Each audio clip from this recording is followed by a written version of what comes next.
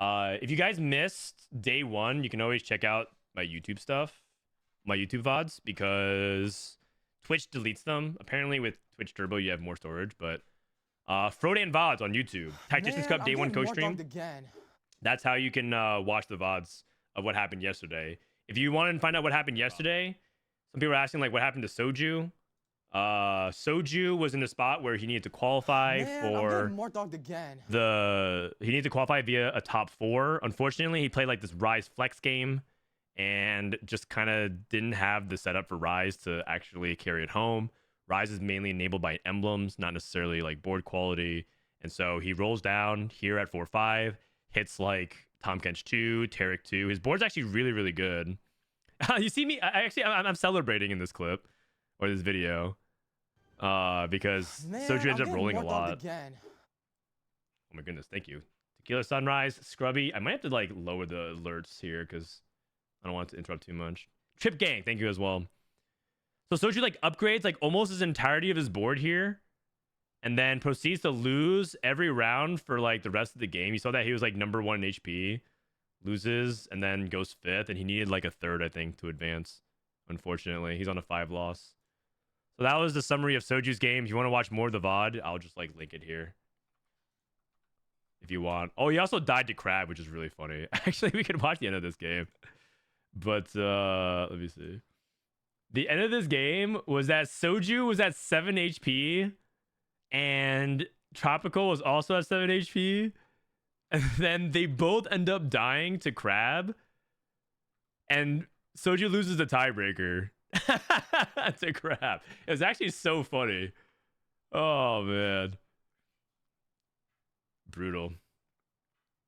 And that extra point could have also been like one thing that he could have fought for as well.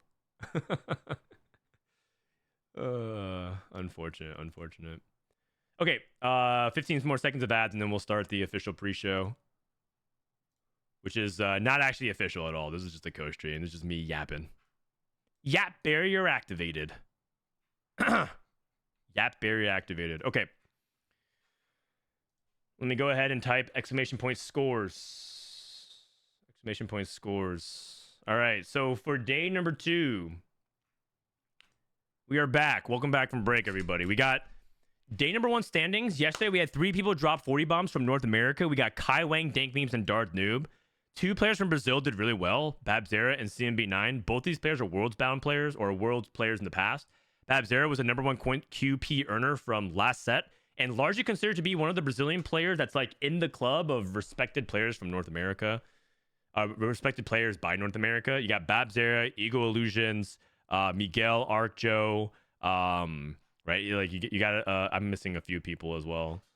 Lucas, right? The bunch of people, and Bapzera is like kind of on top of that. So to see him do well and come on strong is good. He struggled the first couple of sets or first couple of tournaments this set, but he really wants to make a good deep run because I don't think he's in contention for QP. This event in general is really important because the top 4 of this cup is going to regionals. This is the EMEA version, but America's is basically the same thing. They've consolidated our format. So top 4 go to the Golden Spatula. Golden Spatula is the regional finals, and right now we only have a few people guaranteed. The people who won the first 2 cups, which is me first to Wraith or Phoenixaa. Those are the only 2 people guaranteed the regionals. On top of the people who did ladder snapshots. But after today or after tomorrow, we're gonna find out who is likely to advance based off of the seeds as well as the QP. So QP is going to be something that their people are playing for. This is a really long explanation, but this is basically to say that right now, this magic number of QP is around 172 to 173. I read this in like, Rap God mode here earlier, but this is just basically a breakdown by natures to say that whoever gets to that 172, 173 range is going to be really safe. And I think by just making it to day 2, you get like 30 something points or 40 points. So a lot of these people are basically guaranteed by QP now. So it's basically about like Asa needed to get through, but I think he's gonna miss now. And it's like this is kind of around this zone where people want to go for like a deep day 3 run, and then they can actually make it. Dishsoap has a spot. Dishsoap has a spot through the World Championship, but he actually got a spot through ladder as well. So ladder was done through ladder snapshots. You just go to the website, which I've flamed many times, but ladder. This is the standings of ladder snapshots. The top 5 people go to regionals without having to play a single tournament. So Milk, #1 snapshot point finisher this set, and also #1 in AVP. Milk is currently, in my opinion, the best form player in NA right now. First in ladder snapshots, first in AVP for tournaments this set. Averaging a 3.3, a blistering 3.3, 73% top 4 rate. And he's currently #1 in snapshots as well, and he's finishing up. 9 weeks are done, so we're booking it. Milk, Bruce, Phillips, Spencer, and Dishsoap. How sick is it, by the way? Dishsoap, first half of the set was just kind of like taking it easy. Qualifies to regionals again via snapshots anyways. Dishsoap said that if he didn't qualify to regionals via snapshot, he was going to play in it, but he'll like semi-try for it, and he kind of gets in like the beast that he is. So those 5 players from NA are guaranteed regional spots on top of Phoenix and me first to Wraith. Where's Sox? Sox took the set off. Sox, Greya, Pokegum, they all took the set off. They said they'll be back for set 13. Nick, thank you for the prime. Scrubby, also thank you for the prime. Even with Turbo, I still support you. Appreciate. You're the GOAT, not me. Let's go ahead and walk through other storylines as well. Philip having a great set. He made it through snapshots, having a good set of tournaments as well. I think he's really come on strong lately. The past 2 sets, Philip has kind of been one of the breakout players to watch out for. The question is, with these breakout players, is always like, do they capitalize on the momentum, or are they like a one and done? There's a lot of players that have like a good set, and then they like kind of just settle back into the middle of the pack. Philip is continually having good results. So just like another person to consider. He's cracking the rankings. We didn't do a power ranking this event, but just, you know, it's important to take note of the people who perform well. Press event's had a really interesting reversal of results. Press event's had great tournament results so far. He's one of the top point earners for QP based off his tournament performances. He got a 5th at Tactician's Cup #2, and then 23rd is pretty good for Tactician's Cup #1. But his ladder results this set have been pretty awful. If you actually look at his snapshots, Precedent's like surprisingly nowhere close because he really struggled on ladder. But this set, he's a tournament beast. So maybe that reversal is a huge key for him where like he de-emphasizes the need to like be dominant on ladder and he can turn it up for tournaments.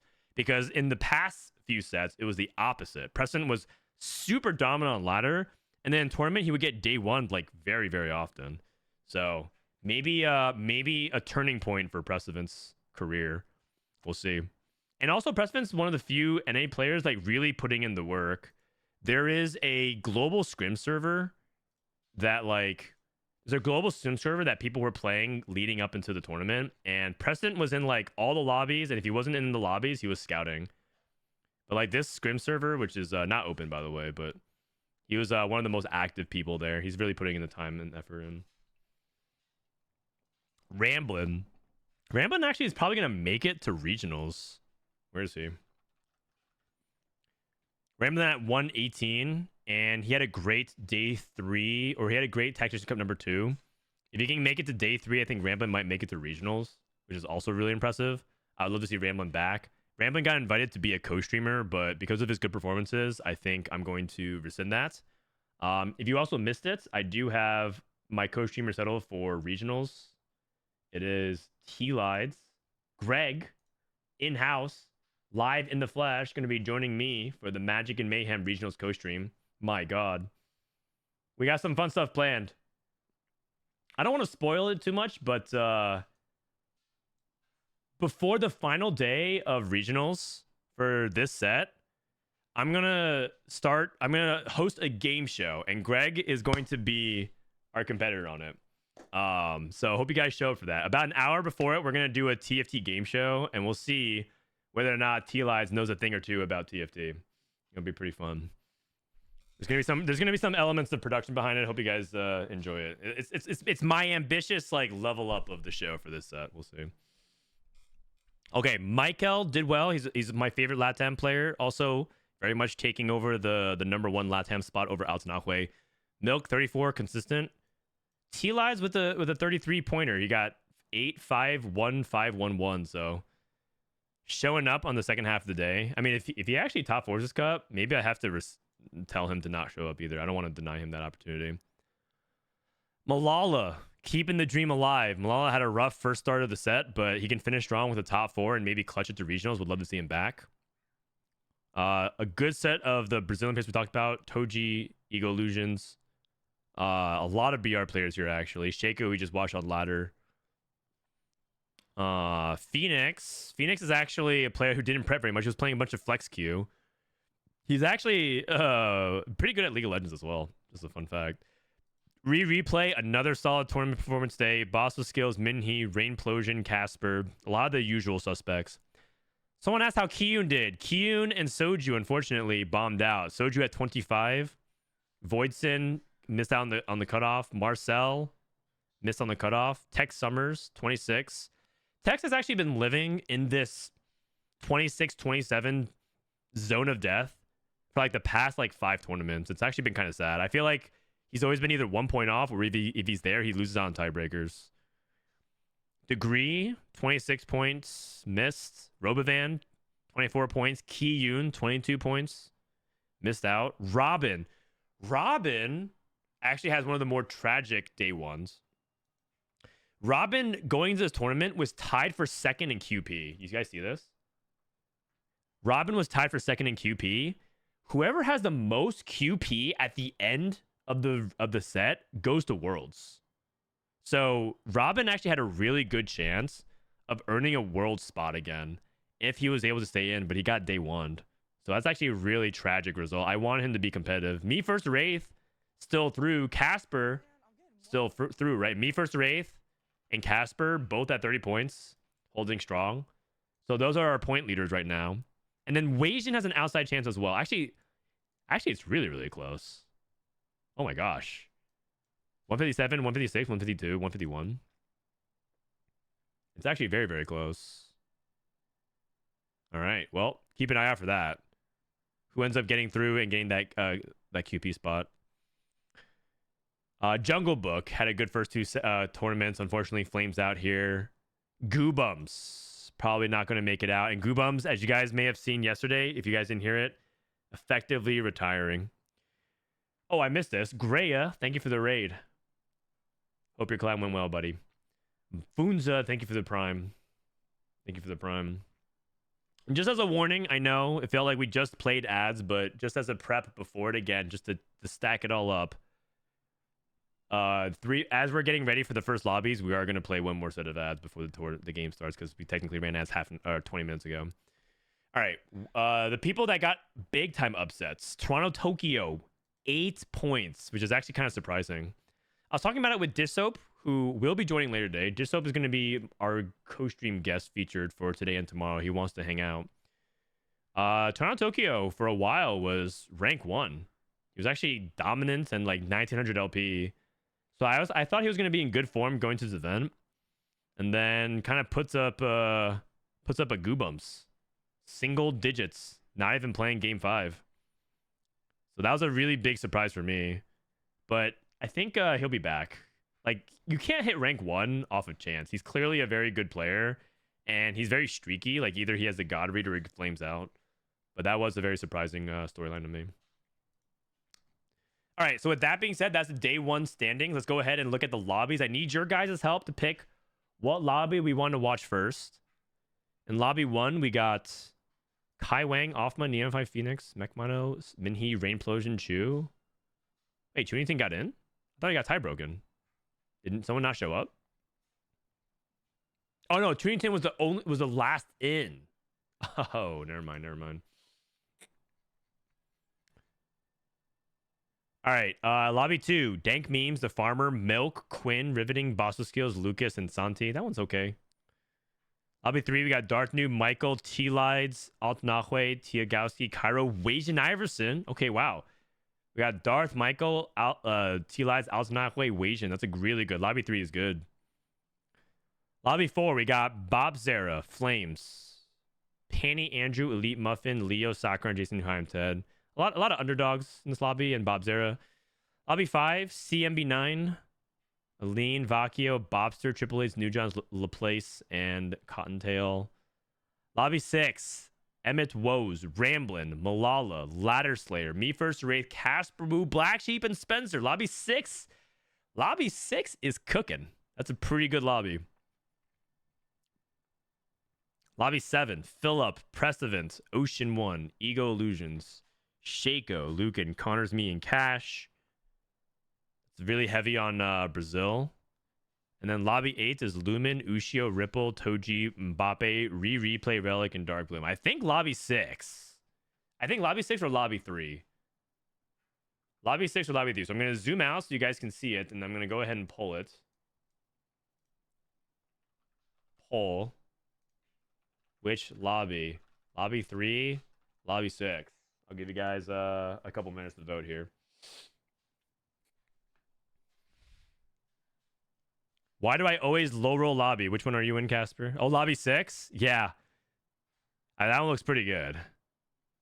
That one looks pretty good. What up, Dpei?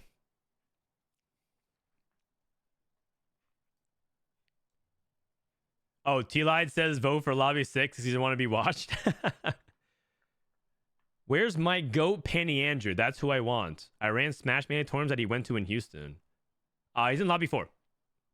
He's in Lobby 4. Panny Andrew. I missed Milk. Can we watch this lobby? Yeah, we could maybe catch some of it as well. The challenge of this tournament realm lobby. Let me log out of live here.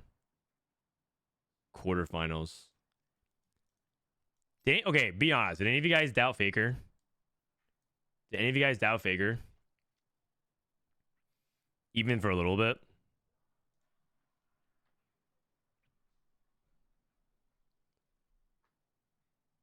Yes. That's a timeout. That is sacrilege. See you in 10 minutes, Dehua. Are you going to be watching Dragon Ball Daima? I watched the first episode. Only Faker stands allowed. I watched Dragon Ball Daima. I watched... so on my trip to Riot HQ... that's all I'm allowed to say. I'm officially only allowed to say that I went to Riot. That's all I'm allowed to say. I caught up on some anime stuff that people recommended, so I watched Dragon Ball Daima. I watched Dan to Dan. Great name for an anime, by the way. Dan to Dan. Lobby 6? Lobby 6 it is. Lobby 6 it is. Lobby 6 is Caspar's game. That show ended up that show was pretty good. I downloaded Blue Box. I haven't watched that. But I try to catch up on a bunch of shows. I try to catch up on a bunch of shows that I was missing on.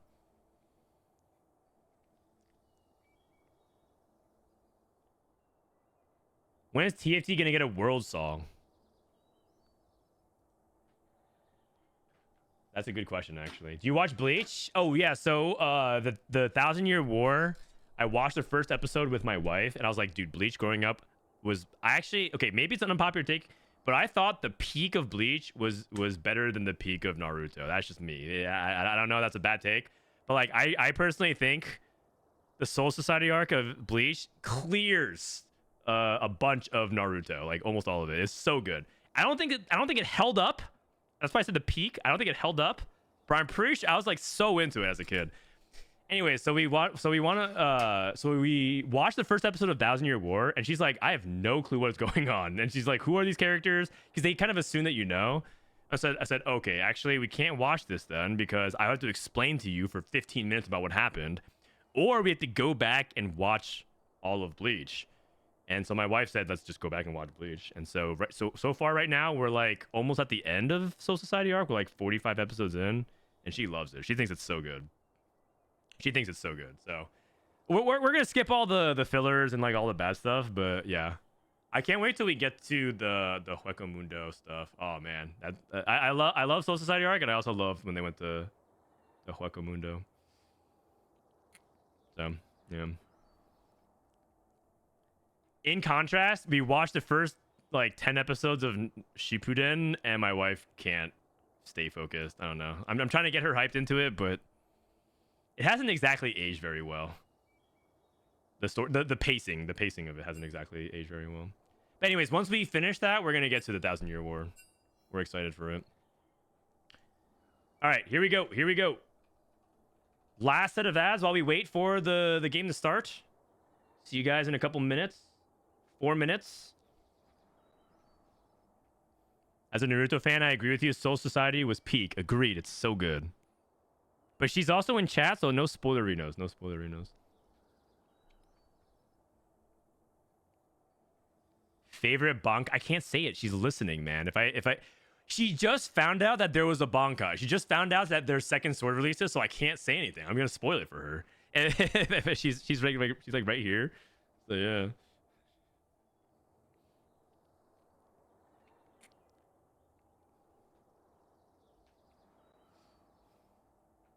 Is Milk Calista 20 out of 20? I don't think so. I think Milk is actually pretty wide. I wish I could look at people's profiles, but it's been hard to look. I think Tournament Realm 4 has not been good for that.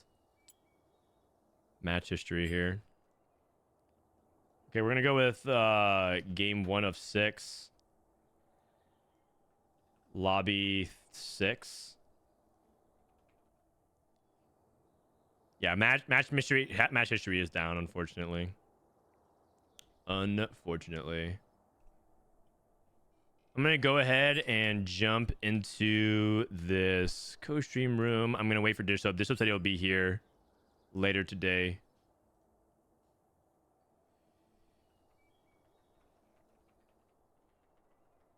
Actually, Dpei might stop by.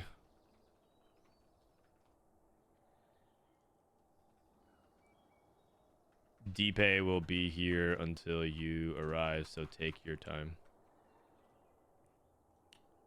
All right, let me I got the young Dpei. Actually, he's kind of old these days. I'm about to introduce you guys another person in his 30s. So, if you're allergic to old people, close your eyes. Dpei is joining me for today.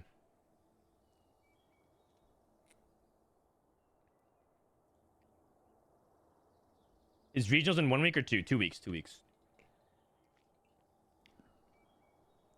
For Dragon Ball Daima, do you have to watch all of the original Dragon Ball? Not really, but it helps you understand a lot of what's going on. Like, it helps you appreciate the opening sequence where they summarize the Majin Buu era or the Majin Buu saga, because you won't have like an appreciation for like how they're weaving in the story. So you just don't have context. It just doesn't make much sense. Hello. All right, who goes? We got Dpei. Hello. Hello. Can you introduce yourself while I try to adjust your volume and see how it matches the audio? Hi, I'm Dpei. I'm a washed TFT player. That's right. Say it with your chest. Former Overwatch League coach. Actually, you're not just that. You were also the coach of the Toronto Ultras UWC team. Oh, right. Jeez, I forgot how washed I am. Jesus. Are you still technically part of that, or was that just like a event? That was like a 1 month contract or something like that. Okay, yes. Same with me for Fnatic. Okay.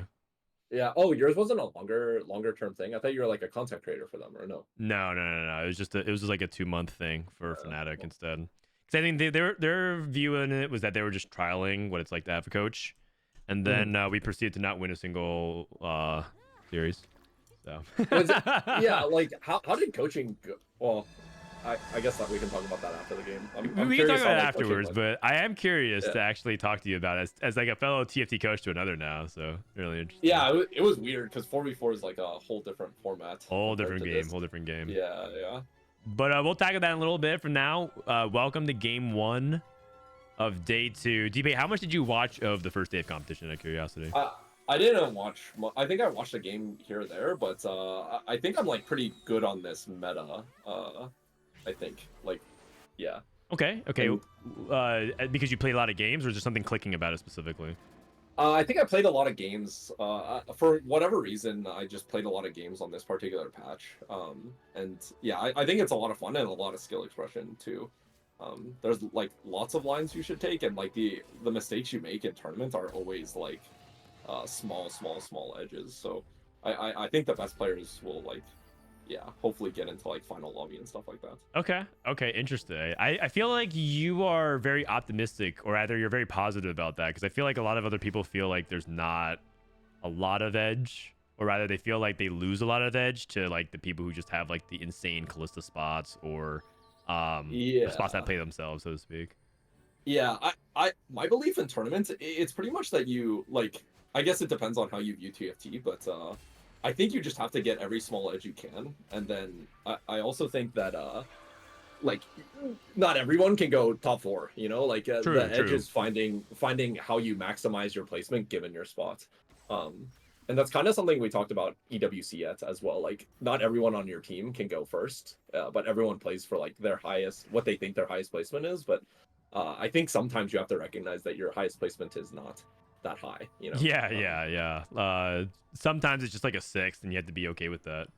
Yeah. But it's like recognition of that as soon as you can, or recognition of like which lines can high roll. And maybe, Right. yeah. And You then just have to play your actually spots as best you executing onto can. that. Some players are not that good at playing for those like placements in six, right? Because they're just so used to playing more formulaic. Yeah, I think especially at the beginning of this set, like I think reroll is like really OP for tournaments. Like in this set, because just charms are so strong. Right. Maybe Yeah, not I think. last patch. I don't know if you played last patch. Reroll was pretty bad Oh, last patch, but okay, yeah. That last match was egregious. I was trying to climb for that one so that I wouldn't have to play day one, because I was out of town for like the day one, day two of this uh-huh. tournament, and then I couldn't. I just Oh, couldn't have an edge. Oh wow. he got Seraphine off of Worth the Wait. That's so big. That is so big. And that's what mages are one of the best Worth the Waits candidates, right? Like, am I missing any other Yeah. really good one cost? I think Warwick? the shapes can like I think Jace is really good because he naturally transitions to Briar as well. Like you Okay. can make Jace items. Okay. That makes sense. I know people really like Twitch and Warwick also are pretty good because you can reroll the other half of it for the one cost. But yeah, the mages are really high. Yeah, I'm curious. Like I haven't played worth the wait that much, but like in theory, you don't need to re-roll it, right? It's kind of like caretakers where Yes. like, um, and you can't get like more copies by rolling, right? It's like it's not like you can see Warwick in shop after you hit Warwick 3. You technically can if you hit assemble. So if you roll Oh, for a yeah. charm, you can. There's ways you can get it. Yeah, but you Uh, can't in yeah. general like increase the pace at which you hit your 4-star, I guess, right? Yeah. Okay. Like Well, reliably. once you hit the 3-star, that's correct. Yeah. So I generally agree. I think the whole like roll on the turn you're before about to hit 3-star to try to get as many copies. I think that's like a content play and not actually like a real Yeah. competitive play.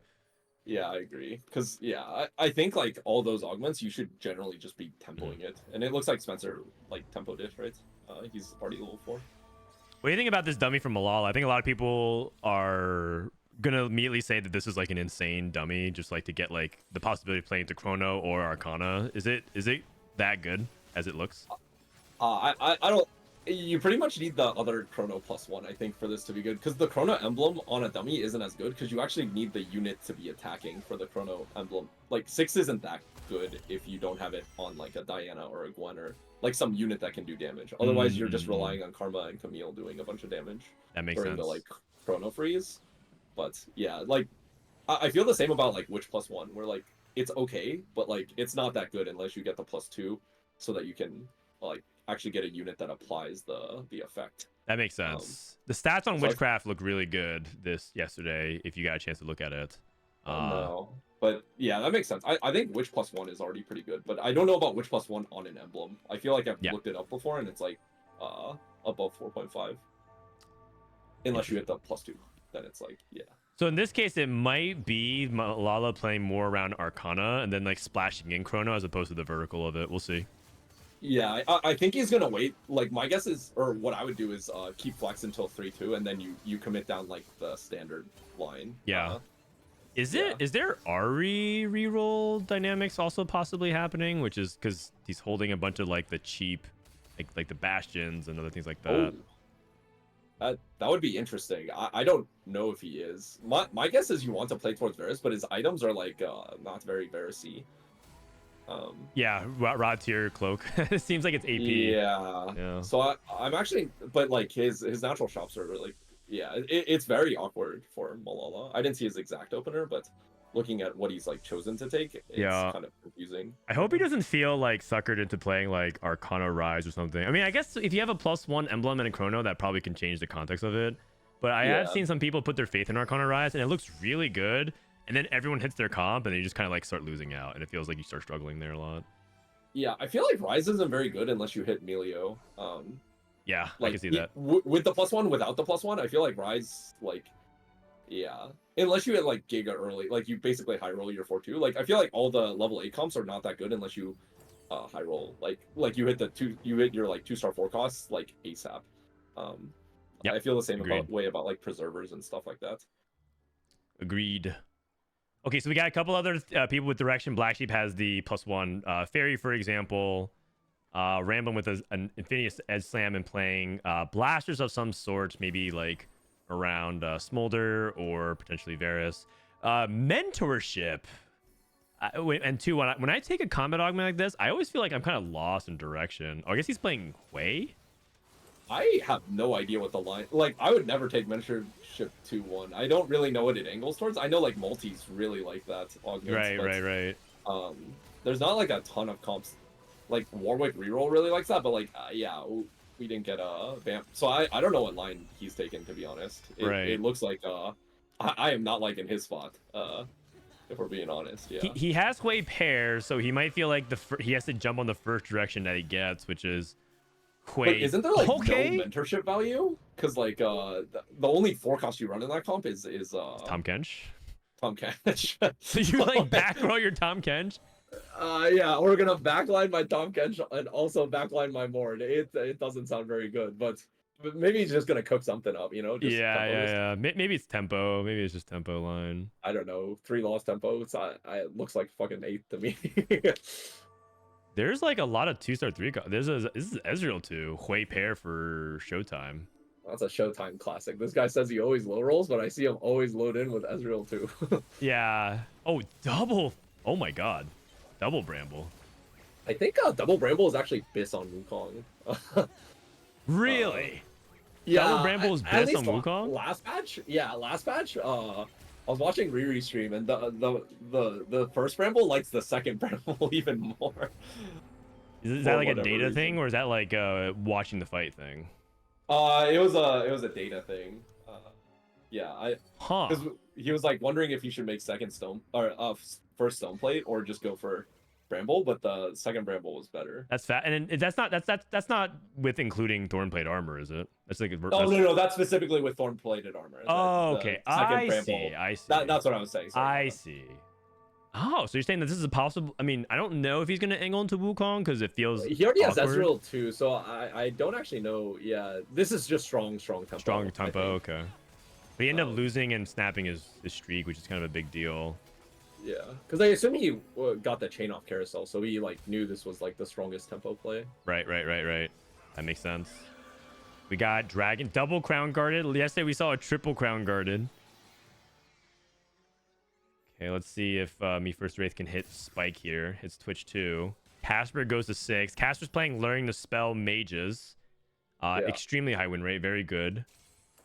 He's 4 win too. I feel like the only way you lose with Learning to Spell is if you just like are losing a lot of HP early game. But yeah, you're just gonna scale like to a free top 3 like at the worst case, unless there's like some giga win outer. Yeah, Spencer seeing if he can keep his streak going. Ladder Slayer. Stone Plate with mentorship. Yeah, I really don't like this guy's items are so ambiguous. I don't know what his 2-1 spot was, but I would feel really uncomfortable if I was Ladder Slayer. Like, we don't have like a clear line. We don't have good items. We don't have good direction. Like I think that's the worst on a wide patch. I feel like Dishsoap is like really like I learned TFT. I feel like watching Dishsoap play instead of 8. Same. And I feel like Yeah, like you mean when you first started learning? Got it. yeah, when I first started like taking the game like really Oh. seriously, I felt like it was like yeah. That's why I feel like I'm really good at the wider patches because I know how to like scout, not be contested, save HP, stuff like that. Yeah. But ladder slider, like I don't know, like, there might be a line I'm just like not aware of. I'm changing the title as requested. Milala gets rolling for days. Want to check on Milala? I like that he kind of set up the Scholar, Portal, Arcana. He had like a lot of potential +1 hits.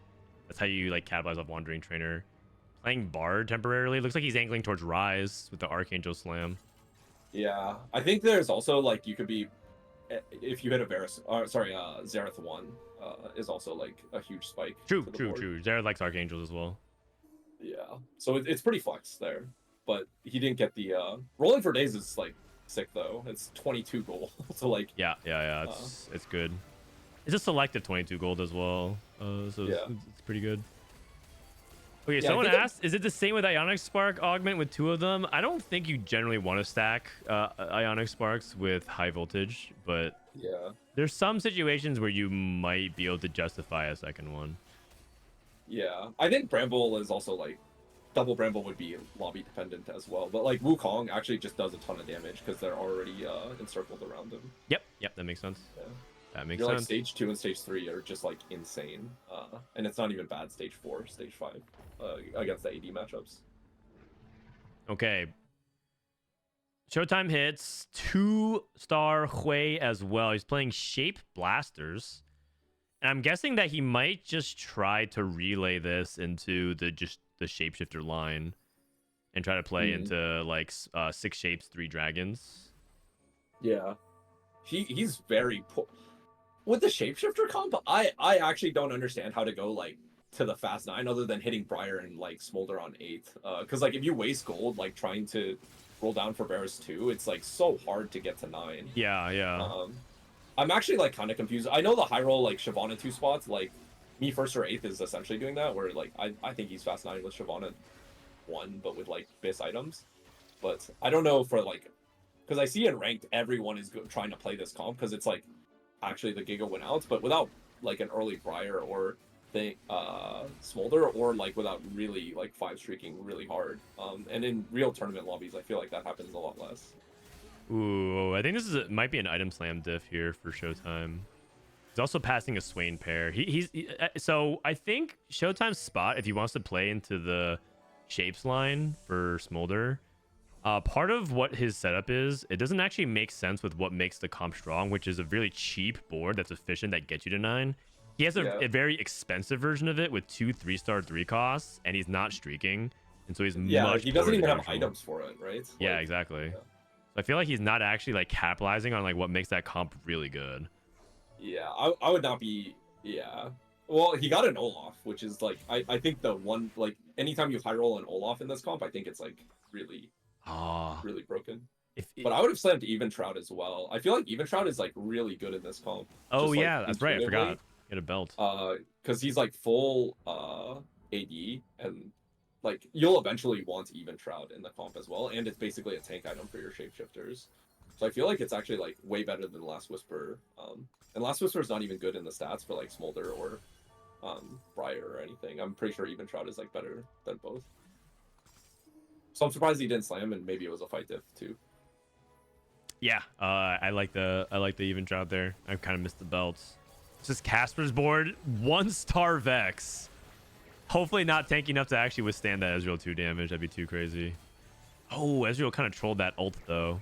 That actually might be the diff of the fight. Oh, it's so close. Dude, this Seraphine unit is not normal. Oh my god!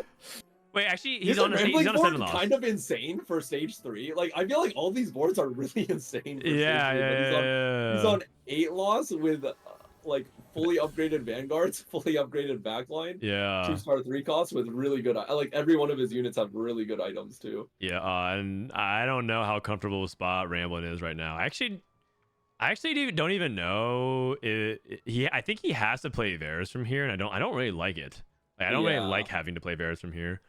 I hate pumping. Yeah, I hate how many people are going shapeshifters. I feel like there should always be like a Wukong Jinx player in every single lobby. Yeah, I agree. but the amount of people who like think they have the high roll spot for shapeshifters is like insane. Unless you're hitting the Briar 2 on 8, you're going 8. Like, if you're not saving HP or like high gold. Yep. It's overplayed relative to how often it should be played for optimal ADP. Yeah. That's for sure. Yeah. I see it in ladder. I'm surprised in tournament, like, because like I always, kind of going back. I think it's like going 8th in tournament is like disastrous and like usually avoidable. Like someone is always trolling harder than you are, is what I've learned. Like, yeah, there's someone who's a bigger idiot than you. Like, just try not to be the biggest idiot in your lobby. It's so. Well said. Well said. Don't try to be less of an idiot than others. All right. Pro coaching advice right there. I appreciate that. Taking a look around, it looks like Ladder Slayer's still gonna commit to that way. I am curious to see how Ramblinn's game's gonna go here. Milala also gearing up for a big 4-2. I'm surprised Malala's board didn't do better in the mid game with bar 2. Yeah, these boards, he had like Archangels, Gargoyles. It's like not like pretty good items too. I'm really surprised. Like this lobby is just insanely strong. Yeah, everyone has multiple upgraded 3 costs now. Oh, yeah. He first raised with a fast 8 already. I wonder how rich he was. Olaf pair. Olaf doesn't really hold rage play that well, and we also got dropped double tier, which is some of the worst components you can get in this comp. Yeah. Oh, it made IE. Wow. Maybe he's just hoping to just pick up the pieces with like tier plus something else, like tier like Hodge or Redemption. So these are the situations I don't really get, because like he made smolder items, but he has Olaf pair. Like Hodge seemed like much more of a intuitive slam, but like maybe I just don't know how to play for the high roll hard enough. But like he also has like 0 gold, you know, like he's donkey rolling to 0 every turn. He's not stable. So I don't know where he's gonna get the. Can you take Hunting Frenzy from here and just like kind of pivot, or do you have to stay the course? He might be too far committed. I think he's committed because his items are committed, right? Yeah, that is true. That is true. Like, yeah, Rageblade IE is. Yeah, I'm not sure. This is Milala. Law's 11 rolls are almost done, but he hits a Taric 2, passes it. Fiora 2. Tom Kench pair. Like he's hitting stuff. But he's not really hitting. He's not hitting like the good stuff. Like what he wants to. I almost think you can't make this Fiora 2. I think it's a waste of 12 gold. And it doesn't allow you to like dig deep for the good stuff. But what is the good stuff? Rise 1? Rise, Melio, like Charm, Econ. Can you really not play Fiora 1? Unless like, yeah, I guess if he's worth slamming Hodge, but I don't know if this is gonna do anything. But maybe this is just like a don't go 8 type of thing.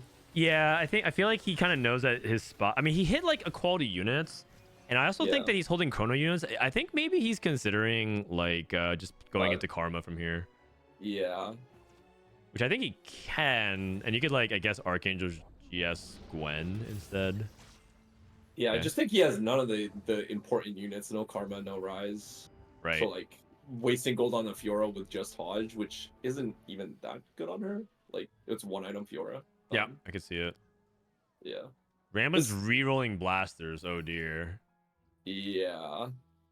Oh, we're back. We're back. Ladder Slayer decides to pivot into Callista. In the Rageblade. Wait, we saw his items. Did he just fucking play for this out? What? Or did he get just dropped perfectly? Like, I saw 1 Rageblade, but wait. Okay, this guy's a genius because this is actually like a great setup now, right? Yeah, it's very good. Very, very good. I think there are actually a lot of like Milala spot didn't look that good. Ramblinnn spot looks very not good. Yeah, Ramblinn going 8 spots didn't look that good for like level 8 boards. Their boards on stage 3 were insane, but like their end game plan was questionable. Or like it puts them in a questionable spot. Oh, Showtime is re-rolling Ezreal and Portal. I did not expect that at all. Yeah. Did he get bailed out by the Augment, or like this wasn't his plan, right? I don't know. And also, I'm not entirely sure this is like that good. I've played Ezreal 3 in Portal. And I don't think like I haven't played in a couple patches, but it wasn't even that good back when Ezreal was good. This is before the nerf. Yeah, I don't think these comps are like at this point. I think people are like changing their game plans. I don't exactly know what Showtime's game plan was, but yeah, I think like this was a flexible thing, right? He wasn't planning on playing this without the Portal +1, I assume. But he could use this in ditch and now actually get off the Ezreal plan. But he does have 3 swords. He does have to, yeah, still have Ezreal duo, but at least he has Rise like main carry. Yeah, exactly.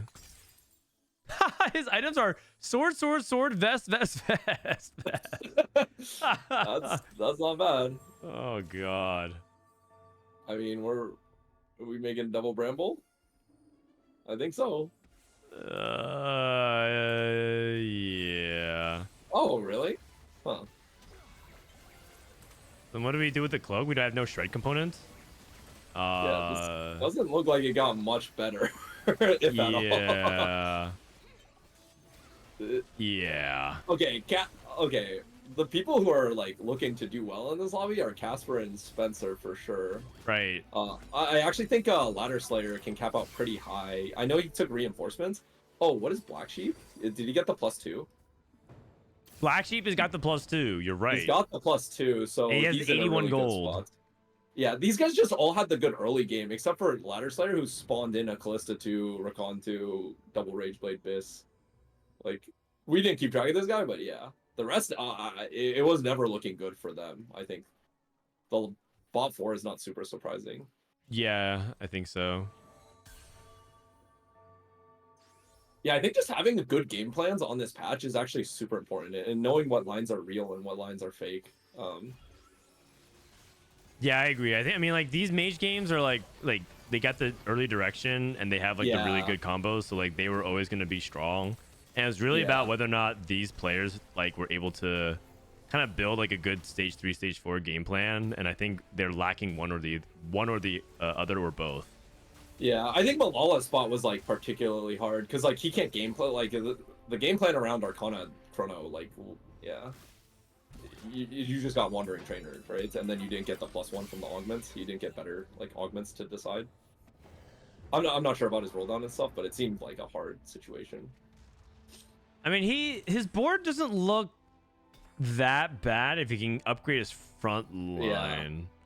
I think he's the one. He's playing for 5th year, right? You just need to outbeat me first or 8th, who maybe hasn't hit a Smolder, and even Smolder 1 not that good. Showtime 2-starred his board, so it looks like a lot better. There are 2 games happening here. There's the people playing within top 4, and then there's the people playing for 5th. Yeah. I mean, Ramblinn's looking for Ezreal. So Showtime is actually holding these Ezreals and making Ramblinn have a hard time because he recognizes that he's playing for that 5th. He's a Nora. Tech. Oh my god, that's so big.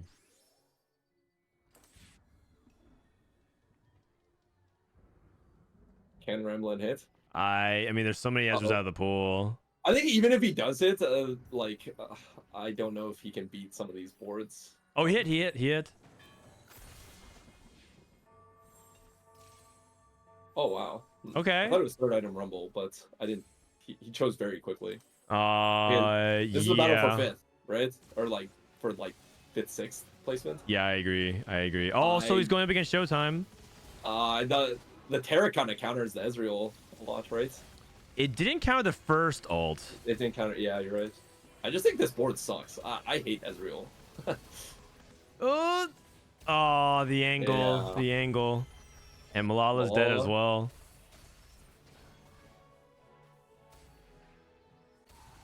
Dude, 3 people dead. Yeah. That made sense to me. In what order, it kind of depended on how quickly they did their turns and stuff. Like, me first or 8th lost a placement here by like playing so hard for the Smolder, right? Like, yeah, he did. His start was so reasonable, and yeah, maybe low. Like, if you count not hitting Briar and Smolder on 8th as low roll, like, yeah, but like if you're playing for the Olaf out, I feel like you make Hodge there instead, not like IE slam double tier. Yeah, then you play a better stage 4, and you're in a much better position to play for 5th. Yeah, Or even yeah, at least six, because Milala was not doing anything that game either. yeah. I think that's all like spot recognition and like things that you need to do going into tourney is like knowing how your comp caps out, knowing how it doesn't cap out, knowing your like win con. Oh, this guy's 9 fairy. Surely he's looking. Yeah, I pretty think good. Black Sheep's game is pretty much squared away. He's top 2 Yeah. minimum. We have seen 9 Fairy lose a couple times yesterday. I think it's one of the weaker 9 traits. Yeah, like, and I don't think sure. he Like, has he's got 1 pretty- stars, so like he actually might get blown up. Yeah, wait, I mean, but he's level 9 on a 5 streak with 40 gold. Like, Kind of close. Yeah. What's weird is the 9 fairy isn't even like prismatic. It doesn't. It was gold, right? I don't know if that's a visual bug or what, but No, it is correct. Like anything that's 10 gets a prismatic trait, and then 9 is gold. oh, not oh. It's the even same thing Frost- with 9 multis and 9 Oh. frost. It's not grand enough. I see. Yeah, they want to save 10 for like the ultimate crazy traits. Like the ones you can't lose with. Yeah, that makes sense. Yeah, what is that? 10 mage, 10 portal, and 10 eldritch, I think. So, yeah, those are pretty much the unlosable ones. How much AP do we have on Caspar's backline here? He's still only playing Seraphine 2, by the way. Seraphine 2 learning He to has spell Nami mages. too, but he's carrying the Seraphine too, and I'm not even sure if it's my. wrong. Like, I'm actually not sure. I mean, it's top 4, so it's hard to argue with the result. Yeah, no, because he has all the learning to spell stacks, right? Like, it's probably good. Yeah. He's one off Vhagar, one off Vex. Yeah, this lobby was really a tale of two cities here. You have the people guaranteed like bad, like I don't want to say bad game plans, but like game plans that don't cap out by very high, and then like people who are clearly playing from the win from like 2-1. Yeah, and they also like hit, right? Like Ladder Slayer could have also missed on his Callista and been in a much worse spot. Yeah. We've seen a lot of people who actually did. The fact that he hit Recon 2 and Callista 2 as quickly as he did was Yeah, very Ladder Slayer crucial. spot was like the one where he found his out really like I'm really impressed because I thought his spot was 8, but he found a way. Mana Reeve. Oh, it's so gross here, but I'm pretty sure you're supposed to sell the Vhagar. Oh wait, the Seraphine, never mind. Oh Yeah, the Seraphine has the stacks though, which is kind of sad, but yeah. Also, what is this Yeah. Vhagar? Whis Vhagar? What?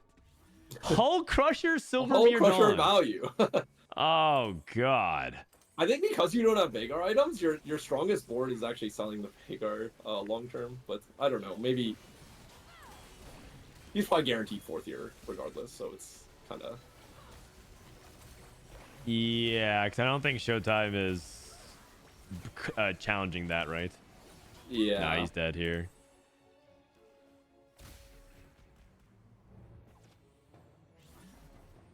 What up, That's Ramblinn? Fun game, right? TFT's the best. 7 mages. 3 portal, Galio. Do you always do backline? Do you ever do frontline LDP? Probably just always backline, I think. Yeah, I think so. Yeah, I don't really see a reason to share frontline. Yeah, he doesn't have like a giga. Like if he had 3 frontline items, I think it's a good argument. But he only has backline items really, so. I guess adaptive goes front and then Front, yeah, but he still has 3 item Nora, so Nora's Nora. Oh, whoa, these Vhagar items, not even. okay. That's a little bit better than Silver Mirror Hull Crusher. But we have Seraphine 4. I think Seraphine wins like the mirror pretty hard from what I was told. Because like she can just like instantly get to the backline very quickly. Yeah. Oh, but the Zonia's. Oh, The Zonia's diff.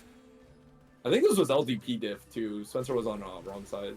True. Or, like he didn't put the Nami 2 with items there. I think if you have Nami on one side and Seraphine on the other side, you actually can't miss your AoE. Yeah, that makes sense. You don't optimize it, but you don't what's it called? Yeah.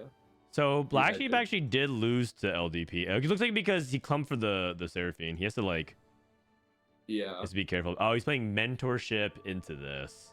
I think you just drop the mentorship, to be honest. Or like just break apart some of it. Like you don't have to Yeah, you don't have to like lose a lot of value. You just lose a tiny bit. Okay, I have a question. How does Seraphine ult work exactly? Because I, is it like Talia from set 8? It just tries to find the like largest line. Because like sometimes the Seraphine unit, like when it's a Giga Tank and a backliner, like it will never hit both. It won't find the line to hit both for whatever reason. Yeah, Oh. I'm not sure. Sometimes it feels like she has some targeting issues, kind of what Twitch had before they fixed it. So Yeah. I don't know 100% for sure, but she does generally always try. You generally always want to corner her because she'll always hit the most units that way. That's all I know. Yeah. Maybe that's why Spencer was positioning his Nami like that. To like really to like get the right angle. Yeah, be on the right angle for the dude. He's perfectly like wrong angle for this dude. But his board is so strong. It might not matter. Level 10, yeah, I don't think it will matter. But yeah. Angle. Oh, okay. Nora 2 LDP, this fucking Seraphine. I think Spencer could win, but I think it's up to the fairy player to lose in like poorly positioned. Yeah, it's like the worst mage and worst fairy versus the better mage, better fairy. Yeah. Yeah. He's the fucking little bro, like. Yeah, big bro versus little bro. Yeah. And it might come down to charms. 32 health dragon for Ladder Slayer. Caspar has Salvager. That's really ambitious. Oh. Wait, if he's a Giga Beast, because his Vagar had like Capricious and stuff, right? Yeah. Fuck it, red buff Morello. Yeah, he can check. Yeah, red buff Morello is fine. It's not even that bad of a big of a deal. He's really good side. He got DFG on the Recon. I don't know if he can burst down. Hold on. Oh, this is good angle for Nami. Woo! This is good. Oh no, Zillion! How does he do it? Zillion! Oh my god, that is so great. Dude, Zillion almost crushed Casper's it. a beast. That turn was so hard. That was okay. Salvager, Casper. and then he beat the Summon Dragon. Like, yeah, he's that's actually crazy. Giga Augment. Oh wow, that's a placement diff right there. Spectral Cutlass Nora. It's okay. He's not. It's okay. He's going against Black Sheep. Yeah, it's all good. It's okay. Salvage turns are really hard. It's actually, I think, the lowest win rate charm in the game because people always mess up their turns. Yeah, I'm a low APM old man. That it's like it's definitely worth. Even if my items are bad, I'm pretty sure it's always worth for me to buy a different charm. Yeah, I feel like Salvager might have a lower win rate than like the one that wants you to lose so you can get more HP. Like that's how hard that charm is to play, I think. All right, nice third from here from Caspar. Good third. That's a strong third, and that's a super strong fourth from Ladder Slayer as well. So positive. I like it. All right, 7 mages. What can Spencer do here? Shojin, if he wants it. TG. I mean, I think he might deny the Camille. Okay, he takes the Shojin because it's better. The Camille with the TG is not as good in Fairy because they don't have like that many item slots that they need filled. Yeah. Oh.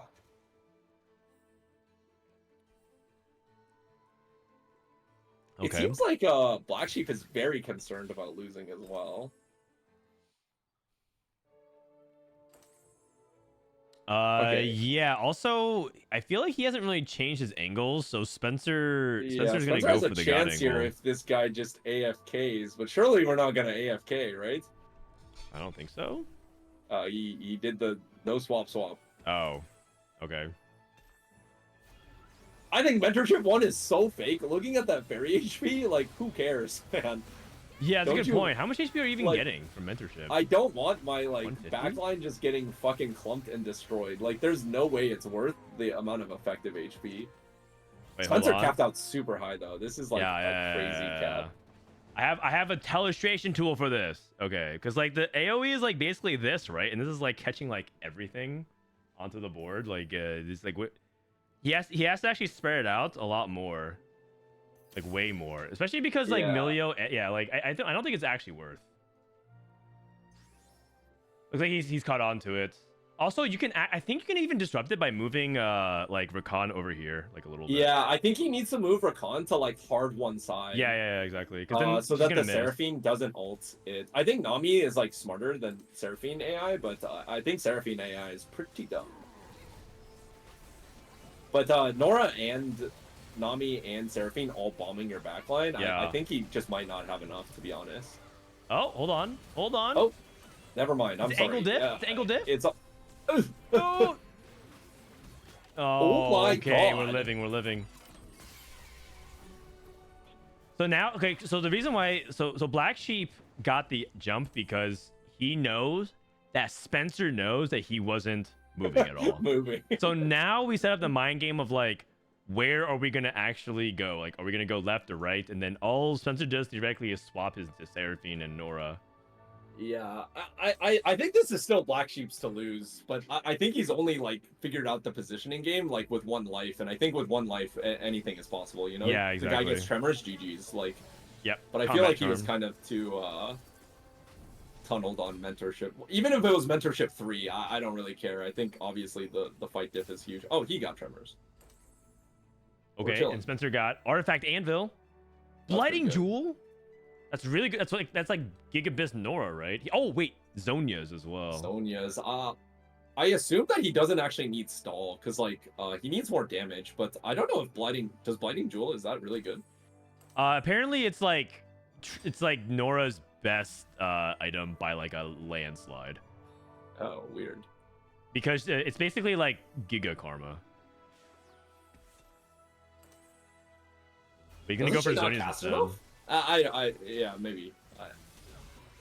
Okay, the angle is bad for the Seraphine. Here comes the Xerath though. Oh my God, what happened? What happened to the Callista?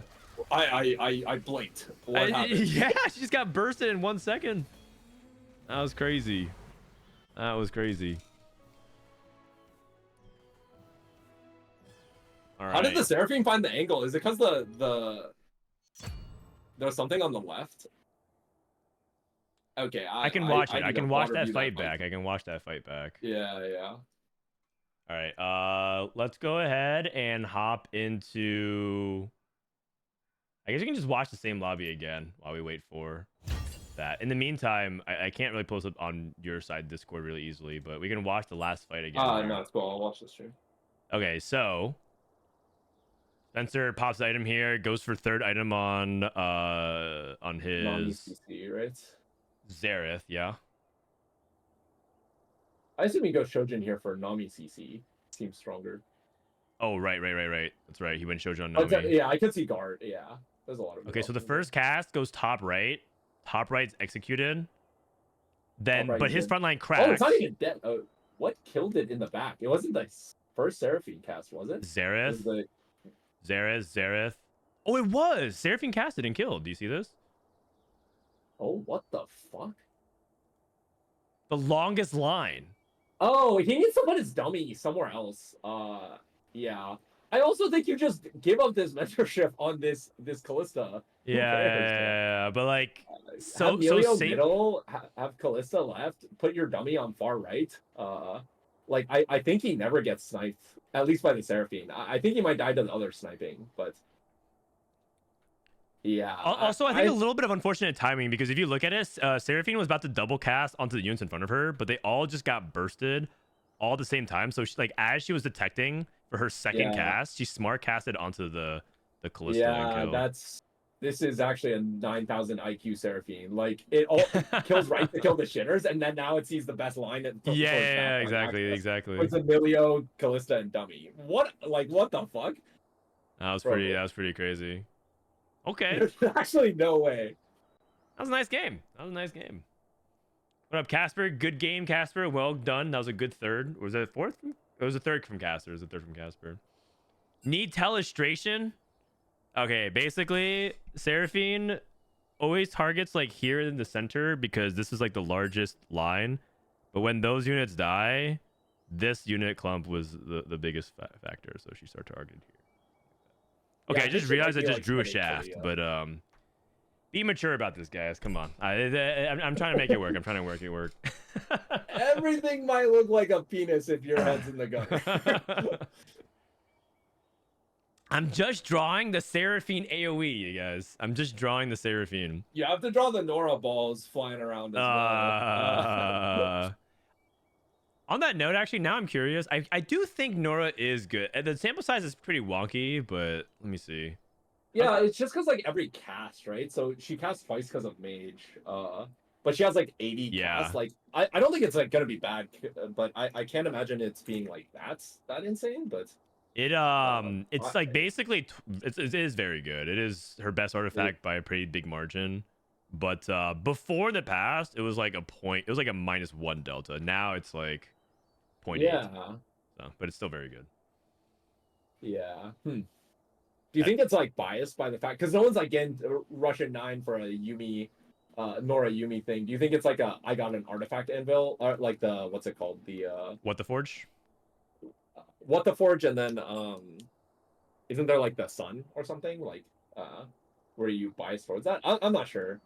Oh wait, let's join lobby 3 because I think this is the other lobby that people want to watch. They want to watch Wasianiverson and Tleyds. Why doesn't Greg like being watched? He streams, but he sounds like he's a nervous Nelly when someone's watching him. A nervous Nelly. Yeah, I don't get it. Shouldn't he be very used to it by now? Maybe a little bit of stage fright. Yeah.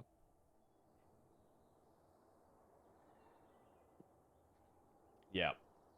How's the 4-4 coach? Oh yeah, actually, so while we have a minute here, Dpei, talk to me about the coaching experience. What is it like coaching a TFT team versus Overwatch?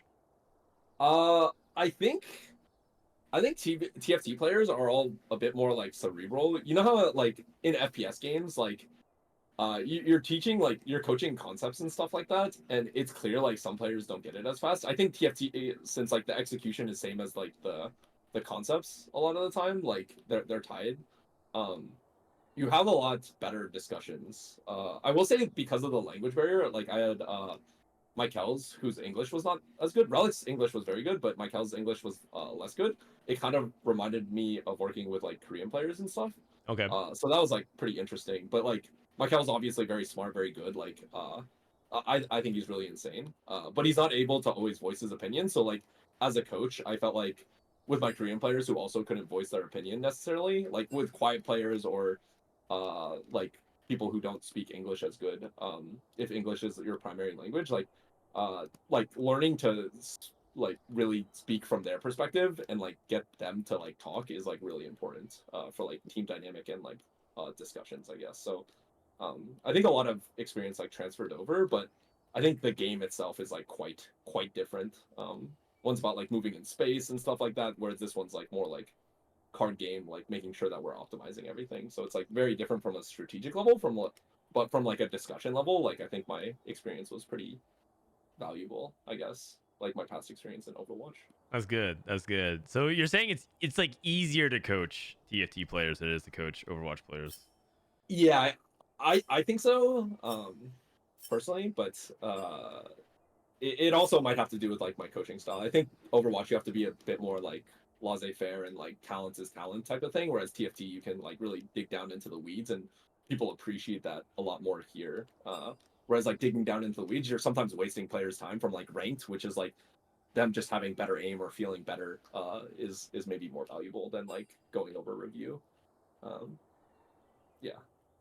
All right, makes sense. Makes sense. All right. In the meantime, we're still waiting for the lobby to actually start for the main game that we're spectating. So we're just watching another POV for now. This is Replay's POV. Replay on Golden Prelude.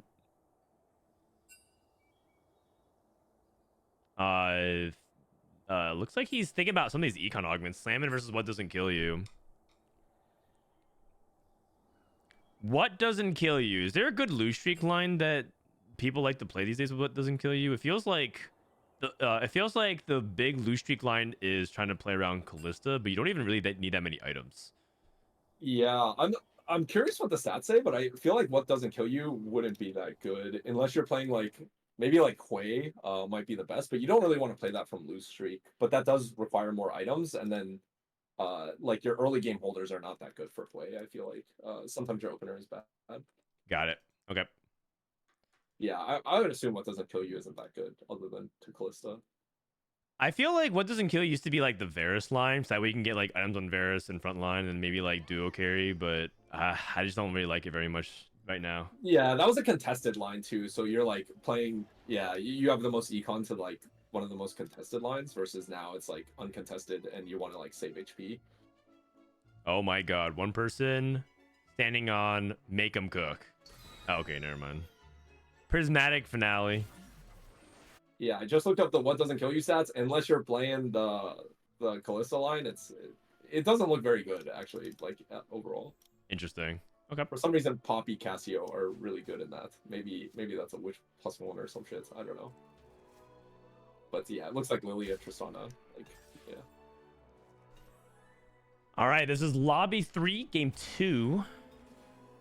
We got Tleyds, one of the persons of interest. Starting off with a Sugar and a Jinx with Nomsy pair. Okay, Wasianiverson, one of the well-established top players of North America for a couple of years now. And also, if he has a really good tournament performance, not just guarantees himself a regional spot, but also could get to Worlds again through QP if he's able to have a very deep run. Also, another interesting dynamic that we have in this lobby is Maikel. He's a player under Toronto Ultra that Dpei was talking about, and Altenahue. Altenahue for a while was considered to be like, you know, the historical best player from LATAM over like the course of years because he made it to multiple world championships, he made it to multiple final lobbies.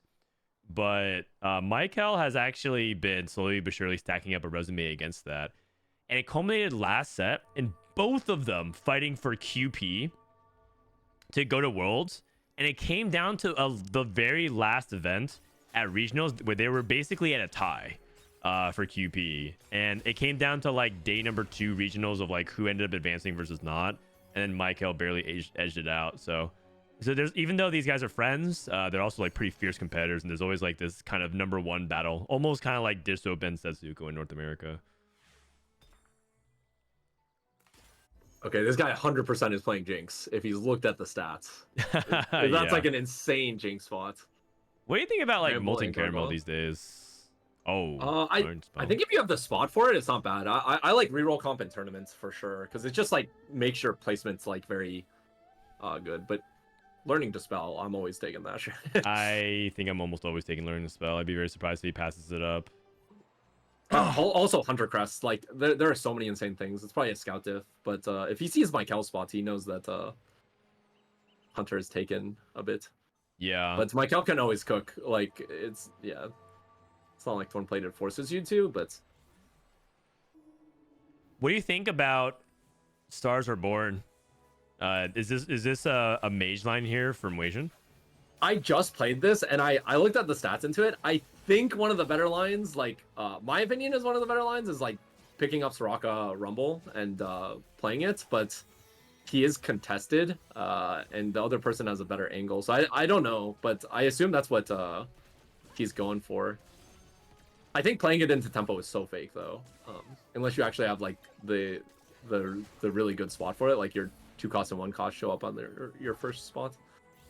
When you say tempo, you mean like pushing levels and not trying to chase a 3 star? Yeah, trying to play a flex board because I don't think flex boards like exist on this patch. Like,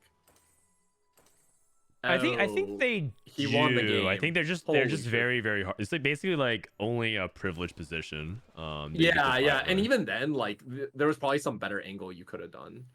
But yeah, Maikel's spot is insane. He just got a Wukong on 2/2 with Thorn Plated. Like, right. Yeah. And so I think yeah, even this is a really if he good combo. tempos it or whatever, like plays some flex thing with it, it's still like an insane spot because there's a gold collector Jinx player, which is kind of Right, that's Tleyds with Rumble 2, by the way. That's a really big part of this, getting stable front line. Yeah. I feel like the winner of this is going to 5-streak the stage. Yeah, I could see it. Problem is, Maikel has no damage. I think the Wukong is just as tanky as the Rumble, if not stronger, but... Yeah, it's Jinx 1. just mean, enough to get there. It's I'm big. guessing Wukong was his like top damage. Like Yeah, IP. yeah, you're right. You're right. by You're right. far. Wukong's Yeah, top like damage. his Ash just tickling in the back. Yeah, the second highest damage was the Golem. Okay. Yeah, there was no damage on his board, but the Eldritch and the thing was. Yep. Caretaker's Favor. So a level 8 board. Crown Yeah, Guarded. Looks like Crown Guarded almost looks play like mages, but yeah. Do you think it's a good mage spot though? It doesn't look particularly. I mean, his good. opener is just like the mage spots, but I don't think he has to like. I think like more likely he should be trying to play Hui or something. Because I think there's 2 mage players, right? I think. But if he assuming naturals the Wade's level playing 2 it. mage board, like I'm always down to contest and play for my humble 5th. Like if my spot is that good and my direction is bad. Yeah, Wade looks like he did commit to the Rumble 2 and Soraka 2. So. Oh, that's really good. Like spot's Sometimes really you good. can't find that shit early enough, to be honest. Are you prioritizing backline items or frontline items for this kind of setup for Wasian? Is it open tier? I think backline items, but I'm always taking Spark. I think Spark is the only mandatory item, and then everything else is like it just comes as it comes. But I think if you don't have Spark, you can't play the game. I see. And it's the biggest effective DPS to your board at every stage. I'm pretty sure because early game is just a good item, and then like late game it's just like you're doing thousands of damage more. Right, and because like mages are about fast cast bursts, so if you're waiting for Shiv, you have to like kind of you have to like sync with the lightning, and it's also a little bit inconsistent. But the upside of having I mean, I personally like having Shiv and Spark in mages because you can hit the back line, and that ends up being kind of nice if you're trying to AoE things down with like Seraphine or a Nami. Yeah. If you're like more Vagar carry, I think Spark is better. But if you're more what's it called carry like Seraphine, I think Shiv is like more reasonable. Yep. Makes sense. 50 gold already for Altenahue. Very rich. I feel like that guy's flexing between Callista and Jinx, but yeah, it's so awkward because I think there should be like there's a lot of players who should want to angle like Callista and Jinx, and it's really hard. I mean, they use the same items: Rage Blade, Stone Plate. Yeah. So I guess there's like there is a little bit of that line development that's really good. Yeah, I think Tleyds is actually in the like flexible spots where he can play anything from his spot. Yeah, I think his spot is more geared towards shapeshifters, Varus, Smolder. Yeah, he's in a high roll spot. He can actually flex out of it and cap higher as well. Whereas like Altenahue can't, like he's loose streak, so he has to like decide fairly quickly if he's committing. Yeah. The problem with Tleyds is that he's like so much more noticeably broke than everyone else. Like Altenahue's like 60 gold and he's at 18. Like I know he has gold collected, to Maikel was like disastrous. Like yeah. Because he invested so much into his board. He has like a Jinx, a Rumble, like that's 9 gold right there on his board. So but he has gold collector, so it comes back if he makes a strong board. So it's not like the end of the world. But I think it's like a lot harder for sure. I wonder how much gold he's farmed. The gold collector doesn't show you how much, but he's printed a couple. I wish all the things that could show you, like prize fighter and all this stuff, like they do it for like half of them, but not the other half. I don't get it. Like if it's like a tracking problem or if it's like a design, like people didn't think about it fast enough. But I think those things are such good quality of life and so like easy. Well, I would think easy to. Yeah, it's just simple, right? Yeah, at more dog in chat. It's easy. It's easy. What is going on in chat? That's very rigid. Certain compositions are so dominant, you're forced to commit to them early on, and diverging from them will make your team much weaker. Limited viable strategy. There might be a smaller number of comps to make it difficult to pivot to other options. Fictionally, no wiggle room during the game. Perhaps certain champions or champs are so crucial that you don't hit them. Don't pick a back up plan, leaving little room for creativity. Sure. So Wasian's contested versus the other learning dispel guy, and then there's also a suspicious mage-looking player as well. And then there's the 2 hunter players between Altenahue and Maikel, or Altenahue can go Callista. Right. I wonder where like the this guy's caretaker's favor is tempoing. going. So he gave Wasian the 1 cost reroll mages. Okay, and that makes sense because Wasian's pretty far ahead with the duplicator. Yeah. You can roll here. Galio. Do you make Veigar too if you see it? It feels too expensive. I make it, but maybe that's not right. I think it goes on your final board, but it depends how far off the other. Yeah. Oh, he just straight sells them. Okay, he knows better. You know better. I mean, it's definitely one of those things where it kind of depends on where he even sees his direction going. If he's actually going to even lean into. Yeah, he's vertical trying to like bases. play for Rumble too, so Veigar doesn't go on his board for like a really long time. Right. I guess in theory, like he does want a next in, and Veigar too is like you can want Vex too, but like he has no Vexes, so where's that coming from? Yeah, oftentimes the next best in is just another Soraka too, because Yeah, it sustains your I front know. line. Oh my gosh. Oh, this is Man, low-key winnable. Greg's spot Serve looks it! insane. Oh. Gold Collector, IE, and then he has like really good frontline item synergy. True. Spell blades. Oh, he already slammed JG, right? He did. Sad. I mean, do you take Blossom Lows anyways though? Or no? I would have made Morello. Personally, but Can you take You Have My Bow? I guess it's You Have My Bow, but I don't know how bad Lotus is, even though you have Thing. It's probably pretty bad. It gives 10% extra bonus damage. Yeah. Yeah, I think Nashor's is pretty strong now. Oh, this guy my got spin to win. How God. mad is Maikel right now? Oh my god! And they're like I said, they're also guys that like kind of They're- contest for the same. Yeah. yeah. His That's rival. so funny, actually. Oh my goodness gracious! That's a Oh. charm trench coat, right? Okay. So you also take Hero Grab Bag. Am I missing something, or is there a three-way contest for mages? There was some other guy. I forgot. I think it was Cairo, maybe. Yeah, Cairo has mages. Emilio has What it. were and Wasian this has guy's it. items choices? Because I feel like he chose some weird items to make here. Who did? The Veigar player we're currently watching. The El Milio. Okay. You made Warmogs BT. He made Warmogs BT, but like, aren't there a lot better combinations? So we made Shojin. I'm not entirely sure actually what Double combinations. we were thinking Shojin, of. adaptive. I don't know. He has a shit ton of swords, so. Yeah, he has 2 swords. It's like too much. So he's Cairo gonna with go to mages. Hui, which makes sense. This guy just like bullied him off the line. I feel like I don't like getting bullied off of learning to spell. I actually like refuse to get bullied off. But we also did see Caster play learning to spell tempo. Yeah, but like he got bullied off of Veigar, and he's getting bullied off of like both mages. And I think the Hui one, he didn't even have like an early Hui and early Bard. So I mean, I agree. I also find it wild that there's 3-way mages, 2-way hunters, 2-way shapes. What is that? I guess Tiagowski is the only person who's kind of open-ended. Oh, Darth Noob is playing Callista, I think. I think this is a stark contrast to the last lobby. I think this is how the game should be, honestly. Is more like this lobby. Like your But- meta read is much more aligned with this lobby tempo. Yeah, my meta read is much more in line with what people are doing here.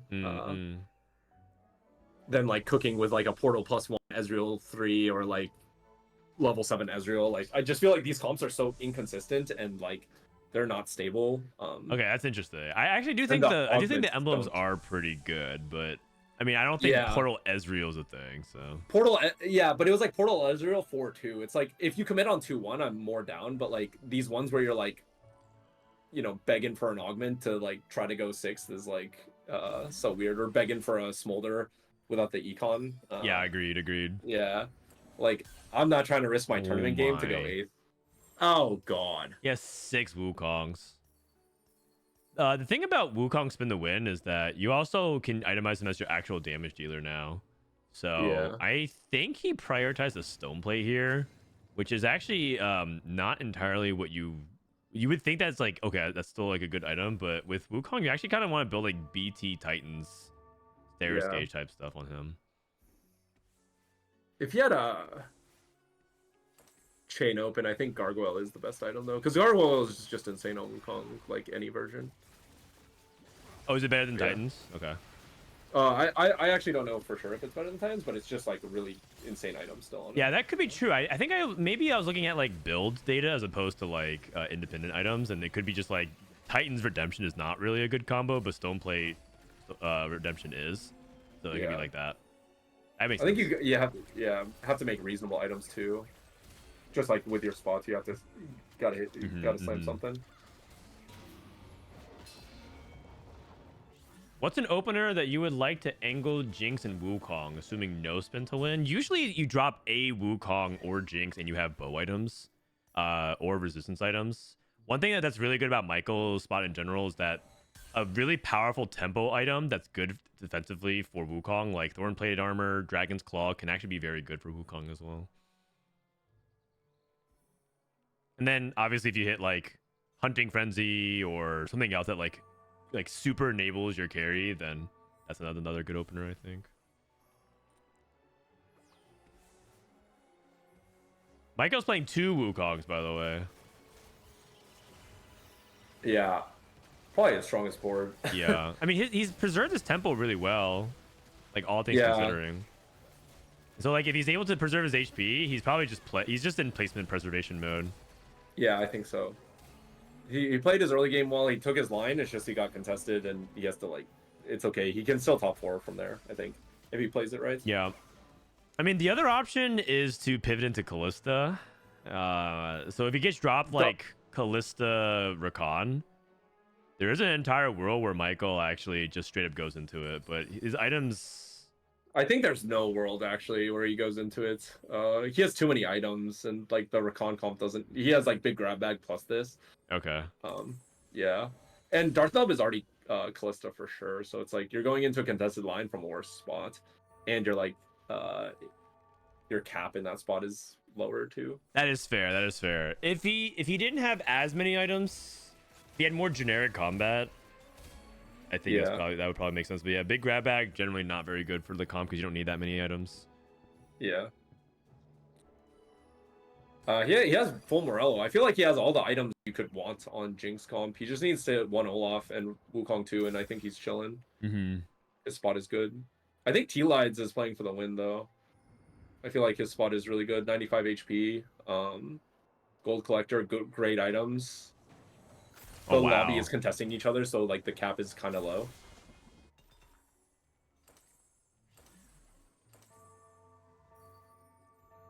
Almelio pivots. Learn to spell Hui. He's one off Hui 3. Where did this come from? I just look over, man. This guy has 3 dupes. It's so weird because his tempo is so low. Like he needs it more to and Hui 3, right? I feel like he is in a position to at least hit Hui 3. Yeah. I wonder when he wants to send it, when he can hit both, or his items aren't bad either. Great. Yeah. Was it shields up? Radiant relics. I guess Radiant relics. We're back. We're back. Look at that spellcaster's toolbox. That is insane. And then you can like move on to carry the bard. The bard, yeah. Oh, whoa! Hey. I thought that was gonna go on the Shojin, right? Yeah, I thought this was gonna go with Hui. Yeah, I think that's like an egregious mistake. No. Oh wait, maybe he has more 3. Look at the Manazane bard stats, but maybe Manazane bard is pretty good, but I thought that you really want Manazane on like, the Hui. Gets backline access super fast, right? Like yeah, exactly. Because I can look at the stats, but I don't even care what the stats tell me. I'm pretty sure intuition. Does damage amp stack on bard? Like if you cast multiple times, are you stacking damage amp? I'm not sure. Yeah, Maikel's board is chilling. Oh, he got a movable object. I think Maikel's spot is really good. He just needs to outlive Altenahue or just like play for his highest placement. And yeah, I don't know if he's outliving him. Yeah, okay, so he's just gonna push levels. Yeah. You just push levels, and yeah, you put in Chrono or Preserver and at 8th. Yeah. Equation lost. Can we look at Tleyds spot? Sorry, I'm just curious. Like How fast 9 is he? Looks like he's rolling Oh, here so- for Varus. Interesting. Okay, he just went with the Arcana board. Yep, yep. His items are really good for Arcana Varus. Yeah. Ooh, my favorite charm. Golden Dummy. I'm guessing if he hit like a Smolder or a Briar, he was like ready to pivot, holding like all the necessary units. Right. Okay. He's playing Charm Hecarim now. Oh, interesting. Tank Sen. Yeah, I think Shen is the tankiest of the units on his the frontline units. Yeah, I guess I see Vow, and I think the speed of which Tom Kench casts is important to me, so I usually think about that, but then you're right, like Shen actually can take the most damage. Yeah, but like 1-star Varus is just not very good. Not a unit, yeah. 1-star Varus is like a 3 cost. He tried to keep his streak too, because then he can go 9 and like cap out with Xerath, because he has enough items. But it just goes to show you how good Maikel's spot was on 2-1, right? Yeah. I feel like it really shows, like, because he's still winning rounds. He's still 84 HP. Altenahue, like, I feel like kind of high rolled. He has Wukong 3 on... Contested Wukong. He had it on 4-3. Contested, yeah. Because his spot was much worse than Maikel's, but he kind of got bailed out by the spin to win for sure. But, I mean, he played for the bailout, which is good. He, like, knew his out. Is no one going to take Smolder? Oh. What? Okay, bet. We're Last back. pick Smolder for Tleyds. I guess if he had held the course, he would have been rewarded. Yeah, he would. Oh, this feels terrible. Okay, I feel like you don't get to greed much more. Yeah, I would double Nico Mord here. I think Mord is more important than Hui. Yeah. Yeah, you could. Oh, actually, this works. This works. Lock the shop and then call it. Yeah, a this day, works. right? This works. Double Nico, and you go for next turn. What? Bro, you're making it way too close, man. Way too close. Making us sweat for it. Like, what the fuck? Why are you stressing me out? Like, yeah. That was. Yeah, Jesus Christ. Just do it. I think the no mana Zane on Hui is actually like egregious though. Maybe there's some 5-head tactics where he's trying to remove it later so he can get AP stacks on Bard now. Probably not. Also, I think we're dead. Also, I think we're dead. Yeah. I don't pivot, man. Like, look at Maikel, he's thriving. 84 HP. You just don't pivot, man. Who cares? Yeah, I guess like especially if you're going learning to anyways. spell, don't pivot. I think. I think that's the more important thing. Like, yeah. Yeah. Well said, Dpei. Don't get bullied, pivot. man. Don't stand up for yourself. Yeah, stand up. Yeah, you get bullied once, you're gonna get bullied again. We're still talking about TFT, right? Oh yeah, sure. Yeah, Altenahue looking good. Maikel's still on a 4-straight. Like, again, very, very solid game plan here. Even if, like, this is a perfect example of what Dpei was talking about. He didn't pivot. I mean, his augments just gave him too much direction, and he had the units like that. Yeah. And then you just high roll your third augment. Like, you can always high roll later. This Rumble 3 unit is disturbing, by the way. Yeah, looks like it's gonna be really close. Jinx. Okay, Quicksilver Jinx for Maikel, by the way. But I'm pretty sure his tempo window is closing, so I would be surprised if Maikel kept his Shriek in stage 5. Yeah, definitely. But like, I don't know. I'm curious about Tleyds spots. How you should play it. I think his line is correct, but I think it's low cap. But I don't know what to do about it. It's not like he has like Briar items waiting in the wings and he can fast hit it. Like, this is a much more stable. So, but I think he's like just third off of HP, maybe. I think you're right, but there's one thing that you have to always keep as an X factor, which is Xerath charms always theoretically raise the cap of this comp immensely. Yeah. So I think that's one thing that he might play for. And he's in a position to do so as well because he's so healthy. Like, he could take 5-cost odds. He could also like just roll for the sun. The cap of this comp is just super high, right? It's nice. You can play Morg 2, you can play Xerath 2, you can play Smolder 2 in this comp. So you wait, didn't he have Varus pair earlier, or am I? I thought he had Varus pair, but now he has Varus 2, which is huge. Well, yeah, that's weird. Whatever. He was looking for TK too. That's another big thing. I think I would go Xerath items here. Xerath items. So GS, JG. JG. Yeah. Probably.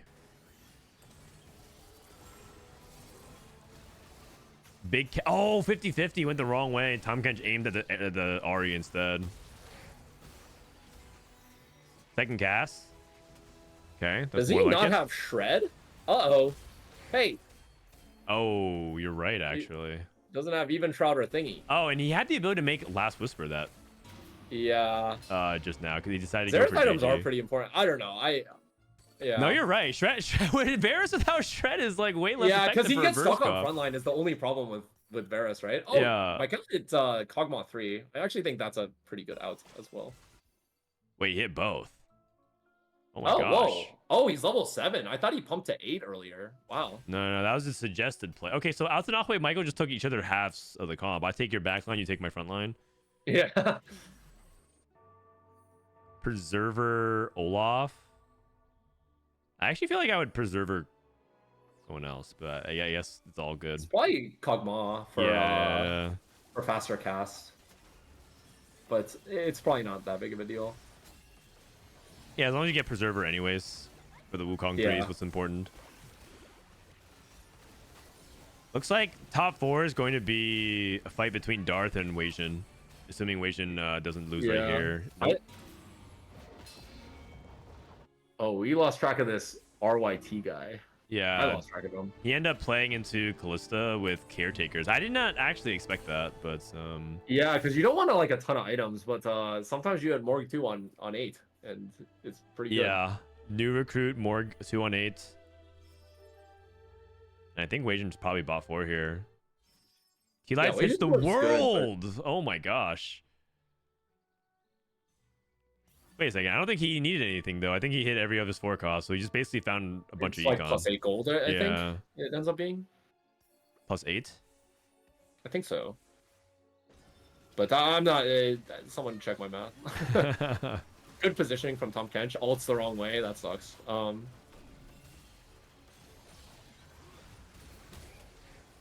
Oh, we didn't actually one-shot the back line. Yeah, this Varus barely aligned. This is so annoying. Varus! Okay. It's much more acceptable. Yeah, just take some much good losses. More acceptable. Oh, jeez. Wasian won! Oh my god! Cairo and Wasian are playing. Yeah, wow. Oh, whoa. Tleyds needs that Rabadon's. Yeah, Xerath 2. Oh, no, he needs the Last Whisper, man. He needs that Last Whisper. He needs both. I think he would take the Xerath 2 with Rabadon's. Yeah, Xerath 2. Yeah, Xerath 2, Rabadon's bis item. Okay. Who needs Varus to kill the front line when Xerath just kills the back line? True. You just splash everything down. Yeah, I think Tleyds cap is very high here. Altenahue can never get better than a Jinx 2 here, right? So Xerath can snipe the back line. Technically, he can hit. There are now 18, so it's like... Yeah, but 4 right now. I think he's probably going 9, trying to play Camille Morg as his cap. Yeah. Because Maikel's not dying anytime soon, so there's...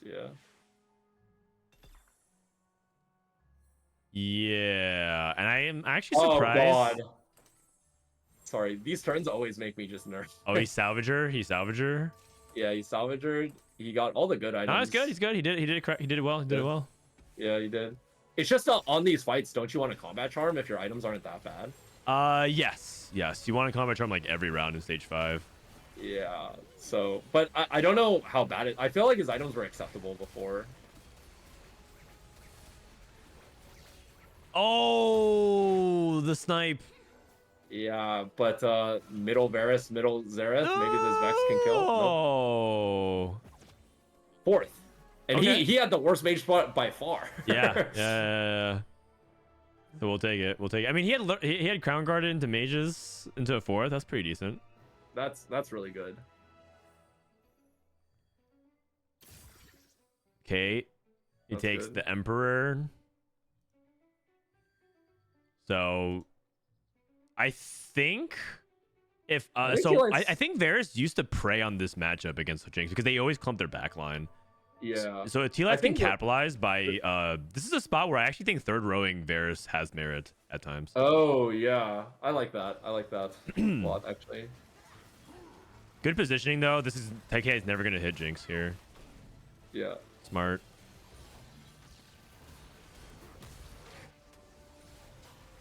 Oh my They just god, the ate Jinx Xerath. twice. Yeah, Okay. I think Tleyds like has. I don't think his board is super strong, but it's definitely good enough to win this lobby against the two contested hunter players. That's exactly right. I think Tleyds is going to clean that up. Like Altenahue, Maikel did what they did what they could to secure top 3. So it's just basically a fight for that. Do you know if Dishsoap is taking his regional spot? Yes, he is. Yes, he is. He said he would play regionals if he qualified via snapshots, which he did.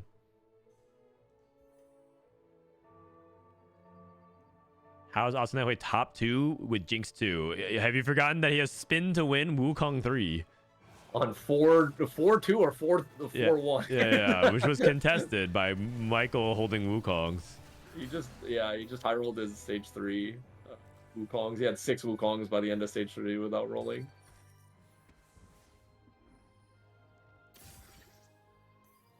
Maikel just playing another random Wukong on his board, looking for Chrono, I think. Oh, Preservers also works as well.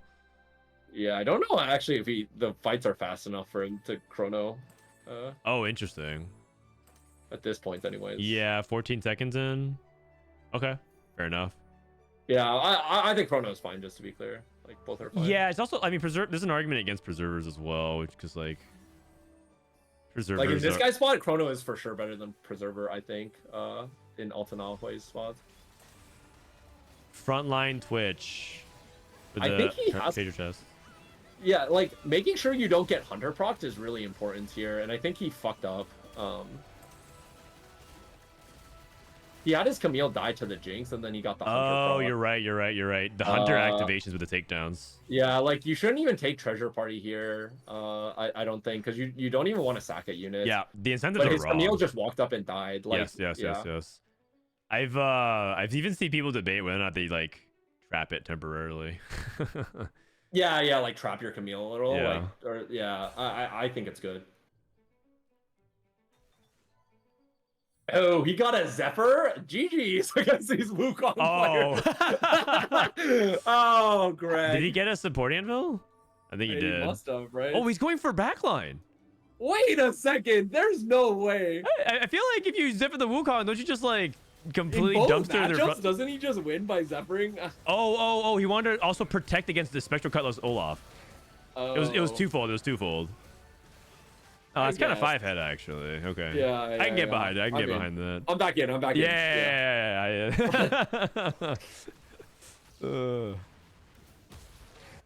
Altenahue Dedge. Okay, it looks like it's a Maikel. That's a great second from Maikel. Yeah, I didn't think his spot was top 2 worthy. Like his board cap is insane, but yeah, I thought from 2-1, as soon as 2-2 he hit the Wukong with the augment, it's just over. Like I thought he could play for top 4. Like I know, I agree. I thought he was gonna like maybe like angle for like a 4th and like 3rd if it was good, but it's a very easy second. Like yeah, I think like everyone at this level knows at 2-1 you can just hard commit to your comp, because like you just go to tactics.tools or whatever site and then you just filter by 2-1 on these like popular comps, and it's pretty clear that you have to like commit, and you just don't pivot if your spot is good. Yeah, a tail of a 2nd and an 8th I think covers that up. Yeah, for sure. And Tleyds playing the uncontested comp with the high cap. Yep. And streaked early. Pyro here is actually kind of nice. The jump from 2 to 3 Pyro is really big, 5 to 25%. So I think I would go for that. Oh wow, that is pretty good. Yeah, specifically because they nerfed 2 Pyro pretty hard. So it was like, you can actually Pyro Xerath, I guess. Okay, it doesn't really matter. I like the Pyro though on Xerath. Oh, he doesn't have remover. Never mind. But is it better than a regular item, you think? I actually don't know, but like one of his good items here. I feel, yeah, that's actually a good point. I feel like it's probably counterproductive to something like Giant Slayer. And he does get team attack speed anyways, so yeah, I can see that. Oh, frontline Zephyr, he heard you. He heard you. Okay. Yeah. Yeah. And This now guy Bears is may gonna aim just for have the a top left. Godmod Okay. 3 on his board. Bears walked up 3 hexes. Oh. Yo, that backline's cooked. Yeah. And that's gonna do it. This is Maikel basically FFing. Yeah. I mean, you're not allowed to FF, but he could probably just Yeah. like I guess his out here would be to roll for like 3-star Olaf and Polymorph or something, but I don't know. This is a slaughter? Yeah, that's right. That's my co-streamer right there. So is anti-heal and shred fake? A little bit. He doesn't have... It's not like he's completely devoid of anti-heal. He does have Rumble, so that can help a little bit with utility. But based on his raw power level of his comp and the lower power level... Like, there's a 3-way contest for mages. There's a 2-way contest for hunters. Or sorry, for Wukong Jinx. And so it's like those comps are just going to be naturally lower power levels. So it was less important for him to deal with that. I think there's like a little bit of a like horseshoe with things like anti-heal and utility. At a low level, I think those players undervalue those the utility immensely. And at high level, people tend to overrate it at times. It's like important for sure when they are important, but yeah. Has anyone seen the main broadcast? No, I didn't know there's a main broadcast going on. He's one-shotting them. That's exactly it, right? So like sometimes anti-heal is not important if you recognize that the fight isn't going long enough for it to matter. And so for him, he's basically using a combination of Xerath and Varus to bypass frontline because both of these shoot right past the backline. Oh, hold on. I have a pen to demonstrate this. Give me a sec. So if this zone is all that you're focused on, usually anti-heals to stop the front line from healing. But if all you do is focus on this backline zone and just wipe it, then you'll just have inevitability over your opponent. So like, who cares about anti-heal in this spot? Yeah, I think it's also matchup dependent. Yeah. Like, obviously, if he doesn't have Xerath 2, I don't know if he's ever killing these Wukongs, you know? Yeah. Oh my god, this clump. With Varus. Xerath hasn't even casted yet. He has no mana, so he just finally casts when the fight is over. The ultimate low impact fragger. Oh man. That's the guy who just comes in and kill steals, man. Yeah, that's right. He just gets all the glory. All right. So what's up? So is that the last round of or last game of the round? We got Cottontail, Bopster, and Triple Eights. Is that on main broadcast? Apparently there is one. Let's see. Team fight tactics. Are they streaming the main lobby right now? No, I think they're behind. Hello. Oh, it's Dishsoap. Hello, Dishsoap. Hey. How goes it? I'm doing all right. I woke up and then I saw your message saying that like, oh, like Dpei's here if you want to wait, and then I just like, all right, sure. Then I went to sleep for like another hour. Well, good. Sleep is good for the brain. We're back. We're back. Dpei said he was actually going to leave anyways after a couple games, so. All right. Dpei, I mean, feel free to hang out for a bit if you want, but thanks for joining me, man. Hello? He may have left already. All right. I think he said be right back. Oh, okay, got it. All right, so we're hopping on board and taking a look at Cottontail. Their lobby looks like they started a little bit later. Actually, let me stream this to you guys so you can see this window. Okay. Let me bump up this quality to 1080p. Oh, he's only streaming 720. Okay. So he's playing Pandora. Oh! He just put the suspicious trench coat onto his Nora. Oh, that is. Yeah, he actually forgot the rule. You need to have 5 units on the board for that to actually work. You know, one of the Set 12 hidden rules. Is it 5 for everything, or is it only for things like suspicious trench coat? Does it work for treasure chest? I believe anything that gives like random item is 5, but Okay. there might be exceptions that I'm not thinking of right now. But Are I there believe rules it's everything. to radiantize the radiant item? Mhm.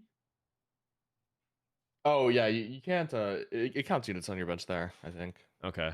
I'm not entirely sure. Yeah, I don't think you're allowed to bench everything and then. And then Yeah. guarantee it. That'd be kind of too broken, I think. I think I think all the things that like require you have full items on a unit, like it counts on bench as well, like the HP one, too. Oh, I see. Does radiant ties work for like if it's on the bench slots? Like not like bench units, but like if you remover it, can it radiantize like the open? I actually don't know. I feel like those rules are just straight up hidden, and no one ever answers me on that. Like from Riot, when I Yeah. ask, So they're what like, was the I don't question? know. I was I don't that even know what when to you call asked. it. Bruno, can you explain with the left side, the bottom left? If it's in the bottom left, like if Yeah, you so remove so it, there's like there's the item bench, which is where what happens if you sell a champion holding an item. That's called the item bench area. Oh wait, I have a illustration tool for this. Okay, right here is the item bench, and Dpei is asking if it like if it'll turn these No. items into actual radiant items.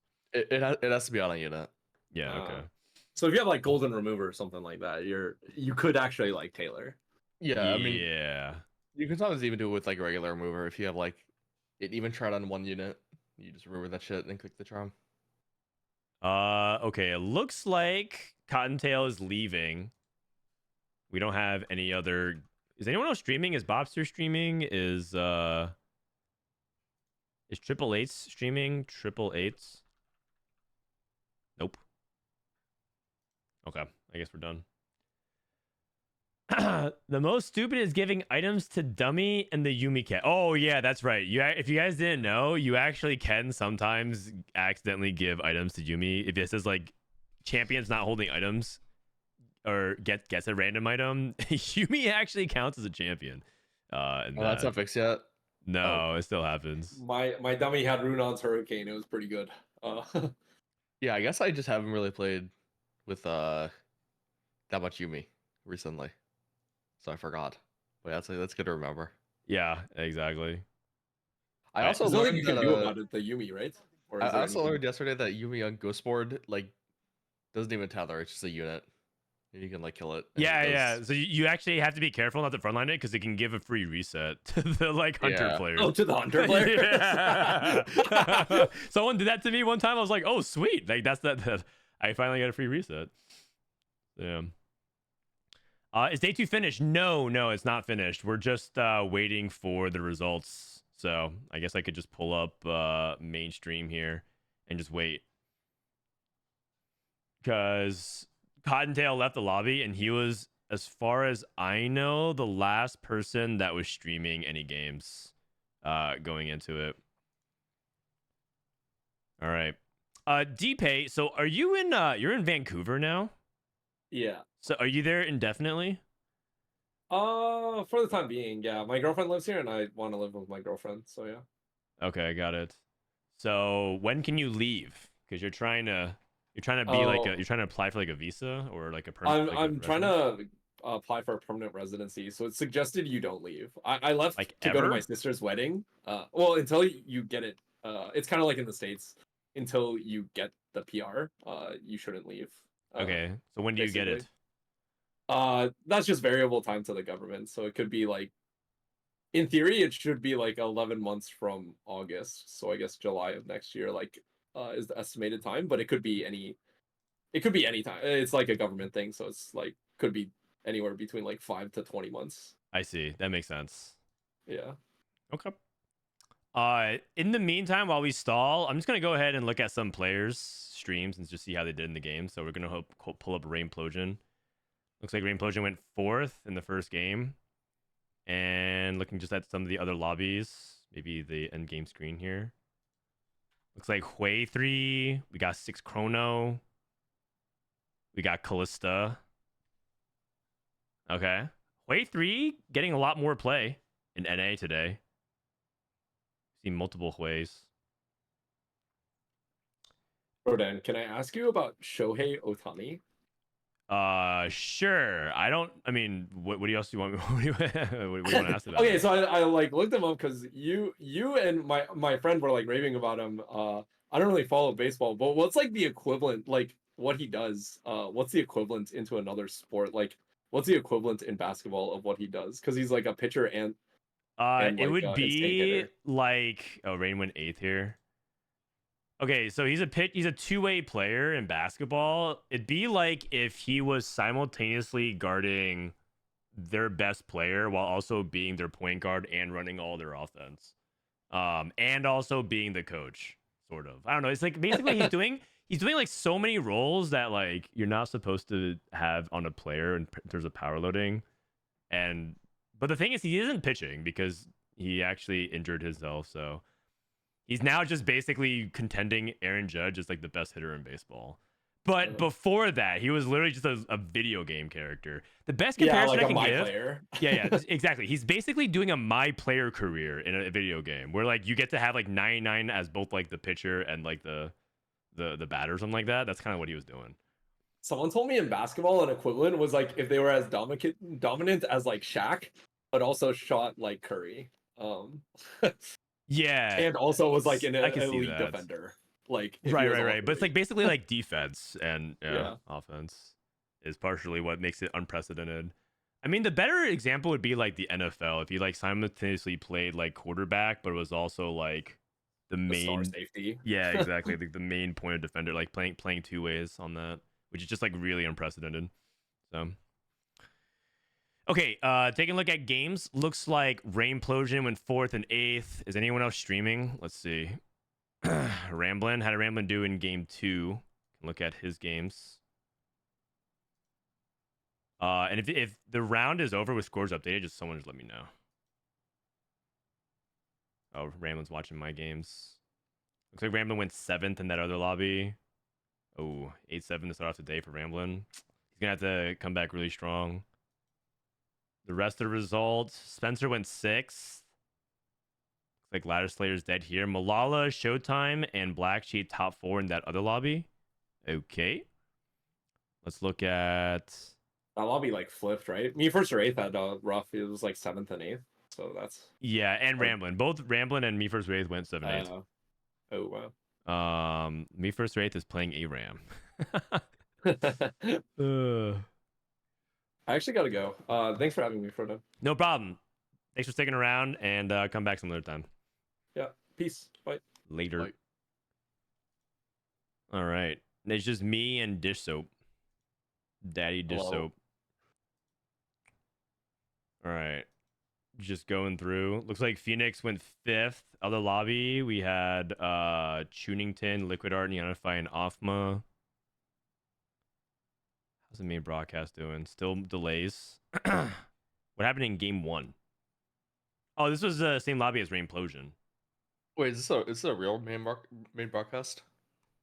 I mean, there is no real main broadcast. It's basically like co-streamers who just take over.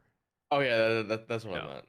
Oh wait, Like- that's right. I have little legend egg codes I can give away. Hold on a sec. So I play a game of Bortle, and we'll give away some little legend egg codes while we do this. That's right. All right, Dishsoap, you want to help me out here? Oh wait, what do I need to do? Well, I mean, we're just gonna take turns. Doing I Bortle. fucking suck at Portal. Oh shit. Nah, I mean, that's so we found. So the world champ does have weaknesses. There's time to show him up. The thing is, I can't visualize the units like outside of the game. Okay. Well, now it's time to practice. All right, so why don't you start us off here? Yeah, Aegis. Both of them have the thing, the augment that you have to kill 3 units. I don't even know what it's called. Oh no, that guy has combo advantages. Combat bandages. Avenge the Fallen. Mazin Rise. He has a Warwick on his board. He's playing 2 Scholar, random Karma. But he has a Morgana 2. Is that Diana 2 or Diana 1? That is Diana 1. If it's 2-star, it has these like 2 stars on top of it. Oh yeah, but like the top, like she has white hair, so I thought it might mix in because the stars are like silver. I don't know. I think Vera sucks. So that that would be the only if Varus didn't suck, I'd vote Varus. But this board is this board is not no, I'll vote Varus. I'll vote Varus. Or I guess Zed. Zed. All right. I mean, we got the tower. It's looking good. I agree. What? Okay, What? Yeah, I mean Varus just sucks is the thing. Yeah, the thing that's is true. That's true. That's bottom true. is he's playing a Warwick, he's playing Karma Rise, he's the bottom is not a board. It's just Varus is just terrible. Agreed. That's Agreed. the problem. It's also Morgana 2 maybe is like these guys are saying Rise 2, Morgana 2, but he's playing Warwick 1 and then Karma on his board. Come on. that is true. That is true. That's true. And He's the other not guy wrong. is playing an old meta comp. I don't know. All right, we got Wait, Chad, have you ever actually played Morg 2? Actually? Because I feel like this unit just dies every single time. Have you ever played Morgana? I would hope so. I would hope that some of them have played Morgana too. All right, we got Rageblade Varus again. Rageblade IE Varus is my turn. We got 4 Pyro, 4 Shapeshifters. Nasus 2 with Innervating Locket. I don't think Locket's particularly amazing. Is this 6 Hunter? 1, 2, 3, 4, 5, 6 Hunter with Hunting Frenzy versus Varus 2. Okay, I'm going to go ahead and subscribe to what Dishsoap said. Varus sucks. Varus sucks 6 Hunter. Hey. All right, your turn, Dishsoap. Got Callista against level 6. What even is this one? Yeah, Callista, Misfortune. Okay, Misfortune. Oh yeah, I guess it's level 7, but It's level 7 at what cost? We have 5 Fairy already versus 2-star Namzi. It makes a lot of sense. Okay, Ezreal, Elise 2, Jace versus Syndra, Cassio. Okay, I mean, this one looks kind of hard, but I'm going to go with this. Zed. Well, actually, there's no it's 59%. There's no way. That is actually a really low percent. There's no it's 59%. All right. What do we got next? So, we got Nyla with 3 Ornn items and 3 shapes. Or he has Extra Knight and then 2 Ornn items versus level 6. Oh, Varus. It's the Giga Blitz. Oh wait, this one's actually he's a Idol Blitz, which is usually really good, but it's only 3 Vanguard. And he's carrying the Varus. It's basically just if Nyla gets to ascend, she wins. right. And I think She does? yeah, I think she probably does. So I'll vote Misfortune. All right. Misfortune. Nice. Yeah. AI predicted 72%. Yeah, that doesn't sound right to me. Oh, they give me the hard ones, huh? Callista 2, Rakan 2, 5 Fairy, Camille 2, Morgana versus Rise 2, Taric 2, 8 Portal, Magic Wand. Rise on the correct side of Callista. Rise items are really good. It is Camille 2 versus Milio. Oh, actually, it's Camille 2. Oh. Find your center. Hedge fund. Okay. I mean, I feel like. Wait, this is Diana 2. Diana 2. Diana 2 is really good. Oh, wow. These boards are insane. Okay, so what are some X factors? Do we have Shred and Anti-Heal? We do. We have items on Milio. We have combat augments. We have no combat augments. We have Magic Wand. Find your center. Find your not that good, but I guess it helps to recon for extra HP, right? The damage is kind of useless, so 15% damage amp. Ezreal with a death blade doesn't really do much here. I have an answer locked in, but I won't try to influence the vote. Okay. I feel like Rise ends up killing Callista, and then Diana holds off on the Camille and stuff like that. So I feel like I want to go 8 Portal here, even though I think a lot of people would pick Callista. All right, I'm locking in Zed. Here we go. Oh, it's 66. Okay, I mean, were you going with Callista as well? No. I was going Rise because he had Diana 2. I thought Diana 2 was enough. Yeah, it probably depends on what the Camille does, honestly, because that's about it. Okay. But the AI predicts that Callista would win this a lot of times. I don't care what the AI thinks, to be honest. Okay. I mean, it is a big goal differential, but you know, sometimes the Diana 2 ends up being the big factor. Okay, just up your turn. Well, the thing is, the other guys like no augments, so Yeah. Well, I guess Zed has like just little buddies. I think it's like I value. Wait, no, that was that? Did he have a little bit? No, he had magic wand. This guy's little buddies. So if Rise 1, is this 6 Scholar or is it? No, it's not. 4 Scholar versus Callisto wrong side, little buddies. All right, while you do this real quick, I'm gonna go ahead and show what our next lobbies are. You think about it for a sec. All right, you guys, we have lobby 1, Flames, Bapzera, the Farmer, Milk, Rereplay. Ooh, actually, we haven't watched Milk in a while. This one's kind of hard as well. Also, I think this might be a bug or something because like the thing says he has 3 fairy and he clearly has 5. So I think the bottom guy might have 6 Scholar even though it says he has 5. Because I think this thing might be bugged. I think if the bottom actually has 6 Scholar, it's 6 Scholar. But I'm gonna go off what the thing tells me and vote for it's for Con 1. He's little buddies though. But this one's actually kind of hard as well. Okay. Really? Oh, I thought there was some like hidden dummy or something, like hidden golem.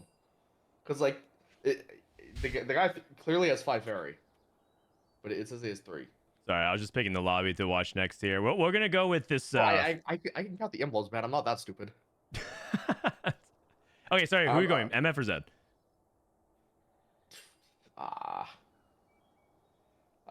This one's actually like too hard. I'm gonna go MF. MF. We're going Rise again. Yes. No. The AI says it was. Okay, I was like pretty convinced there was like a hidden golem for 6 Scholar, man. Who was playing 5 Scholar RE1? No Arcana, man. I thought this was like 6 Scholar for sure. I see. Why is he playing like RE1? Like, what's that doing there for 5 Scholar, no Arcana? He just doesn't have it yet. He just doesn't have it yet. Okay. I mean, I was just assuming 6 Scholar. Well, I do think 6 Guy would swing that. Let's see. Warwick 3, Zillion 3, Twitch 3. Why are items spread so much? Versus Vagar 2, Vex 2. And we have keepers. What is happening here? What is happening in this picture? I don't understand. I'm gonna go with Learn to Spell Mages. Because I feel like there's just no cohesion on this team. What? Okay, I don't get it, man. Okay, yeah. I mean, he's full comfort Zill 3. And he has a bunch of frontline. Okay, fair enough. I just thought that like maybe the mages with Learn to Spell would be like able to kind of do it. Twitch snipes the Vagar. No, I don't think it's Twitch. I think it's just a Zillion. Like Zillion has too much AP. The other guy has like keepers and like upgrade a frontline and he uses Zillon's ultimate. Okay, got it. Also, what does he have like turbo? Like he doesn't even have binary, it's like singularity. He has cybernetic value. That's what it is. Yeah. Cyber value. All right. This last one for you. Learning spell mages, 3 item vex, 1, 2, 3, 5 mage. Versus is this 8 portal? 1, 2, 3, 4. 3 portal. Oh. He's not even playing 6? No, it is 6 portal. 6 portal. With the random recon, 3 mage. I mean, okay, the front line is trash. I'm actually gonna vote for mage here. Okay, mages. Zed. Is actually so trash. Okay. Yikes! We're on a 4 loss streak. Whatever, man. I can't visualize the fucking. No. The AI predicted. The AI said you were right. It's just fight RNG. Yeah, it's just fight RNG. All good. All right, last one. Ezreal, Mord, Blitz, Rumble, Jace 2, Zoe 1, Shyvana, Nico. 4 Vanguard. 4 Vanguard, Ezreal with IE versus Zoe with Rageblade. I'll go with 4 Vanguard. I think it's just good early. All right, so we got 5 correct. That's going to be 5 little legend egg codes we give away. We have time to do that. We're in the middle. We're about to load into game number 3 here. Lobby 8, game 3. All right, yeah, fuck Portal. Not really. Sorry, what'd you say? Oh no, I was just saying fuck Portal, but not really. Oh yeah, like I mean, Rise lost almost all of those, I think. And then he won the fight that I voted against him. Yeah, that's right. What's the keyword? Dishsoap.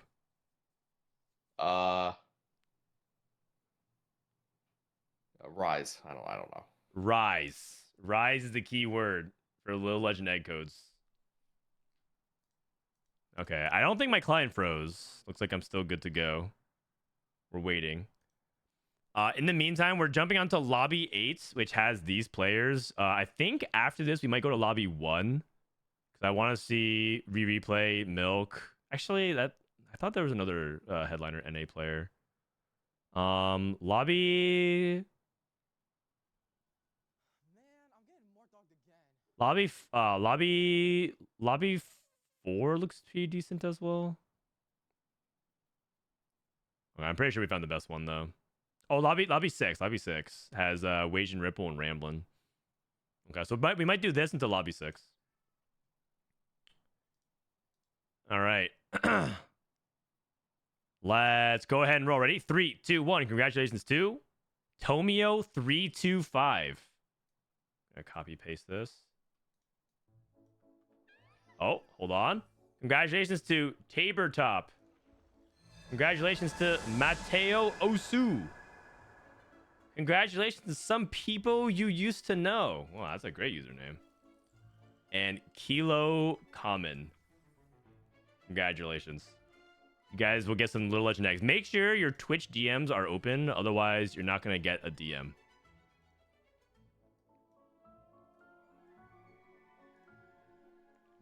They're paused. What's going on?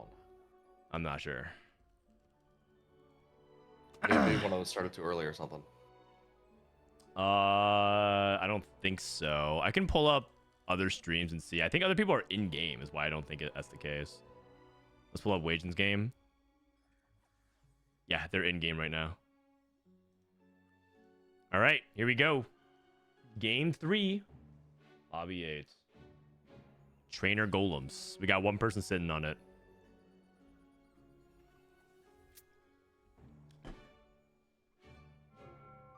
Couple people sitting on Ascending Augments as well.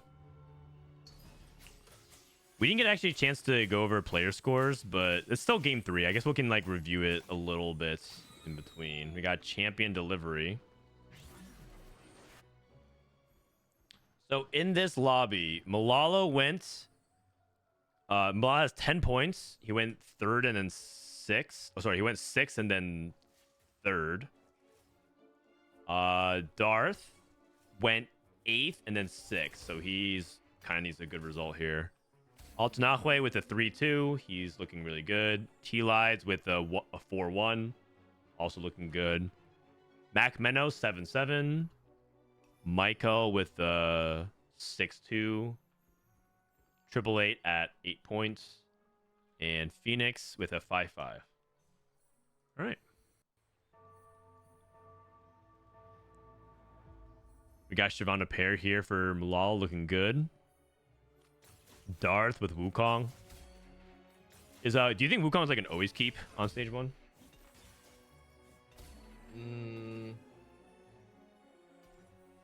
Not really, because I mean sometimes you need 3 gold to buy your shop. That is true. Like, he's not bad. I feel like there's like never any 3 costs you like always keep. There's always something you could like maybe sell if you need the 3 units. Okay. Is he like the best 3 cost to keep? I don't think he's the strongest on the stage. I think that probably goes to Mord, but he can set up your game plan like better than Mord maybe if you're like have hunters. That's true. He has a Shyvana Pair. I'd like to see him pick that up. And he does end up picking it up. All right, let's take a look at 2-1. Draconic Master, and he has a Shyvana Pair. Oh my god. That is nutty. Darth takes Portable Forward. Oh, so sorry. Takes all that Shimmers. It's usually Gold Collector here. I'd be surprised if he took something else. He has like tier no AD items, but like if you check the stats of this, it's yeah. I mean, this is like not that bad, but this all average like a 4.2 or something. Gold Collector is like a 4.1. Gambler's like a 4.5 and the other one's like a 4.7. Yeah. So Interesting. So with gamblers, what is he thinking about here? Is he actually trying to play around Cassio? maybe I feel like this is more like probably just like some generic AP reroll. So like maybe Hui, maybe Cassio, maybe playing around like this Vex, or like maybe Tempo Rise. There's like a few things. But like the gambler is never like exceptionally powerful. It's just like an item that like sometimes farms you a little bit of gold. Yeah, I think like Gambler's Blade isn't very strong, but I do think that like people bucket it alongside Mogul's Mail as like it's just always Gold Collector and it's like never the other two. And I do think there's times you can pick it. I guess from here I'm just a little bit curious like what his actual game plan is because I don't it's not entirely apparent to me. So we'll see. He also didn't level, but he leveled now. So let's see what he does later in this game. I think it's fine. I think it's fine taking it because looks like Jinx is contested. If I was gonna go Gold Collector, I don't know what I would play with besides Jinx there.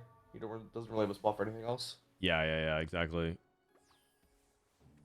We got Shapeshifter Incanter for Tleyds. Okay. So, if you're talking about a Cassio dummy, I feel like that almost is as good as it gets. Yeah, I guess.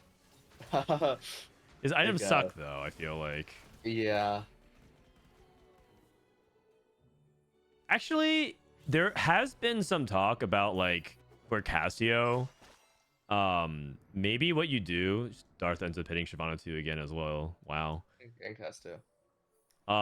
Is like you can actually go like one Rage Blade and then just start building other items. Like Nashor's is quite solid on her, and then you can start building some AP items. But I feel like this is like a good theoretically a good dummy setup for Cassio, but his item setup is like quite bad. I don't know. Is it like the comp actually just center carry? Like isn't Cassio just like the secondary? Usually, yeah. The stats are like if you're playing Cassio reroll and you're stuck on Syndra 2, or you're not even playing Syndra 3, you drop by like half a placement. Well, it's more like I had like cast 3 on 4-1 with like 4 shaves, upgrade all that shit with like double Rage Blade, and then I just like that shit was just terrible. I was losing to like some level 7 haven't even leveled to 8 board. I was like, well, if this is how this is going, like this shit is trash. I'll just take What the Forge. And then I was like, no, yeah, exactly. And then I ended up with like 0 items in Cassio 3. Okay. So like I'm pretty How'd sure you it's a Cinder comp. Like I'm pretty sure it's a Cinder comp. Like I don't know. With this Cassio unit, I feel like Cassio's best setup is was like the Honeymancy when you played like Ziggs, and then you had like Ziggs end up being like falling off late game, but if you had Cassio 3, you could pop off. That I'm not sure that's the case anymore because they did nerf the honey core a lot, but like that was like in my opinion the best setup for Cassio in previous patches. Royal Guard here from MacMeno.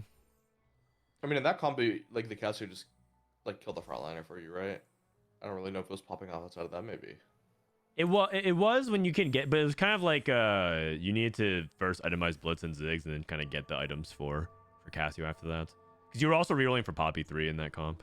So it was like the package kind of like worked nicely together. Is Pressman out? No, he's not. He's still playing right now. Can you give me a quick overview of NA who qualified to World and who's in the run? Well, the only person that qualified for Worlds is the guy sitting in the call with me, Dishsoap. And then also, if you missed it, you can just go to the beginning of the day, and I broke everything down.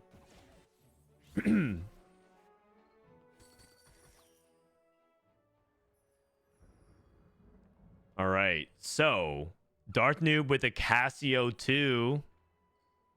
Is it ever Gambler's Blade just into the shape line? I feel like Gold Collector outperforms it significantly. So if it is Gambler's Blade into shapes, Smolder anyways, I feel like that's kind of surprising to me.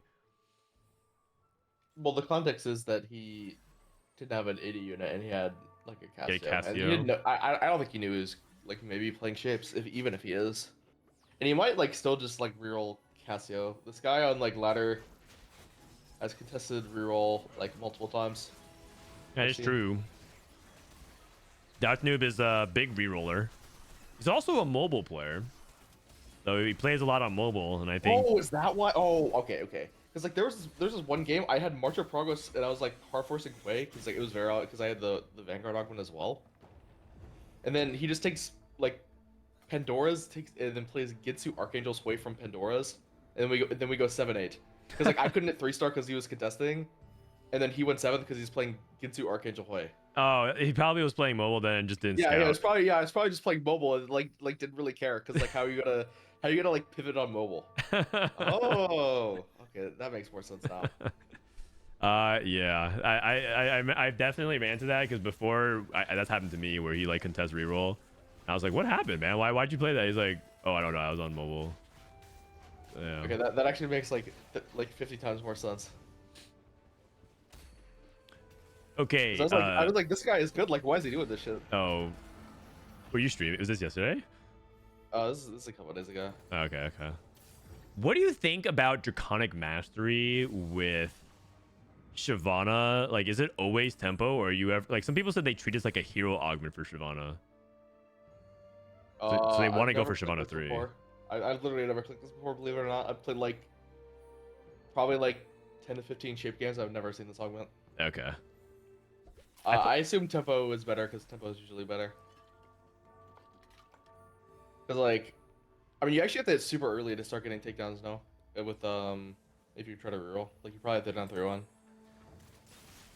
Yeah, I mean, he has 18 already, so he's already ahead of curve because he's such high tempo. At this pace, he's gonna be able to like he's projected to get this at the end of stage 4, which is pretty insane.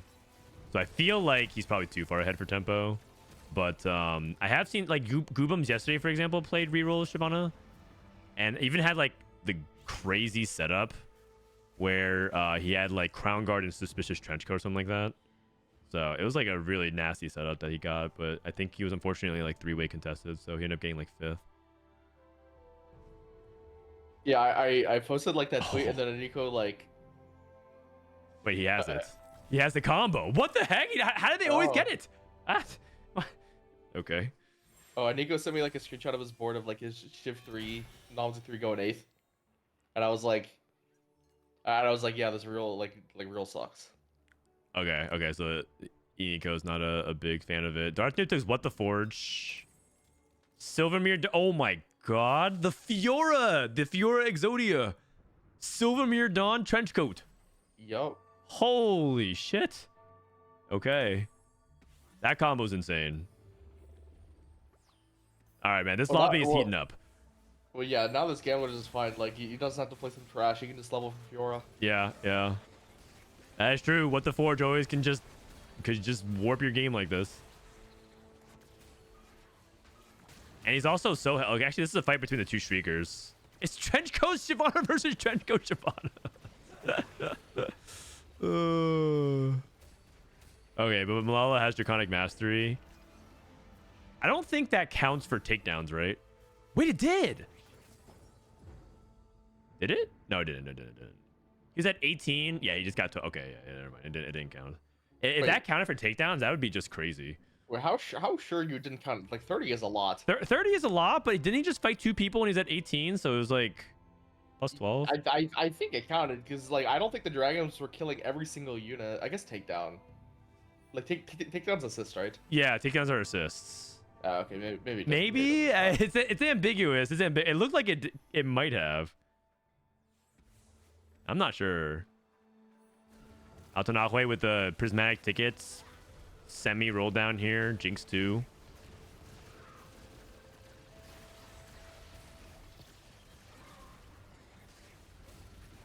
Do we win this fight? Shyvana never gonna die for the Jinx, huh? Okay, there it is. Problem is just getting through this blitz. Once he gets through, it should be a win. Big win for Milala. Big win for Milala. And just to set the stage, Milala needs a really good Tactician's Cup performance because I think his only hope is top 4 at this cup for regionals. I think that's a lot of people. Yeah, a lot. Regionals is going to be a really different roster this set, I think. For NA, at least. Like Soju's out, Asa's out, Gubum's out, and then obviously Pocky, Greya, and Sox didn't even compete. So like a lot of the people that you're used to seeing in like the top 10, top 15 are just like not there.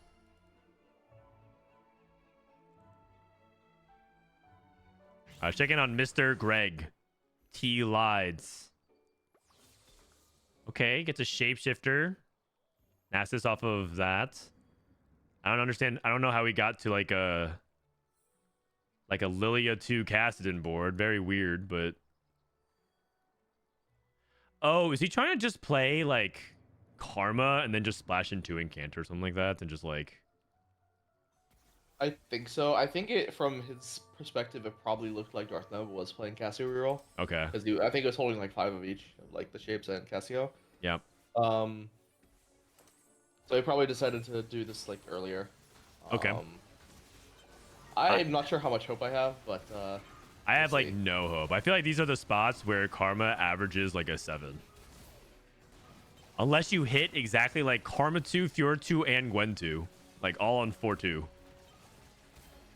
Weirdly enough, I actually think he probably needs to play 4 Encounter to have enough damage. Because I think he can 4 Encounter 6 shape on 8. I think he has to play exactly that board and hit a Briar. Oh.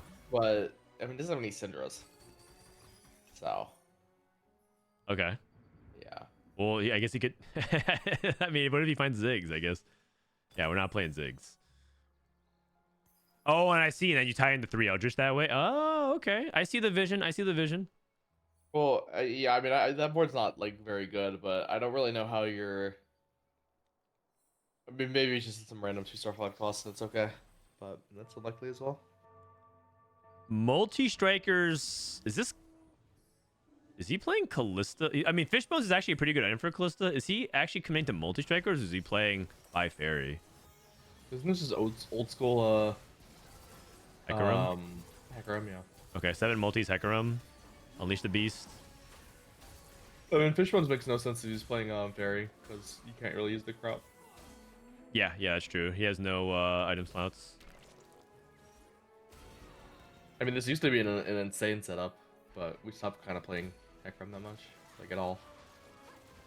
Well, the Hecarim, if you can hit Hecarim 3, it's still really, really high cap. But yeah. Oh, really? I haven't seen a single player like even try. Oh, it's probably because you didn't watch like EU and everything like that. But like in EU and APAC, they actually multi-striker reroll like a lot, and a lot of them hit Hecarim 3 and they like win games. Still. Oh, that's diff in my head, because like they're like in my head they're playing like Cassidon, but like Phoenix is not playing Cassidon. He's like very specifically playing towards like Hecarim only. Okay, fair enough. Like I actually I look through all the all like the scrim screenshots like all the time, and I've never I see Cassidon sometimes, but not this. Oh, red buff's nice. He lies with a roll down, hits Olaf 2. Okay, we're hitting stuff. I mean, that's 3-4 cost. That's pretty good.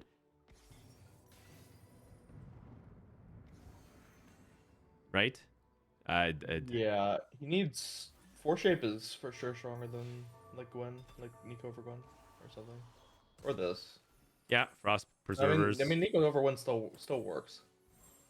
He got Olaf 2 on stage 4, which should be stable. I think he pivots out of Warriors. Yeah. I don't feel like there's a lot of value in Gwen Fiora right now. So you would play Nico over Gwen. Yeah. Yeah, that sounds right. I mean, if you get Briar over Gwen, level 4 Bard, maybe there's some there's a future for this. I could see it. Oh, Chronoloff. Hold on. We have Chronocrest right here. I don't think you can fit all that stuff. You have to sell too many 5 costs or too many like upgrades to even get to 6 chrono. I think 4 chrono just sucks, right? That's true. Oh man. Yeah, you're right. Actually, his unit quality is too high. Yeah, maybe he's not doomed. Like if he actually says Briar over Nico and he levels for Bard, like maybe his board's not that bad. Yeah. Triple A's with a Giga roll down, he took Heroic Grab Bag, hits Wukong 3, trying to stabilize. Hunter Vanguard from Altenahue. Okay. Not something you see all the time, but you can link the Rumble this way. Oh yeah, like I would like I mean, people on Twitch chat were theorycrafting this, but then I was like thinking to myself, yeah, why doesn't this work? And then I realized, oh, you have to be level 8. That's why it doesn't work. But I guess he's level 8 with Jinx 3, so it works. Interesting. Yeah, he's level 8 with because of Prismatic ticket, and he has Jinx 3. So I guess that's a one way you can navigate around your opponent contesting Wukong 3. Oh, it's actually the mirror here. Triple Eight's setup looks way better though with Hunting Frenzy. I'd rather have Hunting Frenzy than Pumping Up. But I guess he does have shields up. Oh, and you also like I think Wukong's more important than Jinx 3 as well. Yeah, that's true. That's true. Good front line. Phoenix went to 8. So not really rolling for Hecarim 3, just going to 8 and trying to play for the 4 or 5 cost and fit his board in easier. Checking on Milala. Milala trying to trade his HP on stage 4. Trying to go to 9. Darth hit the Fiora. He's doing the solo frontline tech. Yeah, this is what we saw in China really often, which is solo frontline trenchcoat Fiora. And then basically she pops and drops aggros and oh, but the Seraphine cast and immediately wipes it all out. Are you supposed to do that at 1-star? They do it at 1-star, but it was a different meta. That was a 4-cost meta, so maybe against reroll you're not because they can just clean you up. Well, it seems uniquely weak against mages because like Seraphine, Soraka, and Veigar can all deal with 1-star Trenchcoat Fjords pretty easily. Yeah.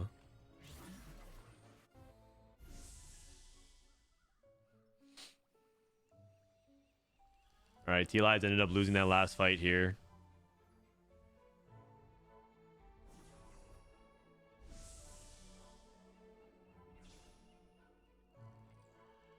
Rise with the rod. Milala's gonna grab it. Looks okay. I mean, Phoenix is looking for Callista 2, and then all the Hunter players are trying to stabilize here, so Tleyds under some major pressure. Fiora 2. Okay, so now he's back into Warriors. And he hit a Morgana. Yeah, he kept the out open. I guess that makes sense. Oh, Morg pair? He needs the Bard to come back. Nico's a dead slot now if you're doing this. Gwen pair? Uh-oh. I don't think he realizes that it's three shape. Usually you don't have +1 shape, so I don't blame him. So you take out Nico? Instead. Yeah, Nico's just providing 0 traits right now. Okay. Oh, and then Gwen in. I see. Oh my gosh. Like, yeah. Ah man, this comp needs so much. We hit so many 4 costs, but like he's just not stable here. Well, Tleyds, you can do it. Morg. Gwen. Karma 2, okay. Okay, Gwen in. Alright. I mean, like, hopefully you can win a fight. For Bard, and we're back. Yeah. Somehow in the midst of this as well, we have like we just didn't take any item augments, so now we just have no items for our units. I guess Milio can help shore that up.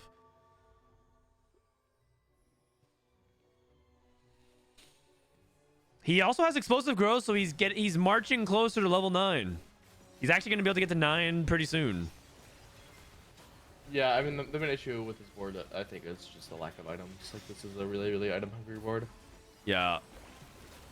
That's what Milio's there for. Okay. Fiora. Oh no. Okay, we're good. We can beat a 1-item Jinx. Nice.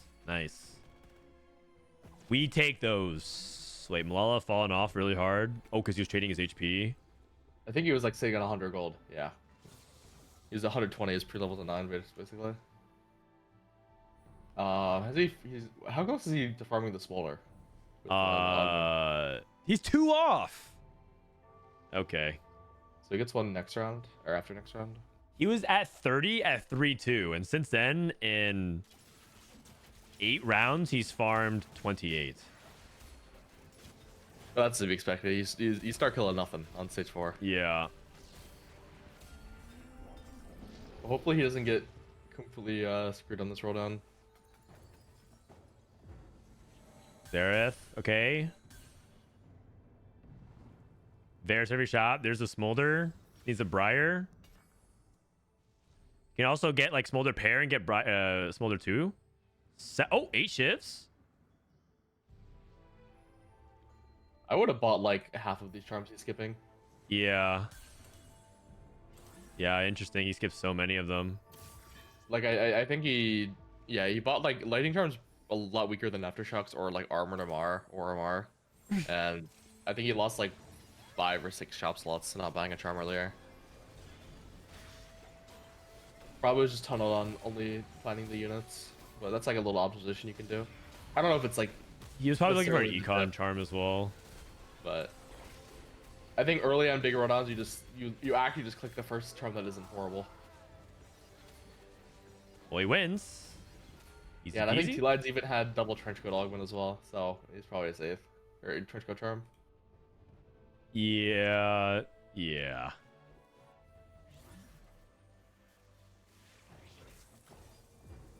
Are you supposed to pick that up? The orb? Yeah. Technically no, but Okay. that's like the not picking up orb is such a rare scenario that like no one has the muscle memory for it. Yeah. It's just like one of those things that could actually matter for the 5 cost odds, but all right, Tleyds on his last stand, triple eights, holding out for Twitch 3. What happened this game? All the Hunter players last time we watched Hunters, they went 2-3 and held hands. Now the contested Hunters are now holding hands 6-7.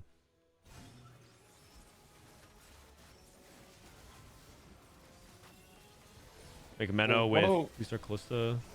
One of them is hard stuck Jinx 2 and the other one is playing Vanguard, so it's not necessarily the normal board. Yeah, I mean, Vanguard Hunters is something that people were theory crafting. And like in the data, it doesn't look that bad. But I think, Briar. I think one of the conditions for that is you're like rolling more for Kog'Maw and Rumble 3 as opposed to like going to 8th and rolling for Jinx 3, which doesn't really like make up for that game plan. Also, I feel like I would remove and Trenchcoat Briar here. I think that's way more important than Trenchcoat on Shyvana. I'm pretty sure Trenchcoat Briar is Giga stable. It would just be Starix Trenchcoat. Yeah. Maybe.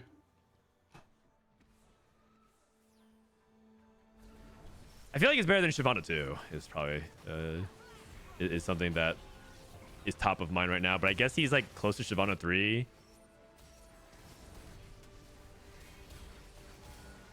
And Shyvana's not even casting post Trenchcoat. Milala's dead. Oh no. Oh my god. From like what looked like to be an amazing streak spot into a big lose out. But at least it's not an 8, it's a 6. Oh, what is this? What? A cave? I mean if you think about it, he actually got like straight up almost, I mean the value from his augment I guess was getting the shift 2, but he hit like the 1 smolder off his gold aug when he already hit a smolder. So like I feel like the value of his augment was actually pretty minimal. Wasn't actually giving him that much advantage. That is true. That is true. So maybe that's the problem with Draconic Mastery. I don't know. I mean, Draconic Mastery stats do get worse the higher rank you go. It does look better. And then, yeah, I mean, I'm actually really surprised how that ended up in a 6. I mean, it went 6. That's what I mean. I feel like a lot of times the shapes you just end up flaming out. Hey. All right, Maikel in the meantime, very quietly just putting on a strong mage game. Reroll mages, kind of controlling the tempo of this lobby. Mana Reeve.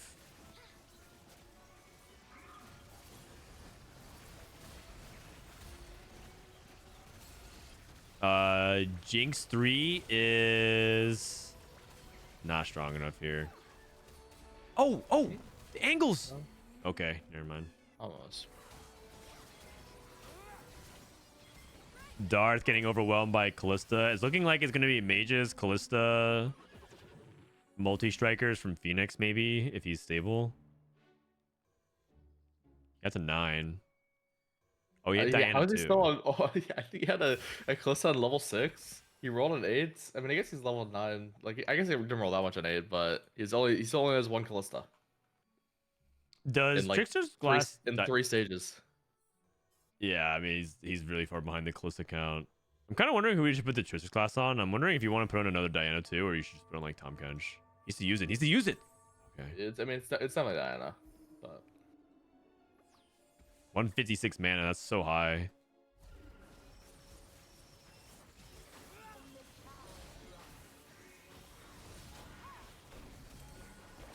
Does our Diana double cast? It does. I feel like we're just much weaker than the other Callista board, though. Like we're stuck on Callista 1, and she's one of our... Oh, never mind. What was that? he got fishboned. That was crazy. All right. I mean, like these items are actually stronger than Fairy Crown. It's just his front line is weaker because he doesn't have the Geek Overcon. Right, This right, Callista right. should be doing more damage than the other one by like a decent margin. Oh my, yeah. Yeah, I'll say. Nutty. I just didn't expect the Ren to do that much on a 1-star Callista. Fish bones. Like isn't Fairy Crown like worse than an item still? Or maybe it's like equivalent to like a normal item. It's like, yeah, But, like it's decent. What do you get for it? You get damage amp. Let me actually see here. You get 45% damage amp on top of 30 AD and AP. That's like decent for an item. Yeah, it's like a delayed, slightly better GS. But like the Fishbone snipers are like significantly better than a normal item on Callista. So.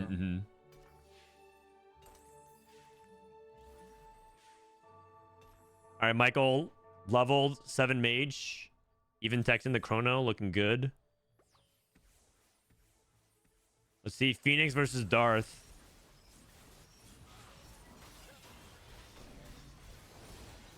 Outside of the Fiora, I think Darth's Ord items end up not being amazing.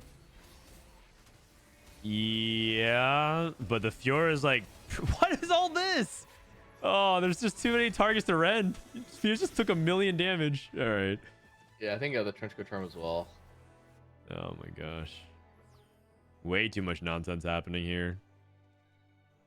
He's also not like solo front lining the Fiora, just like... Actually, maybe he didn't. Yeah, I don't think he has a Trenchcoat Charm. The count. Phoenix hit Callista 2. McMeno got beaten by Maikel. So Darth versus McMeno. The loser of this gets 4th. Probably 3rd actually if Phoenix ends up losing.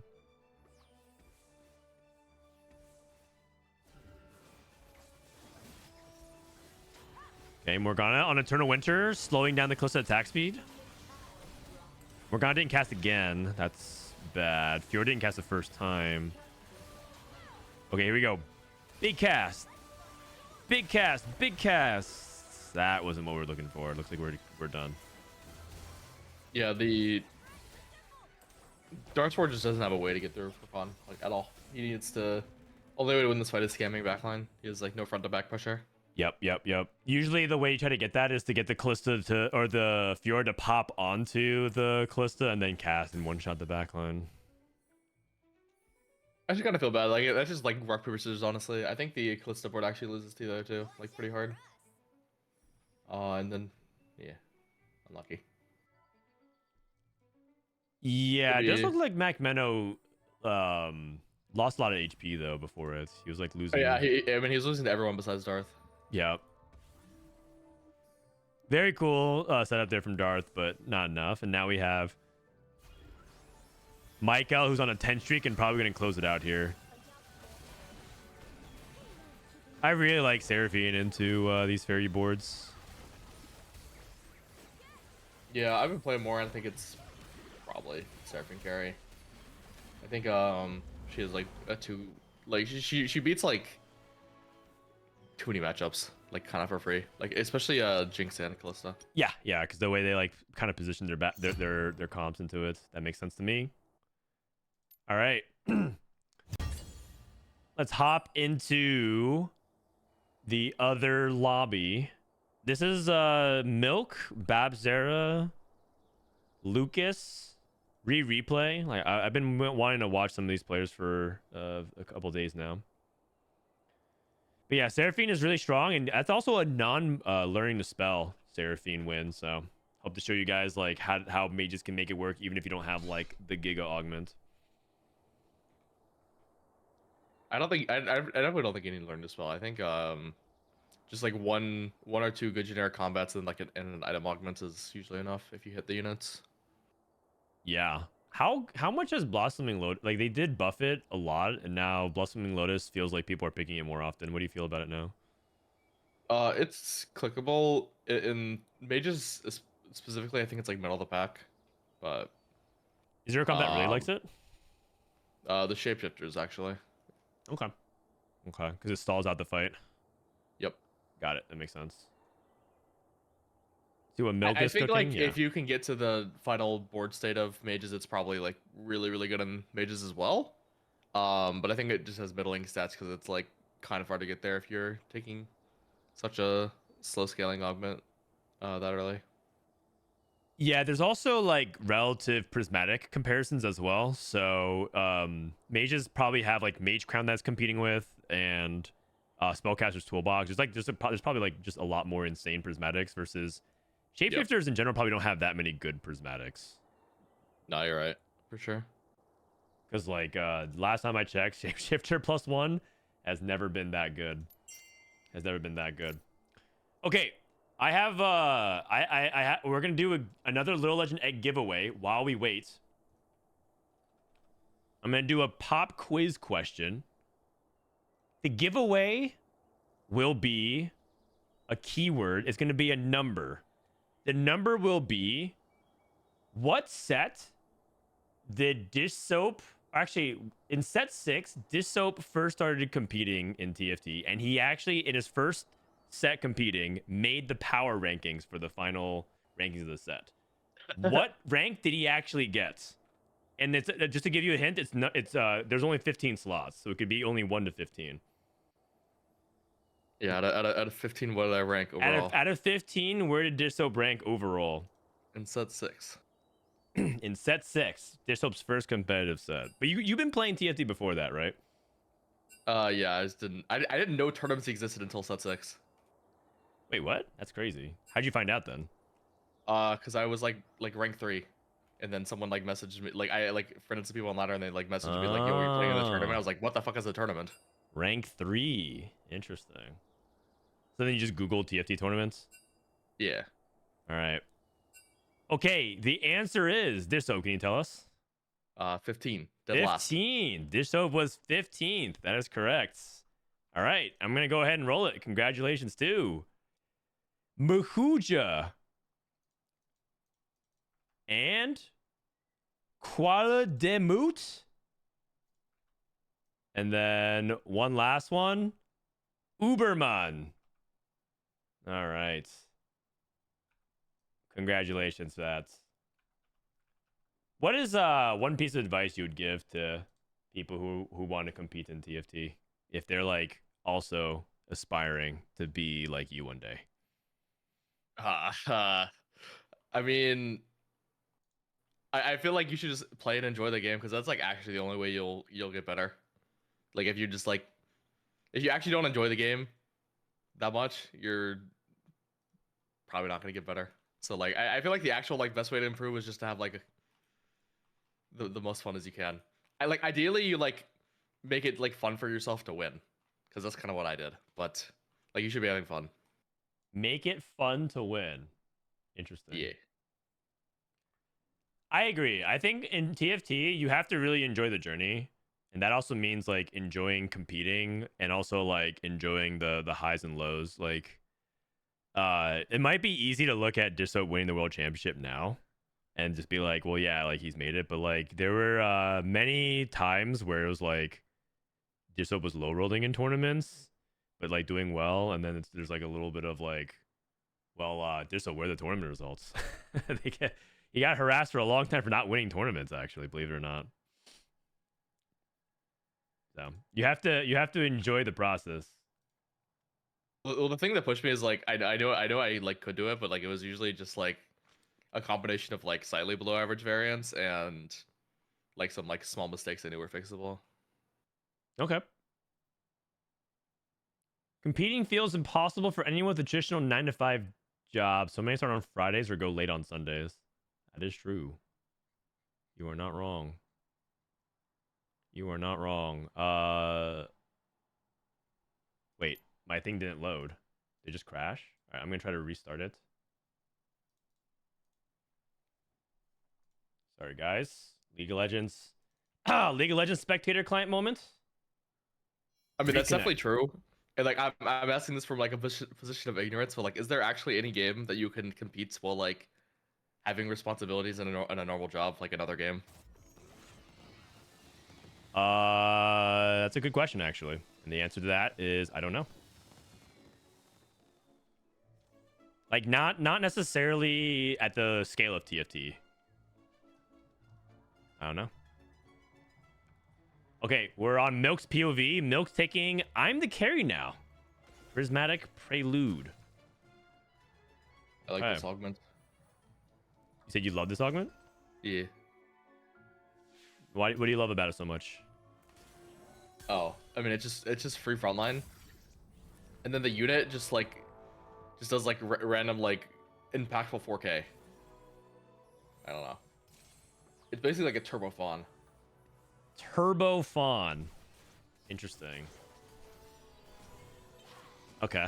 I mean, yeah, you're like you love having like strong early game tempo, and you're a person that like plays for strong win streaks. So, Well, the thing is, like, I actually Makes don't sense. like it on 2-1 that much. I think it's like I like it on 3-2, and I mean even 4-2 if you're playing a low frontline comp. right. I like it in like Jinx Wukong a lot. Helps you like shore up your like before you hit Wukong 3, and also like stops you from getting wrapped so often, which is like so annoying to deal with. Going long for the farmer. Bapzera took this. We got flexible with Chrono. And we got March of Progress. Okay. March of Progress into Vanguard Blasters. Maybe. I feel like March of Progress is like a lot weaker of a reroll augment these days. Do you get the same vibe? It actually, I mean, like, I would say yes, but it's actually pretty good for 3-cost reroll, and that's what's in the meta, so it actually performs really well. Ah, okay, that's true. That is true. I don't think it's the most amazing thing in the world. But I do believe it's like just if you just look at like generic sets, it's one of the better prismatics right now. Yeah, that makes sense. That makes sense. This is because March of Progress, you can't stop yourself from stopping the leveling. So a lot of times you hit 7 too fast and it diminishes the lower cost. But Okay, honestly, actually, okay, never mind. Apparently, like in Diamond Plus it looks good, and in GM Plus it looks good, but in Master Plus it looks terrible. Or like, actually no, never mind. Actually, never mind. It actually just gets better as you rank up. Surprisingly. Okay, so never mind on the never mind. We're back. It's Yeah. Good. Okay. Okay, that's actually okay. Actually, maybe the augment's broken because not that many augments actually perform better at higher ranks. Usually it's the opposite. All right, this still getting that early studying for the next pop quiz on the podcast. usually it's bait. It's, I mean, usually just the other way around. Yeah. Also, someone commented that Milk skipped Scholar Crown +1 on 2-1, and a lot of people think Scholar is like a really powerful way to start the game here. Oh, I mean, Scholar Crown is like turbo mid on 2-1 because it's like a Shojin, and you can't even get the 4 Scholar on stage 2. It's like a 3-2 augment, and he already had a Shojin, so he would be making like Archangel Open Sword, and then like Open Sword is just trash. So I don't think it was correct. Interesting. That makes sense. His item situation wasn't very conducive to playing for a Tempo Scholar situation. I think Gold Scholar +1 is very acceptable on 2-1 because, I mean, you just don't want to show shift when you're playing Scholar is the main thing. It kind of actually balances the Prismatic. Yeah, that makes sense. But you sometimes like look past the Shojin on 3-2 if it gives you the 4 Scholar spike. That's like usually the biggest thing. But if Fair you're enough. not actually getting a 4 Scholar spike on stage 2, you're just like losing a lot of the advantage that you could be getting by something else. Okay, that's really interesting insight. That's interesting insight. Frodan, I would love to have Dishsoap and Dpei as permanent guests. I think they are the best so far. Well, I have some unfortunate news. If you are on the co-stream, that means that you're usually not competing, and I think Dishsoap will likely be competing in the future. Yep. So you won't see me in the World Co-stream. At least not this one. Maybe somewhere down the road. Maybe. If I wasn't gonna make regionals and like the timing better, like I like mentioned to Frodan, like I might do like I could like maybe travel for the regionals co-stream, but then I found out it was like still gonna be a week before Worlds, so then I decided not to, and then I made it anyways. So. It's too bad. You hear that, you guys? Riot's scheduled regionals and Worlds 1 week apart. If they didn't do that, Dishsoap would have came to the regionals co-stream. Yeah, I mean, I actually would have if it was 2 weeks away. Sag. If you lived down the street, would you have come by? Probably. Damn. I mean, if it's down the street, like, but yeah, we're kind of a little bit further than down the street. I mean, we're in the same country, close enough. Not really. That's what a lot of the the number one thing that Europeans figure out when they like first travel to the US is like, holy shit, your country is huge. Drive a couple hours, you're still in the same state. Sometimes you're still in the same highway if you're in LA. The Farmer, Last Whisper, Crown Guard, Shyvana 2. Okay, let's see if Vakio can keep up his win streak. Last week, we saw Vakio pop off. When he won, he like... It was a really interesting experience. I couldn't tell what I was looking at, but I'm pretty sure what he did was he randomly downloaded 207 TV emotes and tied it to a button, like a macro, that if he pushed, would randomly spam on the screen. But he beat like I think he beat like 9 Frost with some with like a comp that didn't look like he was gonna win, and then he got it first and advanced to Tactician's Cup, and he like celebrated with some pretty schizo 7 TV emote spamming. But it was a really fun stream to watch because the guy is like really passionate about TFT. It was fun. It was fun to see.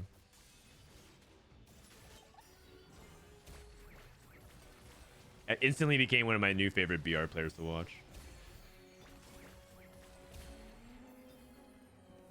All right, Milk drops double tier. I guess you can go Archangels open tier, or you can go for double mana here. I'm not sure if Milk wants to commit to mages. Wait a second. I think he's committed mages. Okay. He hasn't leveled yet.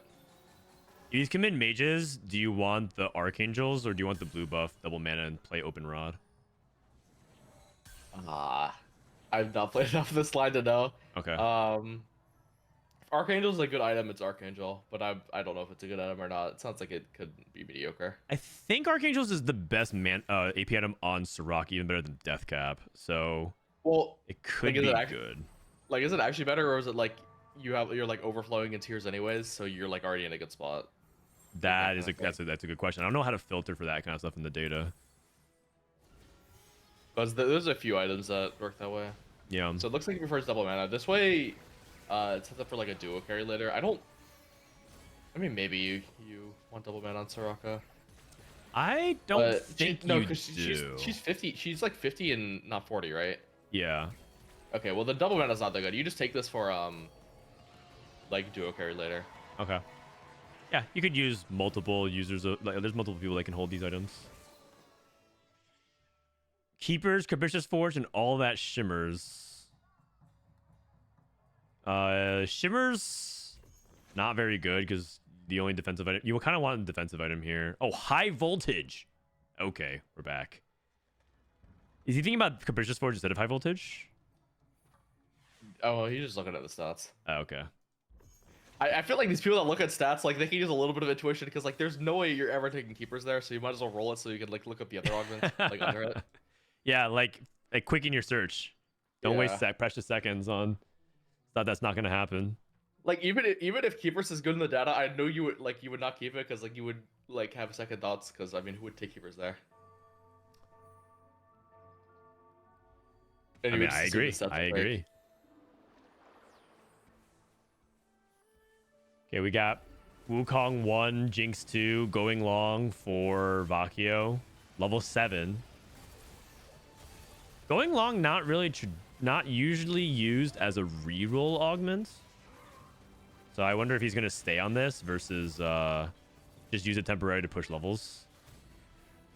But his item setup kind of makes me feel like he wants to reroll with going long. And that's because Yeah, honestly, it's well. The thing is, like, if he actually is rerolling, he would have dug deeper, I think, because he's like sitting on 20 gold and you can't make econ. So that this is makes me true. think he's like almost like certainly going to level. Yeah. Because if you're Yeah, rerolling, yeah, you're correct. You're correct. there's like no point not sending for like Wukong 2 here. I think he's just trying to tempo. Okay. Interesting. Yeah, I Trick don't really me. see anyone reroll this augment besides a Nico.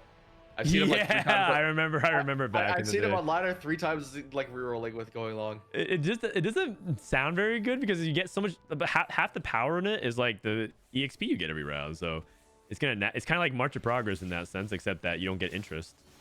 It feels like you're incentivized to push levels. Well, yeah, like the reason why reroll might be attractive with it is like it's basically March of Progress, but then like if you don't hit like turbo early, you just like fall super far behind. Yeah, Econ every turn. it's like March of Progress without econ, I guess. Okay, Milk looking pretty good, 95 HP, very strong. Bapzera with the open into Callista line. Looking for Rod.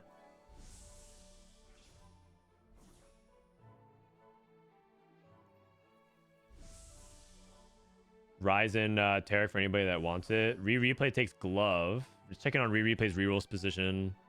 Looks like He's playing Ezreal. Ezreal reroll. Okay. I think he is like he needs a item augment third or like some prismatic orb shenanigans to be in the game. I think he's going to quickly reach a point where he doesn't have enough items for his team. Yeah.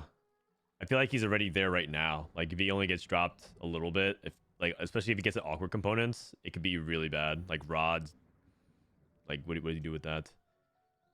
Flames with 6 warriors.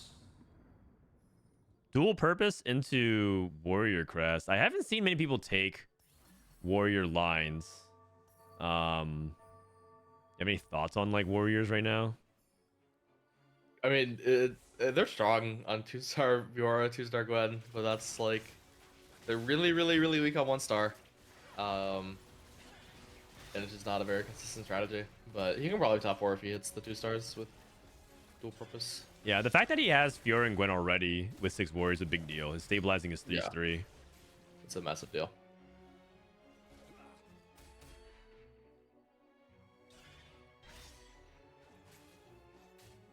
Yeah, your chat is just like a 5-way argument about Soju right now. Wait, what's going on? I don't even know. I just see people have been arguing for like the past like 5 minutes. What are you guys even arguing? Frodan doesn't read chat. I mean, I'm trying to run the co-stream here, man. I'm trying to have a conversation with the world champion. For what? Are you guys doing the neglected child thing? Like you're just acting up because I'm not paying attention to you guys enough? Is that what's going on? Or what? Like what's happening? What's happening? Are you guys just like trying to get attention?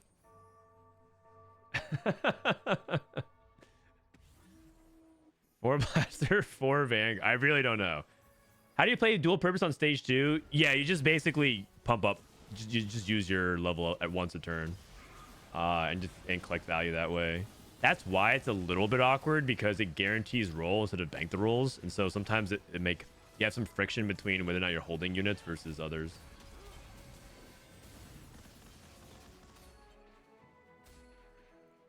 All right, big win here. Oh. Oh. Oh my god. Ezreal. I feel like Ezreal is so unreliable in these kinds of situations. Like this is exactly why I don't like Ezreal, man. Yeah. Can't finish. He's just not a closer. He's not a closer. He can initiate, but man, this guy just cannot clean up. Yeah, if your unit only has like the big bursts, like you're gonna have really hard time finishing fights. Like Varus has this problem as well. Yeah. 6 portal, Vanguard, flexible. Okay. Okay, I guess we can see what emblem we get here. Miss the old Ezreal. Which Ezreal? We're talking about earlier the sets? Set 10, set 10. Set 10 Ezreal. Okay, here comes the emblem. Sugar +1. What did Laplace get? Incanter +1. Reforged into a Vanguard. Okay. Looking for Witchcraft Chrono setups here. Oh yeah, he's just trying to play around Karma. Okay. Ideally, think Chrono, but you gotta make whatever. That was a lot of 20 APM. XP. Impressive. Get your emblems on. Get your emblems on. Vanguard is kind of dead, unluckily. Yeah, I'm thinking about if we can tie that to anything, but I mean, you still should play it for the team-wide HP. Yeah, of course. Definitely not looking good though. I mean, like maybe you can fit a random Kinch, but you're probably not playing 6 Chrono then. And the ideal setup. This is Milk's POV. There's actually a surprisingly high amount of Forge hits in mages. Yeah, I think this is fine. I think mages in general just love item augments. Yeah, Like yeah, even late in the game.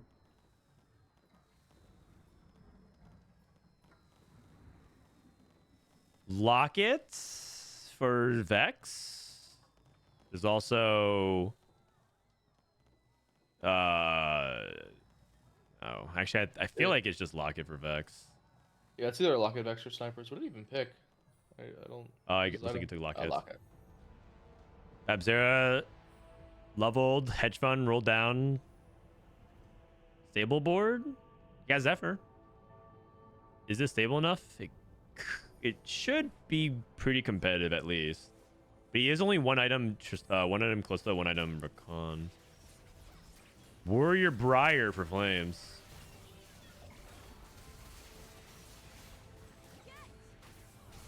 David, thank you for the raid. Anyone know what I won on Frodan's giveaway? You want some little legend egg codes. Just make sure that you have your Twitch Whisper opens and my mod will get you later. Do you stay on 7 for mages or go fast 9 after hitting 2 stars and Soraka 3? It usually depends, but a lot of people do like rolling for stable frontline because the thing about mages is that if you only have Vex 2 and like Galio 2, you're gonna have some major frontline issues later in the game unless you have like the Exodia setup. Like maybe if you have Vex 2 with Forbidden Idol and like intervening lockets, like that kind of setup is like good enough for Vex 2. But I feel like you need to make sure your frontline is good. That's where the dummy is coming in. Yeah, It that's means true. it means he doesn't have the dig for Vex. Like I think if he didn't have the dummy, he would be digging here. But right now he's just like rolling until charm basically, and he's actually like kind of full greeting it. I don't know if I would do this. I feel like you could roll XS. But this way he can basically always afford a charm. I think Milk's really good. I remember Milk actually getting mad at me for one time losing 1 single gold on when I was like slow rolling. When he was trying to like give me feedback on something. So he's very, very greedy in general about these kinds of reroll spots. Well, the thing is, you could roll quite a few times before you start losing 1 gold here. And I feel like I would rather have the 10 items on Vex at this point. Yeah, fair enough. He actually is holding a full bench of units. I missed that. Like this is basically like insurance for if you like being able to buy a charm every turn for like the next like 2 stages. But I don't think you need that insurance right now. I think I would rather just roll for the Vex at least above 50. Third peg Nora for Lucas. Oh, Portal. Oh wait, that was the link. That was the link. Wait, did Lucas hit a +1 scholar? No, he's just playing four scholars with Sportal. Okay. Big hits there. There's 2 for Rereplay. And Rereplay is about to get to 8. No items still, really. Yeah. He just have But- full crit Ezreal. Yep. Okay. Bapzera still trying to stabilize. The farmer hits Olaf too. 6 shapes, 2 dragon, 2 hunter. I mean, this looks like another 8th from Shapes. Shapes AVP is looking really bad. Oh my god, and we got Zephyr. Shapes AVP looks really bad, but its win rate is really high. It's like averaging like a 5, but it wins like 18-19% of games. And Oh yeah, the conclusion I came to is that like the skill of the comp is like knowing when your spot is high rolled up to even like Attempt angle it. it on 2-1. Yeah. Yeah. Because it's a fast 9 comp. That's actually something that we kind of a lot of people are playing it as if it's like a fast 8 comp, but it's actually a fast 9 comp. Yeah. And like, how many times can you reliably fast 9? You just can't. It's just this is modern TFT we're talking about. Okay, actually, last set 11, you could actually fast 9 a pretty decent amount of times because of how much resources. But not this set. Oh, and he was hard stuck. 1-star warriors. Yeah, even with econ augment. So this is Ouch. pretty, yeah. BG. This is the warrior experience in a nutshell.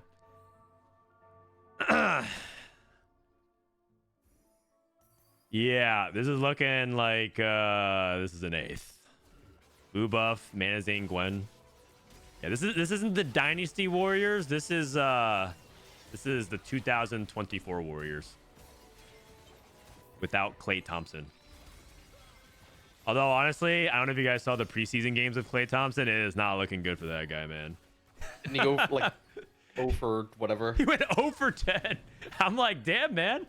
I thought Bronny James was not really contributing to the team. This is crazy. No, Bronny put up 17 the other day. I know. And cut the lead down to 42. It was really impressive. Yeah. Replay on level 8.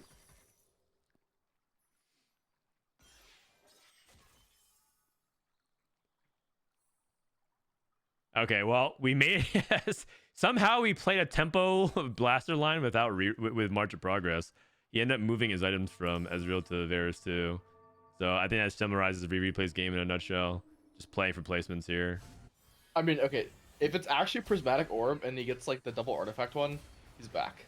Okay, That's, like, I can see I it. actually think that's like his only out. I can see it. It's no Prismatic Orb. Oh, and he's odd components. Yikes. Okay, conjure artifacts. Keen support anvil. Okay, I mean that's pretty good. That's pretty Yeah, good. you take that for sure. Ezreal. One more. Unamas. There it is. Okay. What's the best one? What's the best support item he's looking for? Yeah, I don't know. I probably lock it or. Like it sounds good. Okay, it's Knight's actually, Vow. wait. Okay, I was thinking something crazy like Knight's Vows Ezreal or something, but yeah. No, I think it's like actually probably Moonstone for sure. Okay. If the Vanguards like lose their shield early, because if they're taking damage, like it will shield the lowest HP, and the Vanguards get DR when they're shielded. So Okay. like, it'll give DR to the units that need Wait, it the most. Also, What happened to the Ezreal? He didn't TP. What happened? What happened? And then he took like 2 Stark ults and just died. What happened? I thought he was supposed to TP to safety. Oh god. Wait, win anyways?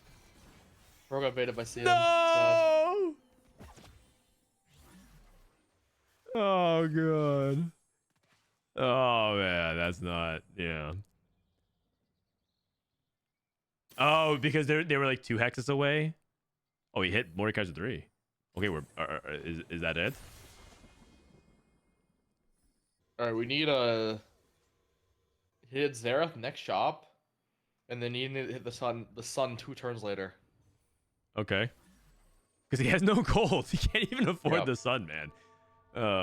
So on like 6-1, he needs to hit the sun probably. Okay. How is he Okay. gonna make it there? We're not sure yet.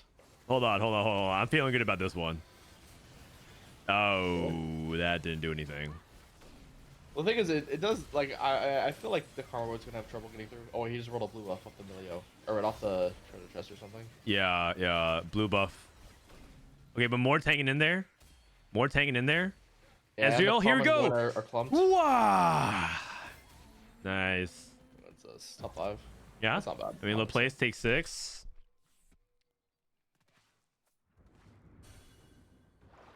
Okay, Vakio hits Camille too. Lucas looking real strong. What did he get on his? Oh, he got double Vanguard. Oh, wow. Wow, that's a board. 6 Portals, 4 Scholar, 4 Vanguard. Wait, this guy is actually playing every Rise. He's playing Portal, Witchcraft, Vanguard, Arcana, Rise. Like, this guy has all of them. It's like all the Infinity Stones. Yeah, and he's also utilizing all of his emblems. That's the word. Yes, All of his yes, emblems. yes. And then he goes 10 for Nami. GG's. Except he's still on Rise 1. Oh, wait. 10 for Nami? I like that. Ari over Bard? I mean, Bard gives... does he get Sugar Crab? It does not. Oh. Nah, Preserver? it's Ari over Bard. Oh, But- yeah. oh, No, well. he's right. Yeah. Usually, there's a Preserver on the board. Okay, replay. Strong 5th. I mean, I like that, Ezreal. Yeah. NA Ezreal, am I right? Yeah, so did you ever look up by any chance the odds of Gen G versus FlyQuest? I see leak stuff on my Twitter sometimes, and I knew people. I knew it's not very high. If you bet $100 on Gen G to win, how much money do you think you would get back if you were correct? I think we'll post a screenshot of this. I think it was like $1 or something. $2, Yes, I don't know. you would get $101 back. Oh yeah. Like, Oh, it's actually so unlikely. Milk typed in all caps. Isn't it crazy that it's more likely for Soju to win Tactician's Cup than for FlyQuest to beat Gen G? Oh man, good Zephyr dodge. Got 2 Callista players.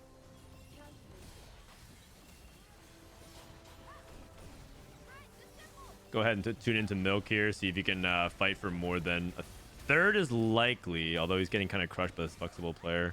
Rise 2 for Lucas. Oh, I just realized it's Milk and 3 Brazilian players. 2 Brazilian players. Bopster is dead. I don't think Mocha's lasting much longer either. He is a pretty bad matchup into the Rise. Or I don't even know if you can call it Rise. It's just like a bunch of traits. Yeah, I mean it is Rise, but yeah, it's Rise plus flexible and higher education. I mean, this goes back to a point that I was making yesterday, that I think Rise can be very versatile with a bunch of emblems. There's a spot where I think Milala didn't take Trade Tracker with Portal +1, and I was like, oh, I kind of think Trade Tracker's like pretty good. But Trade Tracker Rise. My God.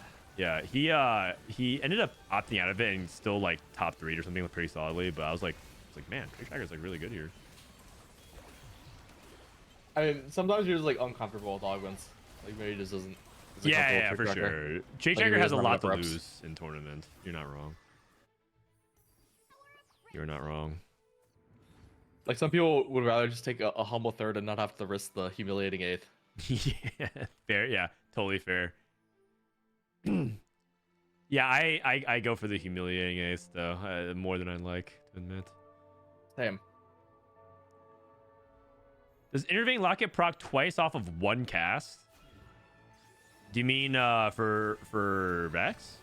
I don't believe it gets double healing for mages now. Yeah, they're thinking about the second sentence. Each cast restores 20% of their max HP. Although not gonna lie, Are you sure? Maybe it does. I don't know. It says each cast. The wording makes it sound like it should. I don't know. Yeah, maybe. Yeah. I feel like there could be some like overflow though. feel like maybe it doesn't matter as much as like it would originally seem. Yeah. It wouldn't surprise me. Wait, this guy has double golems. Oh, he's got like Big Daddy Golem and Nephew Golem.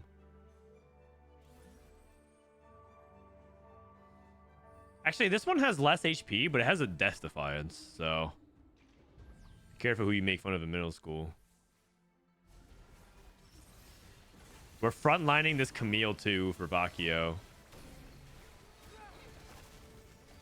Oh, was he trying to dodge Zephyr? I see. Incidentally, he made it much easier for Milk to deal with this, so. But I think it doesn't matter. Milk, I think, struggled against Lucas every single fight. Oh, wait, never mind, he's dead. All right. Yeah, like there was still like a lot of board to get through. Yeah. I kind of thought that once we kind of called to the front line, but yeah, it looked like we just got popped. I mean, third's good. Good third. Well, here at a double scaling, he has a very Royal Guard and Blossoming Lotus. So late into the fight, his units do like double damage, pretty much. True.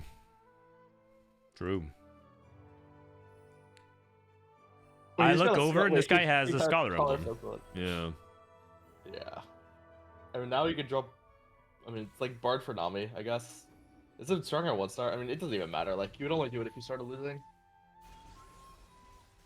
Yeah, he's also far ahead enough. He can just level to 10 and then get 6 Scholar in. Yeah, his strongest is 6 Scholar in 10, for sure. Assuming he even loses this fight. I mean, it's like 6 Scholar over Nora, also. Probably. Yeah, I'm down for that as well. I mean, either way, game's going to be over pretty soon. I think Bakio's just completely outcapped. Not bad. He was winning every fight. Not bad. Drop Nora. Yeah, you could drop Nora. Like the portal, because there's the 6 portal here is not that important. We're at a 6 Scholar. Much bigger spike instead.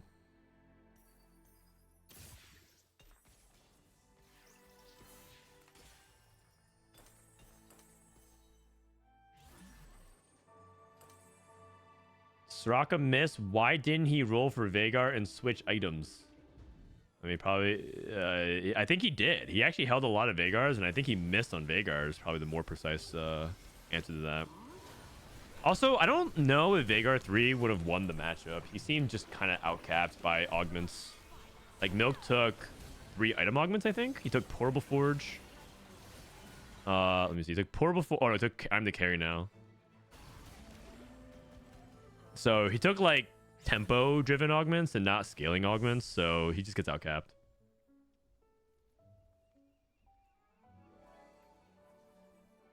Wait, I left for a second. Why is chat like saying he's down 20 gold? He's 40 HP away. Doesn't matter if he sends 0.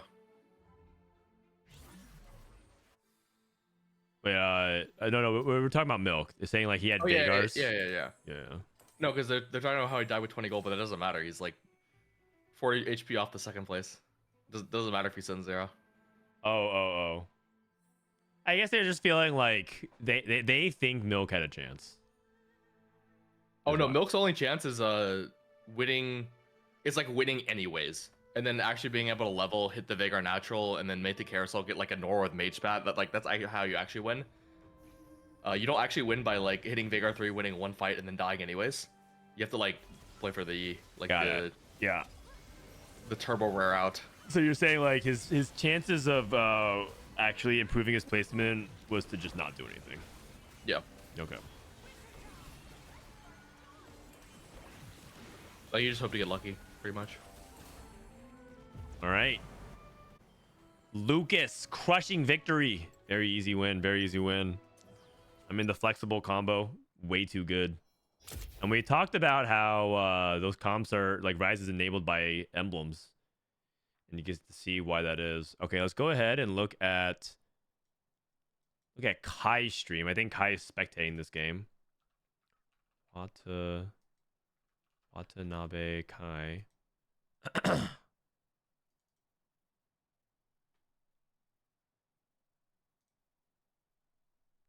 Rise is so good on Rise every game.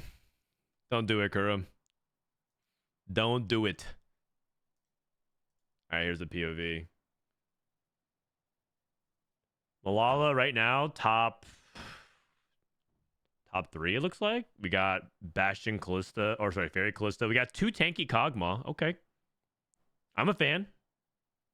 I like 2 tanky Kog'Maw. It looks really good in the stats.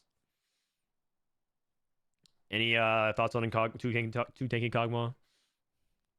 Besides the fact that you told me about it, I haven't really seen it before. Okay. But I guess this looks solid. How does he fit anything without a +1 though? I guess you just don't fit like some of the traits, like you don't fit Bastion or the other thing, or Hunter. Do you not fit Hunter? Like you play Hecarim or over Olaf normally? Apparently Hunter's not that important. But I do think that you eventually level for it. I'm not entirely experienced because the data is really hard to parse because it's only like a few hundred games, like period. Like if you even go down to like Emerald and stuff like that, there's just not that many games of it. But the raw stat line of it looks really good. So it makes you feel like you have to kind of think about it if you see the 2 tanky spots. Oh my. Oh, is that the ghost? That's a ghost. It looks like Milala might squeeze out a second here. How did Greg's game go? Oh, he is 6th place. 6th place. Milala and Rereplay are the best Kog'Maw players in the server. I mean, I believe it. If you look at every top player's profile and Tactician tools, it always shows like top carry. And everyone in general usually has a forecast. Like Dishsoap, probably like Rise. Soju's, I think, is like Callista. Right? You have like a bunch of people who have the forecasts. If you look at Replay's profile, his top carry is Kog'Maw. That's how much he's jammed it. So, this guy is a Kog'Maw lover. Kog'Maw lover.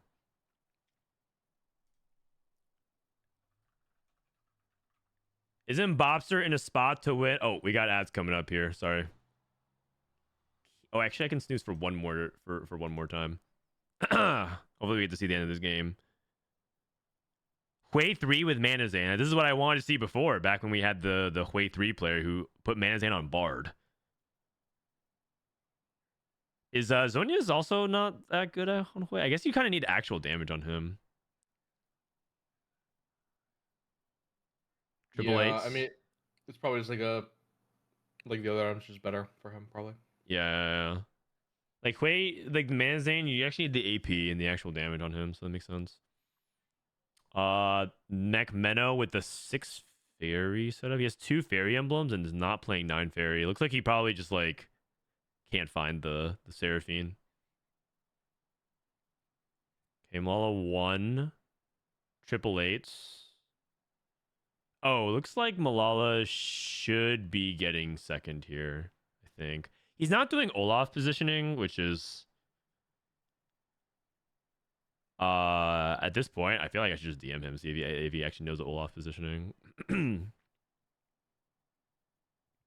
Maybe not that big of a deal though. Also, he mana reave, which is kind of nice. Stops the Hui from popping off, and he has Trenchcoat Olaf. Holy cow! Wait, does Trenchcoat interact with 2 tanky?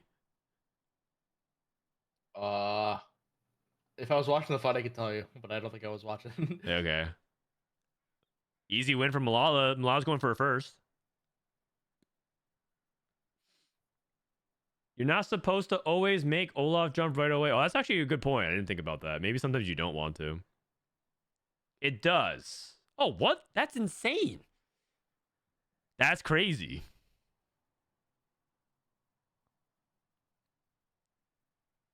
Oh, so he removes so you can get a better trenchcoat item onto Olaf.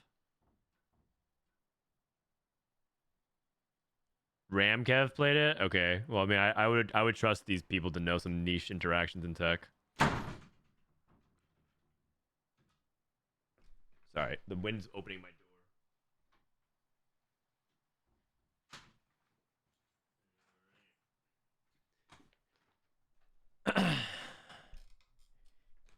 Can you explain the Olaf positioning? Yeah.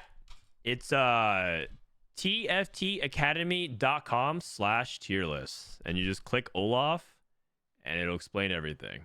You're welcome.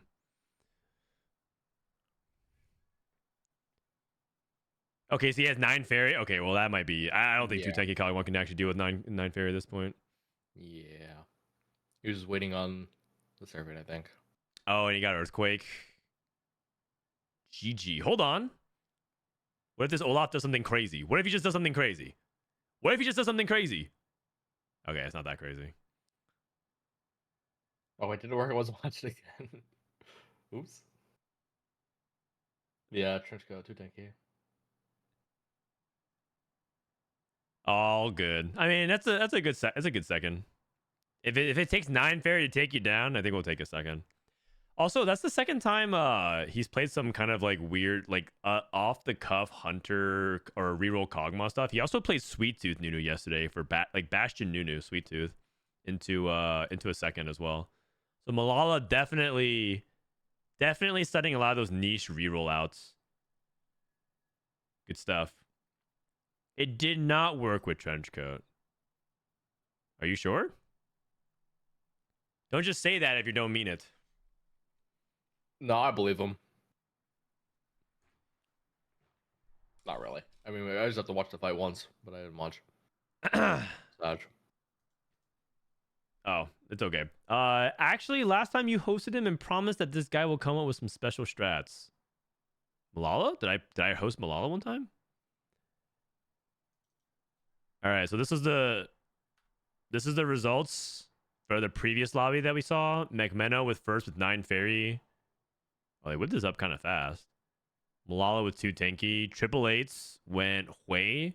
Then we have Jinx 3 with Darth. Spin to win. Wukong Jinx 3.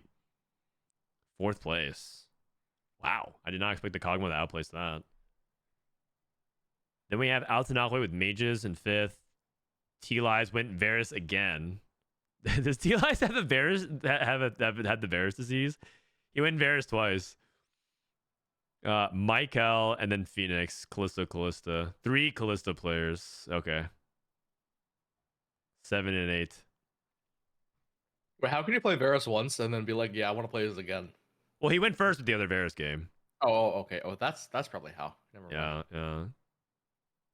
He was it was like a 3-way mage contest, 2-way hunter contest, and like 2-way Callista contest. He just like hits this Varus 2 very easily, goes 9, hits like the whole board, and then just like pushes levels and just wins the game. There 2.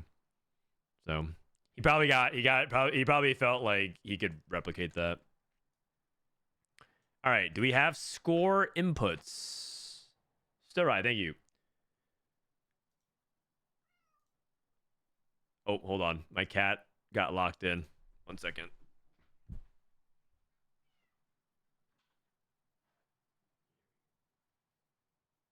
Cat is locked in. Oh no. So you know when you open like your window. Oh, I know. Yeah. So then he was actually lounging in the back, and now he wants to get out because the door closed. So I mean, it's just funny to think that your cat is like locked in, like a bird or something. I don't know. Oh, they lock in sometimes, especially when there's like some treats that are getting distributed. Because we have 3 cats, and when you drop like some treats, there's like some politics and negotiating going on with that. So, can we watch PMD Bopster? He went 1-1-1. Oh, okay. Yeah, when I had like 2 cats at my parents' home, and whenever we used to give them treats, one would just like bully the other all the time.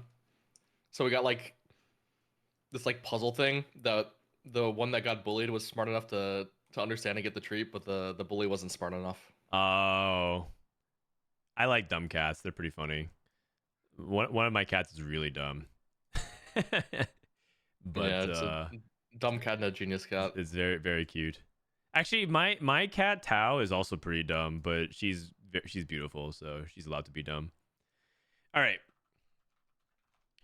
I'm gonna play a quick lull guess with Dishsoap. We're gonna try our best to finish this, and then if we successfully score a 70 or higher, we'll give away some little legend egg codes. Does this one like still scam you and like only give you half the points if you don't get the rank right? But Yes. you get all the placements right as well. I mean, it's I think they balance it a little bit, but let's just get it right. How about that? Okay. All right. So what do we have here? Spoils of War, 7 Eldritch. It's level 9, 7 Eldritch. Probably top 4. Other guys, Hecarim 3, Varus. I mean, that's level 9. That's like This looks pretty looks to be good. the strongest. Yeah, these other boards are just terrible. Let's put the guy with 1-star level 6 on 8th. Sweet This tooth. guy, he didn't even hit his third augment. There's a lot of Eldritch. I would assume the level 7 Nami 1 carry with the Katarina is also like probably 7th. Okay, that makes sense. I think the 1-star mage guy you have in 3rd right now is I'll be bot level 4 4. random Nasus, 20 gold. Yeah, I'll put him 6th. Three's Company's practice partners, level 8. Galio 3. Witchcraft, like 6 Witchcraft Castle reroll, 4. It's not 6 Witchcraft, it's like 4 Witchcraft. 4 Witchcraft, 4 Encanter. That's probably like a solid 4th in low rank. Actually, is it stronger than. He's playing 6 Vanguard. Okay, I don't know if this guy's stronger than the Vanguard guy or not. I feel like since he hit Fiora too, maybe. But I mean, obviously his board looks sus. This board, I feel like it could be like one of those boards that like hit super early and then just like failed to convert. You know. And then, Well, yeah, like, but the other guy's playing 6 Vanguard Nami primary. 6 Vanguard Nami. Oh. Okay, but the thing is, he's level 8 with a Rumble 3, which maybe means he actually lived pretty long. I'm down to swap them actually. Wits End Cassio. Actually, never mind. I'm Cassio. Yeah. I mean, I think this looks okay. I'm gonna say something crazy. I think this could probably also go here, but Oh really? Yeah. You're going level 9. oh yeah, but like it's with these kinds of setups at level 9, it could be just like they leveled to 9 to play like a Fiora 1. You know. Yeah, I guess, but You have to understand low elo players, Dishsoap. They don't make the rational decisions. where I thought it was the other way around. Like they never reach 9 because they always just roll a 0 and 8, and if they reach 9, that means they like lasted 10 years. Nah, that's actually. I mean, both are likely actually. So what do we think? This is plat. I'm fine with this, and I have no idea how to discern ranks. What do you guys? I'll What do you go, guys think? This is for your guys' eggs. Is it gold or plat? Is it gold or plat? I feel like it's. Yeah, let's have chat decide. I don't think it's emerald. This is like. I feel like emerald would be playing like way more Callista and stuff. You know. Silver. Everyone says silver. Silver or gold? All right, a lot of people saying gold. All right, we're going with gold. I can see it. I can see it. I think silver is disrespectful. Come on, they're still building like Rageblade, Wits End. Like they kind of understand what's like they understand like double BT Fiora is not even that bad. You know what? I actually feel like you guys are disrespecting Duar. This might be plat. I think this is plat. I think the items are like not that bad. But chat's going with gold, so we're gonna go with gold. 3, 2, 1. It's bronze. What? Oh, okay, these guys are geniuses. Wait a second. We nailed the 1 to 8. Oh my god. Wait, really? Yeah, we got every placement correct. Oh, nice. Okay, that's what I care about. But like, I'm pretty sure we only got like a 50%. Okay. Actually, never mind. I got 77. That's not bad. That's pretty good. Like, so you lose like 22 points. You lose like 11 points for being wrong by a rank. That's not bad. All right. I don't know. I feel like they put too much weight in the rank. Yeah, I agree. All right. Keyword beaver mode. Keyword beaver mode. In the meantime, let's go ahead and refresh and see if scores are updated. They have. We have our lobbies for our last game. Okay, so important to pay attention to. Who is in the 3 to 6 range? Because that is the cutoff. Right now, Bopster very likely to make it through. Precedent also very likely to make it through. So you're watching this lobby mainly for Altenahue, Bosso Skills, Emilio, and Ushio. And lobby 2, Dank Memes, Neonify, Connor, and Emmett. Lobby 3, CMB9, Kai Wang, Tleyds, and Darth. That's pretty good, actually. Lobby 3 is pretty decent. Lobby 4 is Maikel, Minhee, Ocean, and Black Sheep. Lobby 5 is Vakio, McMenno, Riveting. Actually, hold on. Me First or 8th is also one of the points leaders for QP. So this is actually something to think about. Lobby 6 is Milala, Ladder Slayer, Cairo, and Triple Eights. Lobby 7 is Lucas, Farmer, New Johns, and Milk. Actually, Milk not having a good day, and Ramblinn. And then Lobby 8 is Wasian, Aline, Jason Hu, and Ted. Wait, how's Precedent doing? President's second in his Lobby, second seed, so he's doing pretty well. It's fine. I'm down to watch the one with, I think it's at the bottom somewhere. Or 7. I'm down for 7 personally, but I mean, check and vote. Oh, I mean, usually we just decide, but if Dishsoap says 7, are you guys cool with Lobby 7? Lobby 7 or Lobby 3? I mean, Milk good. and maybe Ramblinn are on the bubble, and I kind of care about that. So. Okay. Bopster, if we're gonna see Bopster tomorrow, is the thing. Like, these are the people that we might not see after this, after today. Man, I'm surprised. Milk started off strong, didn't he? Oh no, he went 4-5 and then 8-3. Okay. Ooh. Can we vote? Yeah, but it's like it'd be like a TFT vote, you know, where like one guy's vote matters a lot more. Also, we have to make the decision kind of quickly. Okay, anybody else? Last stragglers for Beaver mode. Going once, going twice. Get your last Beaver modes. Everyone who typed Beaver mode, you already entered. You guys are just entering it again. All right. 3, 2, 1. Congratulations to 18 style. Nice. My Sword Long. Void Remover. Fatigued Bird. I'm going to give away 8 in honor of Soju. Blue Toe. Sea Salted Potato Chips. Oh, that sounds good. Buckshot Aelin. And then last one. Ilalina. Congratulations. Make sure your Twitch whispers are open. Make sure your Twitch whispers are open. The way to do that, go to the Twitch, and you see in the top right, there's like this whispers button in the top right. Click that and make sure that your Twitch whispers are open so that we can send you the code.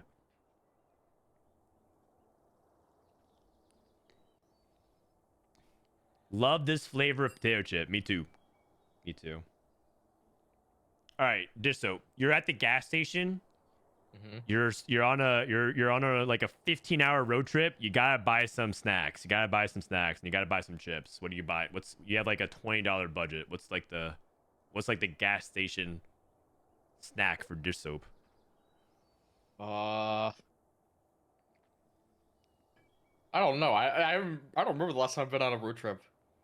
I guess usually like just like nuts, I guess. I feel like those like aren't messy. Yeah, I bet.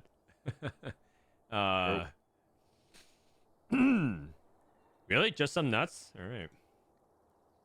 Not even a beverage? Oh, I mean, you can get a beverage. The gas station cornge? Oh, yeah. There's like corn nuts. Corn nuts are pretty good. I usually get jerky. I've been trying to cut out energy drinks, but if I were to get an energy drink, I'd probably go. I'm kind of loyal to Red Bull because of all they've done for me for like gaming and esports. So I usually go like Red Bull, some jerky, and some Cheetos. I love Cheetos.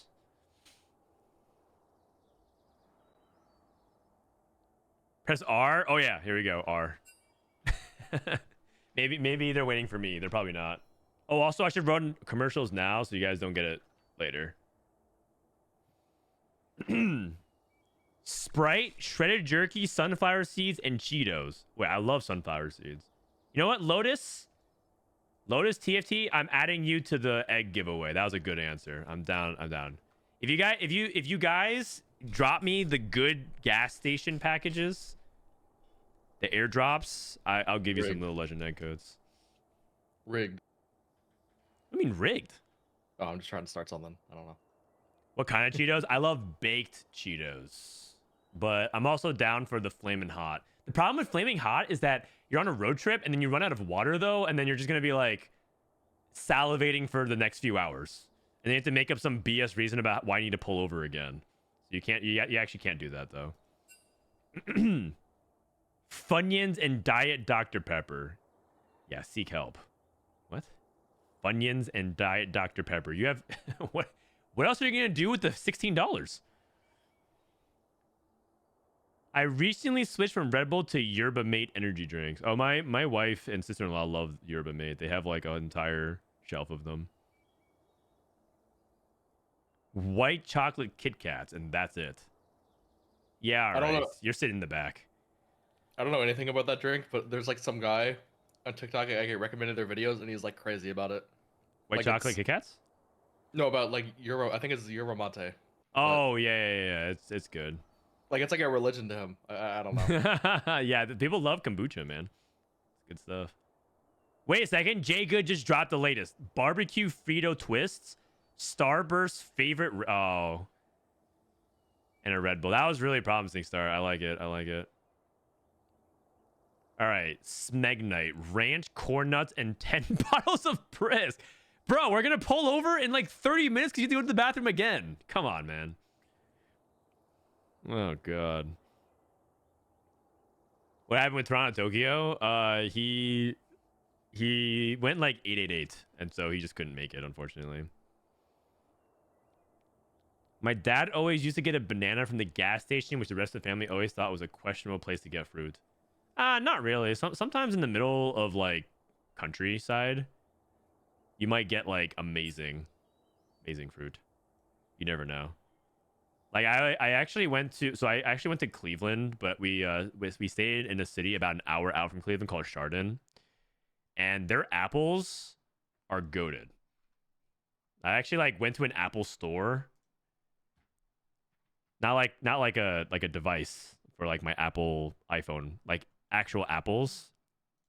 And like every one of their products were just straight bangers. Apple candy, the straight up apples themselves, apple cider, apple jerky. I don't even know that existed. It was so good. You ever like actually been to the middle of nowhere, like town population 100, and then you go to like the only like restaurant or store there? No, not really. We used to go to a place like that when I was little. It was like interesting, I guess. I don't know. Hello. I remember having like good tomatoes there or something. That's my only memory. What town was it? Is it North South. Carolina? Oh no, this is like middle of nowhere in Tennessee. Okay, got it. That's where my grandparents were. like actually like population 100. Damn. Type Hello. place. What up? It's Kurum. Kurum X, hello. So, I wanted to stop by for a couple games. Is that cool? Yeah, but your mic quality is awful. It sounds like you're underwater. Are you in like in the Okay, airport or like in? Are you or in It's, Europe or it's something? probably using the wrong mic. Hang on. Yeah. Just fix your mic real quick, cause you sound like you're still in Milton. Yeah. Okay, is it better? Oh, that's way Yeah. better. Infinitely better. It was using my webcam. Okay, perfect. Oh, wait, when do you go to Europe? 2 days. Wait, what are you going to Europe for? They're like okay, no They- flame to Team Liquid, but they are not advertising this well. Like they're just flying this Kurum guy out to cast a tournament, TFT tournament for Team Liquid, and no one even knows what's going on. Wait, what? Why didn't you invite me, man? They held it at the worst possible time, man. I mean, yeah. Well, where's the invite? Where's my trip to Europe? Oh, I mean, you can come too. Fuck it. You want to come hang out? Like, I heard there's like a lot of shit in Amsterdam. Well, I mean, I can't do it like now. Like you're telling me like a day out. Oh yeah, sorry. Oh man, that's like my thing. All I do is just sit and watch people play TFT. Oh, okay. Well, you want to go to LA next month? I'm already going to LA next month. Wait, actually, I might. Like, actually, maybe. Are we going to the same thing? Maybe. Oh shit! All right, bet. Let's hang out. Yeah. Wait, can I get an invite to that? Yeah, you can for sure. You can for sure. Wait, who do I have to talk to? Anyone that got invited, Okay, can I talk to you then? I already I already asked kiting. Oh. So like, you need someone else that like hasn't. Oh, this is Okay, awkward. like I don't think we should even talk about this. Like, aren't we gonna get in trouble? Okay, like let's just. What talk are you? about the I don't game. even know what we're talking about, man. I don't know what you're Yeah, talking Yeah, about. same. I have like a half idea of what we're talking about. Yeah, I mean, you probably like have like yeah. Okay, we're gonna get in trouble. So. All right, let's talk about this game. Milk's All right, let's about. talk about Milk's spot. He's like fucked, right? He needs a big one. He's at needs to 16. He's at 16. So he's basically in the same spot as Soju was yesterday, where he Okay. needs to go 3-3 to get through. Oh, okay. So he went first last game, I'm guessing, because I saw his first 3 scores. He were went not good. third. He went third last game. Okay, decent. I mean, Trent Fig is good in reroll meta. I don't know. Forge for direction. He had Warwick. Oh, okay. Okay, I don't know. It's probably Zonya's, but Zonya's, I guess, yeah. he had Warwick pair. That's all I'm I saying. mean, you have 2 Seraphines, fuck it, like full self for 10, like a dumbass. No, this guy's like hard committed already, and he's going first, guaranteed. We lost. Yeah, I don't know. Learning to spell Wait. mages is really Wait, good. Kurum, look DM. I might be clueless. Okay. Yeah, it is that, yeah. And Okay, who do I talk to then? okay, I mean, I asked the girl that sent me the email, and she said +1 is okay. Oh, wait, so what's literally anyone that got invited. Oh wait, did I not look at my email? Oh shit! Wait a second. Oh yeah, you might have already got invited. School mascots. Okay, hold on a second. I just happened to hang out with the resident Eldritch peddler, Dishsoap. What do you think about mascot 2-1? You went to check his school email. mascot? You went to go check his I think email. you only take it if it gives you 2 stars. Yeah, Like, 2-star convert or it. like 2-1's kind of sus, especially with like no upgrade at all. Okay. Also, what do you guys think about Lucas slamming Archangel instead of Crown Guard? I mean, I don't like it. Crown Guard playing around tier is better to me, because like Archangel, you're gonna have so much AP anyway, right? And then like tier is just like you can make Shiv, you can make mana item, you can make so much. Like Crown feel like- Guard's so much frontline. I feel like this is like a beta by stats thing, because like Arcane's good in the stats because you already have a tier. You know, if you make it. Okay. But I mean, I Yeah, like look- Crown Guard better. I think Crown Guard's like stronger and just like makes way more sense with learning to spell. Yeah, plus you really want to try to get the kills, and I feel like a stronger Vex early game is going to lend yourself much more likely to that, because like you see how he's just getting 4-0'd, not killing anything. Yeah. And that guy's strong as fuck, to be fair, but like, yeah. Also, Ramblinnn went 5 and lost. What the fuck happened here? Yeah, I did not get an email. I'm gonna go bother some people. GG's. Okay. Oh, he got category 5, 2 stars. Oh yeah, but I wonder. He had Epoch. I see. So he He's had gonna be- Epoch, he's and gonna be then yeah. broke now. He's actually gonna be broke now. Like relevant to the rest of the lobby after that. Mm-hmm. Cause he like overpumped.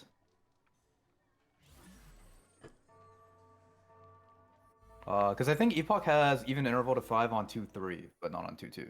So yeah, he actually overpumped. That's correct. It's 420 right now. Yeah, Ramblin spot is looking bad. Also, Ramblin I think is really far behind today, so I think Ramblin basically needs to go like 2-2 or like 1-2 or something like that. Yeah, also like Shiv Slam player on sword.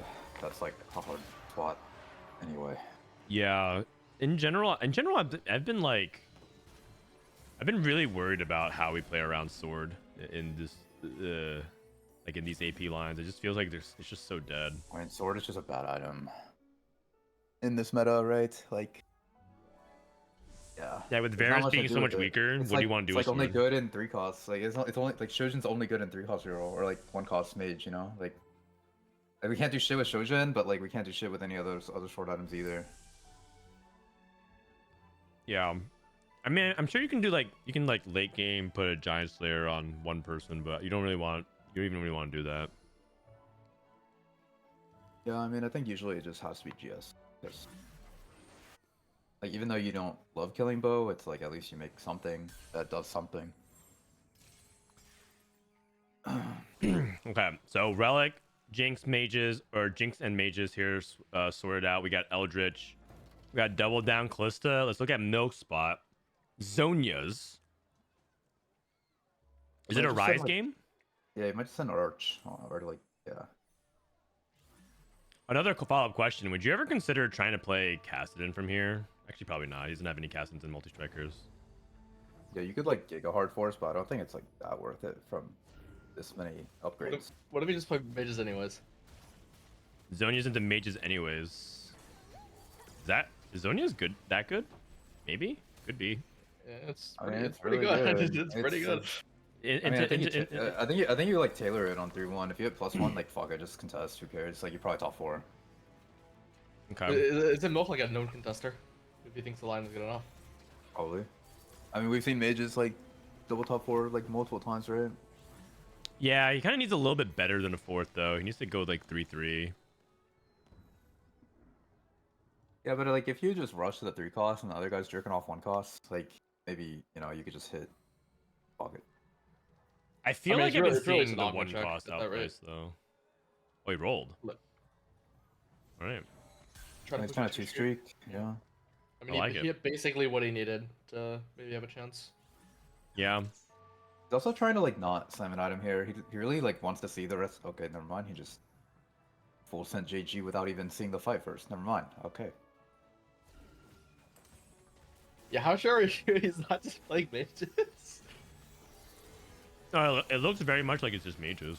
Yeah. I mean, it could be Gwen technically. I mean, it's this Gwen. I'm just saying. I think he's just contesting. Yeah, especially with that roll, especially with that like hit and ways holding. Like, you gonna think he's hold like on full here. mental committed right now? Because I feel like technically you're open to all three, like Rise, Gwen, and mages. Technically. Well, looks like Ramblinn is hitting Rise instead. Looks like Ramblin is fucked unless he gets like 3 forgers. Oh wait, he has 2 swords? Oh, what the Yeah. heck? He was last pick on Carousel, and I didn't see, but he took sword. Okay. He has Galio. Looks like he's just gonna commit to Portal. I mean, he's probably gonna make Styrax. Oh, Morello? I mean, low-key Gunblade. Just kill both swords, fuck it. I don't think he would care that I can much see to it. make I can Marilla- see it. oh, okay, never mind. Okay, Uh, cool sub. I was kind of down to like wait for augment, and then like kill both swords. Oh, wait a second. Milk's going for the Vanguard reroll. We talked about this. Where you go for Going for one Blitzcrank as your cost. primary tank, and you go Vanguard with mages in the back. Okay. Oh, I haven't actually seen anyone play it in the West. I've only seen people from Korea and APAC play. I don't know if he's gonna keep this because he was holding a bunch of Blitzcranks last game on his Rodon too, but he just sold them for He has 7. Feels like really close to it. well. Is stacking Sraga here better than stacking Seraphine? I think it should be better on mid stage game. 3, right? On 2-star? Okay. Yeah. I think in like late game, he could probably end up shifting back to Seraphine, but I think this is good for now. I think his augment will decide a lot. Yeah. He's holding blitzes. All right, let's see it. Practice partners. I think that's like mid, right? It's like okay. Yeah, it's okay. But what would you want to take instead? Ascension? I mean, I think Mage you flip press. left. I think you flip left first. I mean, Milk actually like never pre-flips. Even like he checks like even like every worthless augment. I don't know why. But, Okay. yeah. These are like all mid. I don't. I mean, maybe Dragon Spear is fine just to get frontline items going because he has no frontline items. Yeah, but I don't think it's worth your augment. Capricious probably. I mean, Oh, it is really? gonna be Blitz 3, and he's gonna go 6. If he's playing this variation, he's aiming for 6 Vanguard, but I'm not entirely sure. Yeah, but like you don't have any frontline items anyway. Like wouldn't you just take Capricious and throw it on Blitz, and like move it around later maybe? I mean, it feels like it'd be really inconsistent though. Like Capricious Forge has so many like misses for frontline stuff. Yeah, but it also has a lot of hits. Like especially on a like Blitz, you can use a lot. Yeah, that is true. That And, is true. and it's like strong stage 3. Yeah, that is true. Is he gonna reforge his sword? By the way, his open belt. What do you- Yeah. I was like wondering when he's gonna open Reforged Sword, maybe before Carousel.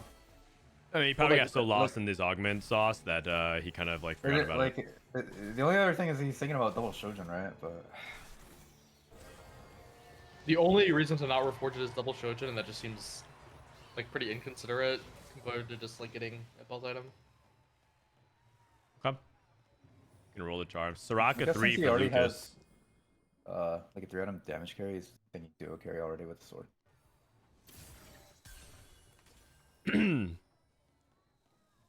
I mean, I guess he's like maybe just actually like waiting for full info on his items. Yeah. Like maybe he's like he gets excess tank on wolves or something, and he's scared of that. Relic is top seed, by the way. He's looking like he's pretty good to go. And this is the 2 streakers playing here. Farmer versus Relic. He has Milk's Blitz.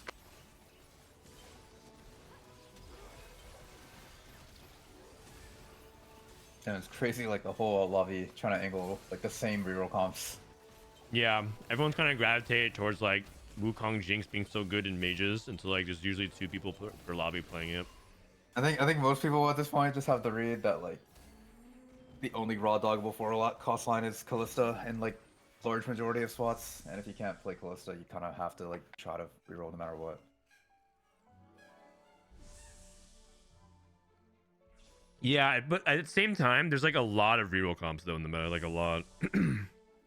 Kind of.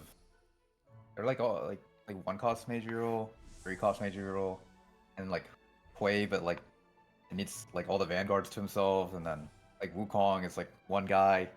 You know what I mean? It's like they're kind of connected low key. I mean, I could see elements of that, but there's also like multi-strikers that I think like NA is the only region where multi-strikers is like played less and also bad stats, but every other region. So it's either we're really far ahead or we're really far behind on that front. Oh, I think multi you kind of need to like high roll your like 2-1 to like not just like be forced to 5 loss into like a pray to God you can like giga hit on 3-2 into like full win stage 3, because full winning stage 3 is actually kind of hard right now. And if you Yeah. don't full win stage 3 with multis, like you're gonna lose the game.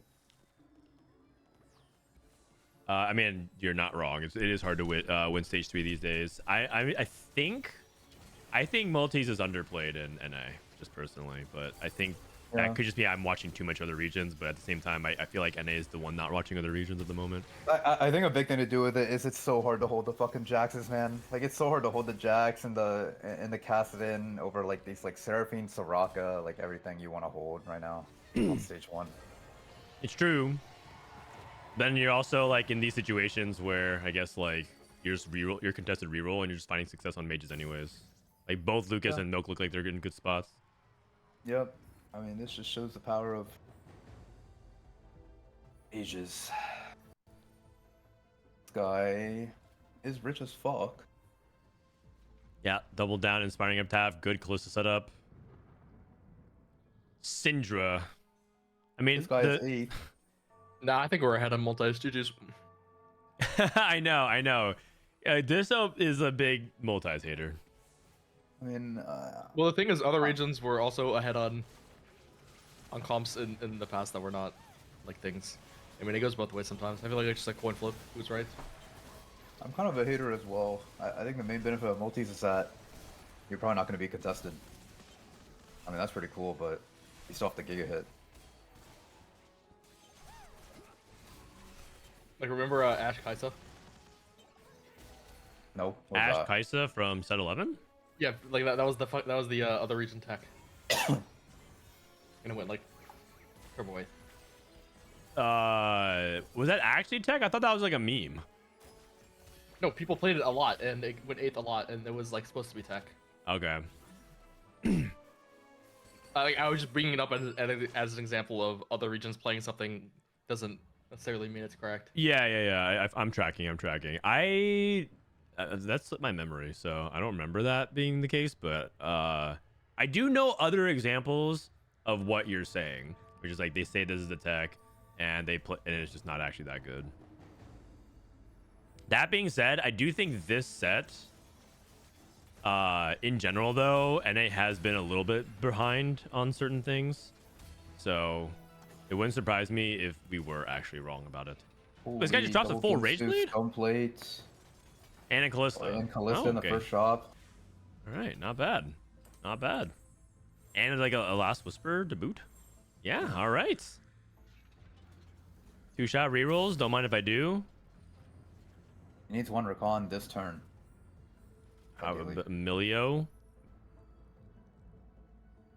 Okay, he needs to stack Callista or Lilia. finds the Recon. Recon. Needs a position.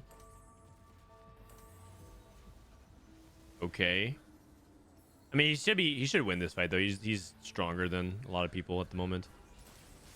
Yeah, he should. I mean, you would think so. It is Rice with Same side, but tanky frontliner. Wukong cast again. We have no shred. Yeah, I mean he's fighting one of the stronger people, but Milia's farming too many frontline items, and it's not really close. Do you not see the orb? Yeah, I don't know actually. Buddy, that's your orb. Go ahead, hop on a Milk's POV. Mage Mage Crest? +1. Or is it big grab bag? I would Taking assume Mage it's Crest. +1. All right. Levels for Vanguard. You hit a lot. There's 8 Seraphines. Strava 3. Ramblinn hits. Holy fuck, Ramblinnn actually Wow. hit a lot. You got Rise. He hit Briar, Fiora. Okay. Which Shapeshifter Rise? Are we gaming? Oh, yeah, kind of. I mean, the ideal for this is probably you just Holy. end with Briar Rise. You start feeding now, you have Fiora's item holder. Briar Rise. Oh no, I forgot to. Oh no, he's Yuming his Rise. Okay. I don't know if he fed or not. I didn't really notice. I didn't. I don't think I've seen this board state before. It's because he got dropped swords, so he's like, I have to kill these swords. Yeah, when we yeah, play yeah. warriors. Oh, Rise Briar, let me say it right this time. It's actually a variation, but you need it like Briar on your 4-2 Rodan. But it's just the preserver board. Riser. Yeah. It's just the preserver board, but you drop Morgana and Zillion for Nico Briar, and it's the same board. So you just play like 3 preserver, or no, you play you have like 2 preserver, or you can like even drop the Rakan like for Arcana and play Ari. But like basically you can fit Nico and Briar on the Rise board. It works. Yeah, you can definitely fit Nico and Briar, but I guess I haven't seen him. I guess there were variations where you played Warriors with Rise on the previous patches because Arcana was so flexible. You could play like a Rumble, Tahm Kench, Gwen, Fiora connection there, and then just play like Rise, Zoe Galley or something, and it was fine. But those are like on the rare side, and that's partially because the Warriors were so strong.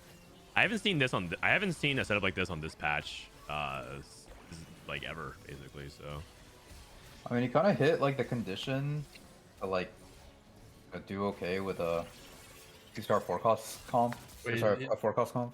Wait, just fuck Kalista too. I think that guy had, or he fucked Camille too. That guy, I think I had Camille 0 last time we looked at him. No, it's Santi. 1. Oh well, now he's Camille 2. Okay, well he's cheating. Yeah, I mean, looking good. Camille too. Okay.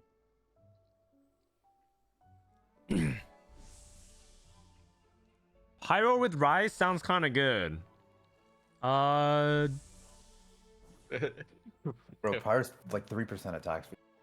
I'm not entirely sure. I mean, it's probably like fine of a splash, but he's just doing it right now for general board strength.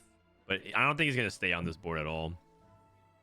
There's no like bridge to I mean, his Pyro. end goal was Like, his he end just goal was went- definitely to sell the Warriors and like stack Briar like on 9. That's his like late game goal, but he has to get there. Do you not He's feed with strong. Briar? You know, he's deciding not to. I think it like could make sense. This lobby is super strong, like the Kalista 2 and or Camille 2 Kalista 2 might just be too scary. Like you're worried that you might not be able to bleed out to a good placement. I mean, if So- he needs a first, you're probably supposed to feed. He But, also like, you is said he holding needs a Rise, fat placement, 2 more right? Rises, maybe Rise 3. The Rise I mean, 3 out. It's not realistic, but maybe. Like Prismatic Orb, maybe. I mean, Champion Duplicator. Like find 1 Rise, Yeah. Champion Duplicator, drop out of an orb. Like I've seen crazy stuff like that happen. I mean, if Prismatic Orb drops off Raptors, then it's actually. I mean, he's Cool. epoching. Okay. I think it's the probability is not 0. Milk, by the way, beelining he is straight 8. Dying fast. I think this like the Vanguard idea is like very secondary, as in like you don't want to do it all the time. I think it's like usually weaker, but yeah. Yeah, I mean, I agree. I think this is him playing it because he's contested, as opposed to like. I don't Oh, think he's no, like for sure. looking to like jumping out of his seat to play it.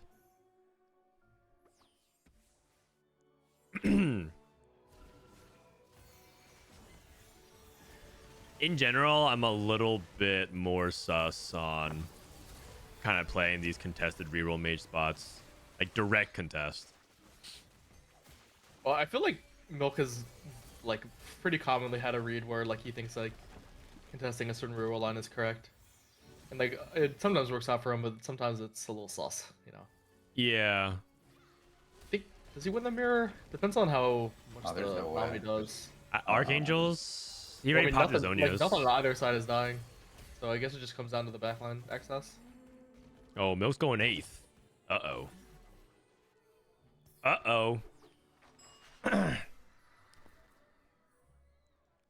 That's not good.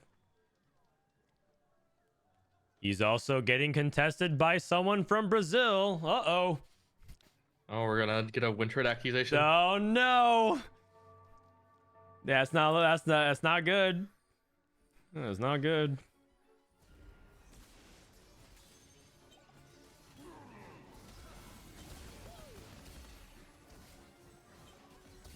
Armor pretty healthy for a Rise 1 board. I'm actually surprised that he's actually as healthy as he is with He had Rise 1. Wukong 2 really early, like stage 3. So he was just like so healthy because Wukong 2. Dragon summon here. This is Milk's I POV. don't think you buy that.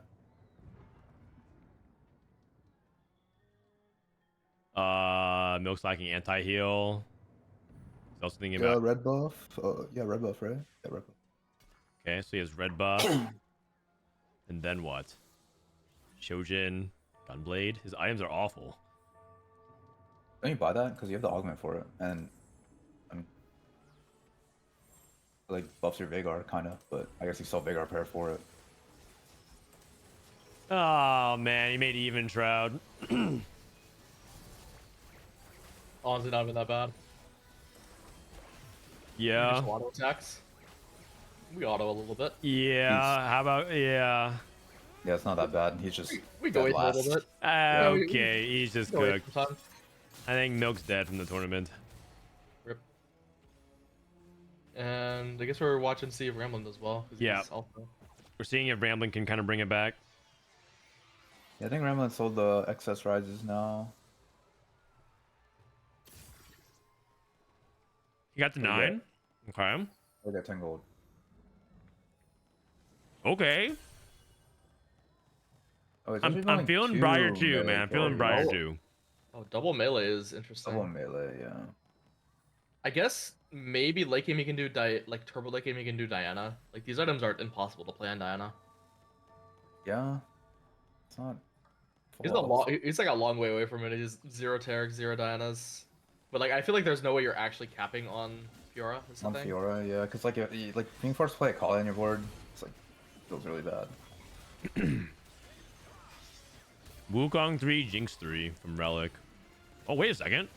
Like I'm saying all that, and the Fiora actually popped the fuck off, but he still lost. Yeah, I mean, he didn't lose because of the Fiora, that's for sure. Yeah, it's just it makes it a lot harder to transition your board now with this many melee items. Because like before you only needed Briar 2, and then you just start playing Preservers and like that bullshit now. you Okay, don't okay, anymore. hear me out. Double Briar 2. What do you think about that? Oh, this charm is amazing though. Just like yeah, okay. Oh wait, you have to be 41 there, right? You do. I'm not sure if you do. Like I checked it. intuitively, yes. Oh, you checked it? Okay, no, checked right. Then you do then. I Yeah, never you need checked to, it. you need to be 41. Oh, he hit Nope. Briar 2? Nope. So you're saying he missed a little bit of HP? Yeah, 50 HP. Okay. That is 3-star. I saw a 3-star notification somewhere. 3-star Hui. 3-star Hui for New Johns. But he does not look like he is doing too hot right now. Farmer's playing Gwen Rise. Okay. Some Rise Warriors? I think Gwen actually synergizes a lot better with Rise. Right. Because of the The Bard. thing, like the awkward thing is it's like actually super hard to fit in Fiora, but like it's super easy to fit in Gwen. Oh, ho, ho. We- Crazy Ramblin' won. close. That's big. What does Ramblin need? Third? Ramblin needs 2-2, I think minimum. Oh, really? Because I think he's going third. Well, Well, I that's guess a he's a 3-1. Let me see. Exclamation point scores. Ramblinn. Ram's at 13, so he needs 14 points in 2 games at least to get to tiebreaker. So he needs to go 1-2. Okay, 3-1. 3-1. Yeah. Doable.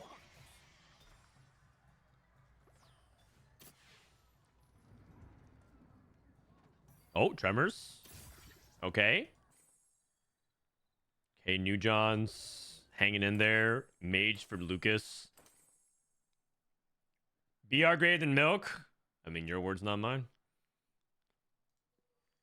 Got cleared. DFG for this Gwen. Farmer now is kind of falling off. He had a pretty straightforward stage 4. Got to 9 and has been losing ever since. He needs this other Kench, not Ari. He's losing a lot of HP. Oh, you're right. Oh, he probably doesn't even notice. Yeah. Yeah. Oh, I've done this so many times where like I thought I was Charm Kench. Oh my god. Oh, that is. I mean, he's finding the cheater. It wouldn't matter, but like, also Lucas is so low. Yeah. New John's is dead. I think Lucas is still in a position to like place really high, potentially. Yeah, we can do an AP count check. I would assume Callisto player wins the game.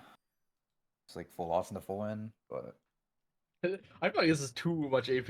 Like you'd rather just have like attack Yeah. speed or like a crit or something. yeah, I'm pretty sure you just want multipliers, right? Like damage jump and crit. Yeah, damage jump. I mean, Death Cup's a little bit of that. I mean, it Yeah. kind of starts with the Archangel Slam, going back to the core. Yeah, I mean, I think Death Camp is fine because a lot of the budget's actually in the amp there, but Yep. It's fucking Jinx, bro. What? I the feel like fuck? Archangel stats being good on that unit has to be fake. I don't know.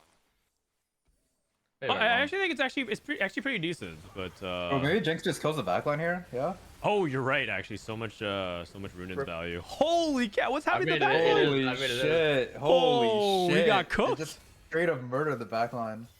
All right, Lucas is not gonna place well. Never mind, I lied. Farmer is dead. Ramblinn is just killing everybody. Okay, Ramblinn. I mean, Briar fucking too. That's We pretty haven't- good. We haven't seen him fight the high rollers yet. Who Which crash who are the high rolls? Santi? Like everyone else, like the other 3 people that are alive. Oh, you're right. Yeah, he actually killed everybody. He just fought 3 people in a row and killed them, and then Yeah, rotated to Farmer. Oh, you're right. You can maybe win the game now. Actually, like it depends on like if it's Briar can beat the Callisto. I mean, I feel like if you position correctly with Calista, Briar should never get on the back line. You just have to like make sure you clump away from it. He's 10 next turn. He is 10 next turn. Oh, support anvil. I mean, he also has his witchcraft spat he's kind of playing around. It's a little weird. I don't think he's dropping Fiora this game, like ever, after taking Yeah. the witchcraft sweat. Gem. He was just staying on this. That's Yeah, kinda he's strange. staying on this. He's Like, gonna forever. gem. He's committed. I mean, I like Locket. I'm not. Wait, Zephyr's so good in this next matchup. Yeah. Oh, He's you're fighting- right. Zephyr's really He's fighting good. Wukong. He's fighting Wukong. I Zephyr mean, Wukong? yeah. You have to do the Wukong Zephyr, but like even if he he like, gets Archangels. tries to hide his Wukong, you can also just hit him. Oh, the Fiora. Oh my, Oh my god. god. Oh, came back. Oh, that is clean. That is good shit. The Zephyr diff. Yeah, 100%. Okay, you just hope that Santi is not paying attention. Insta bench the Swain because you can Zephyr the Rakan as well. Yeah. Like, It's the bench. Behind Yeah, the rise, that's behind the good. rise. Like, bro, he's not gonna scout you behind the rise, bro. No. Stop rolling. Not scouting. He's not scouting. He's gonna see. Especially if you put it in the middle, then like no. Wait, isn't It's Paragon not he's fucking rolling. He's insane rolling. He's not paying attention. Because No, but, like, you You hide hide it. magic damage and the shiv. Holy fuck, he might actually just kill the Rakan. No, he scouted. No. When I feel like you for sure hide this, I feel like Ramblonn's giving this guy too much respect. I mean, that guy's AFK. It's all good. Oh no. Santi was playing as Relic. He scouted Relic. Oh. Yeah, matchup. Okay, so maybe Ramblinnn is fighting Ghost then. I mean, point taken. Eternal Winter locking up the Jinx. Okay. All right. Yeah, I mean, this top 2 looks secured for completely Ramblinn. impossible. for the Jinx player. Relic, I think, is very guaranteed now. So we'll see Relic in day 3.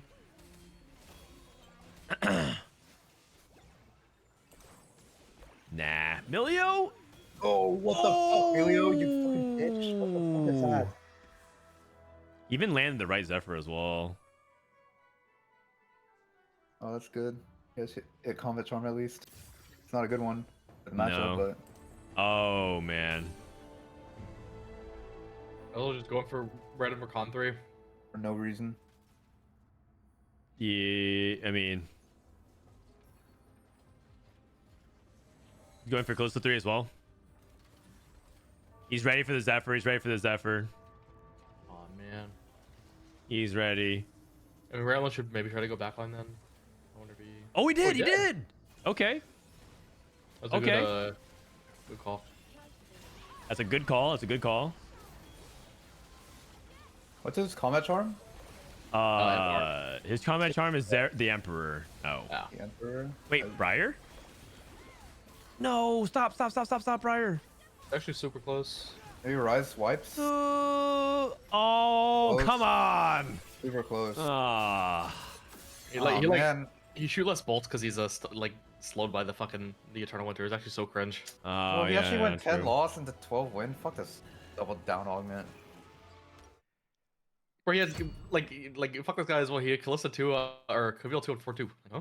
Yeah, but like at the same time, he's like rolling 10,000 gold because. I don't know. I feel like Kalista players are like the most like always high roll the most of their roll down, no matter what. Yeah, kinda. But he's also uncontested. Well, I mean, it's usually because like they're rolling for the least amount of units, or Yeah. they're rolling for like the least expensive. They units actually have the upgrade. option to like not upgrade as well. Yeah. So, like, We can. let's I go. guess we can go watch Milala's lobby because I think that lobby he was also on the middle of right now. Actually, does anyone know what Milala placed last game? Milala. Miwawa. Is Soju playing? Yeah, I believe he's queuing up right now. Flex queue. You can go Yeah, I catch think him. he's if on you, his challenger and flex now. Yeah, that's right. Holy fucking beast. He went second. Okay, so then he's guaranteed, which means he should probably stay the same lobby then. We should probably actually go see the same because Milala's through then. With What about second. replay? Well, the game's starting here, so Replay's in rough spot, right? replay. Yeah. Replay can't make it unless it goes 1-1. So that's Okay. Wait, Oh, 7 this player game lobby. 6 already? Oh shit. I don't. Someone didn't. Oh, didn't so join. it looks like someone didn't load in, so they're like leaving the game. Okay. Huh. Replay is in the like bad this- spot. Yeah, Yeah. you guys like this meta, by the way? Like, what's your opinion? I think I think it's fine. There's a lot of frustrating things about it, but it's like it's definitely not the worst meta we've had this set. But it's not like That's ideal not a meta. bar. I think the strong stuff is too strong right now, and like the random bullshit can't compete. Yeah. No. Yeah, it kind of feels bad that like slamming stuff like Shiv and Morello, kind of just like trying to tempo a lot of the time just fucks your game. Yep. It's Agreed. better to just like greed and lost streak a little bit until carousel and just like try to full commit onto a like 3 cost roll or Callisto usually. Feels bad. Wait, are we just iced out? I think we might just be iced out. All right, I might have to join just a different lobby then.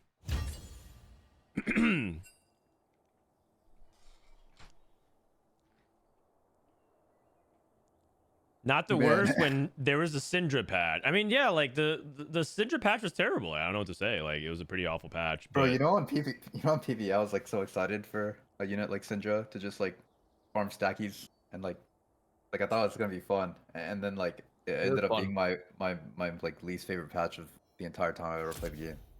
But it was fun though. I mean, Really? playing it was fun. It was fun when you like got in that spot where you're like rage late at Krugs, like rage shooting at Krugs, and like you get to see how many you can get to before the end of the game. Like that was actually fun. But being like 6-way contested on any line is not very fun, I think. Yeah, I agree. Okay, I think I am bugging the lobby. So because I left that game, I have to like relog real quick. Give me a sec. So Kurum, what are you traveling to Europe for? Out of curiosity. They just really want me to cast their like tournament, like the finals. And I don't know, they're doing like they have like a facility over in Amsterdam and they want me to like I don't know, it has like some Game of Thrones theme type shit and like they want me to like wear a toga or something. The toga? Toga. Yeah. Yeah, but Liquid just running some random tournament and literally no one knows about it. I have the only advertisement I've seen is Kurum telling me and like Pocky posting. I mean, it's just a for Like, fun right tournament, man. I don't know. Like, I mean, there's like a 5K prize pool, so it's not like giga for fun, but like, you know, I mean, Well, I feel like if they're like inviting someone out to cast it on land, like they should at least make it like so people know about it a little bit. I agree. I mean, yeah. I feel like they are like they don't really put that much effort with like their TFT tourneys. Like they run them. They're like one of the only orgs that do them, but yeah. That is true actually. Team Liquid actually does do a lot of tournaments. Looks like everyone's experiencing some kind of like league error right now, so we're just kind of stuck here, unfortunately, at the moment. We can't get in a game. No, it kicked me out of the game. It kicked me out of the game, and then I can't reconnect to it, and also joining other lobbies is bugging it. So How come, I'm relogging at the moment. you guys know like every time I mention like Amsterdam to like friends or family, like they bring up drugs. Yeah. Like Amsterdam is just like the drug capital of the world, I guess, like or something like that. Like everyone always talks about like, hey, don't get high or something. Like don't get yeah, like don't trip too hard. Like that's what they say to me when I say I'm going to Amsterdam. Okay. So don't. Okay, I mean I won't. I just want to like play video games. Like I'm not gonna do anything bad. I promise. Oh, they also talk about the red light district, but like I don't want to go do that. Oh. Yeah. I mean, I won't judge. You're a No, grown man. no, like I'm a good boy. Like I'm not gonna do that. The fuck? But like I'm just saying, like people always bring it up. Yeah. All right. Looks like I'm gonna have to reconnect here. And we're probably gonna have to watch a 7-player lobby. Looks like one player dropped. Oh, wait a second. Okay, I think that the lobby is actually super bugged, and they actually might have to keep playing this out, and they can't do anything about it until the game is over. And I'm What? stuck in it as well, so we have to watch. They have to FF at Krugs. Yes, except they have to all log in and FF at Krugs. The problem is that they all disconnected, so we have to watch other people's POVs. So is there any streamer that we watch? Let's go ahead and look at Tleyds' POV, yeah? Sure. Tleyds at 17. He's on the cutoff. Let's watch Tleyds. Sure. All right, let me pull it up real quick. I had a layover in Amsterdam, and like this is on the way back from Saudi Arabia, and How was it? I had to wait 2 hours in like lines for border patrol. It was actually horrible. Oh, I don't like that. Like there's only like 2 stations open, and like there was like 2 full like rooms that were like, just filled with people that you had to wait in line for to get through. Oh, I mean, hopefully that doesn't happen to me. What?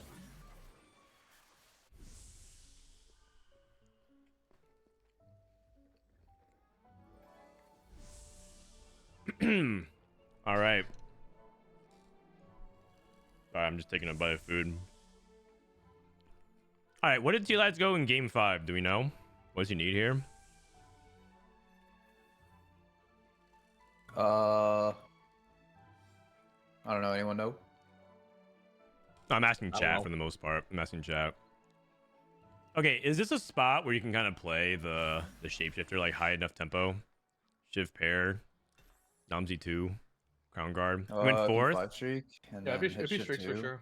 Yeah. Okay, so he went 4th. So he's at 17 points. So now he's at 22. So he just needs another top 4. So his name's IE.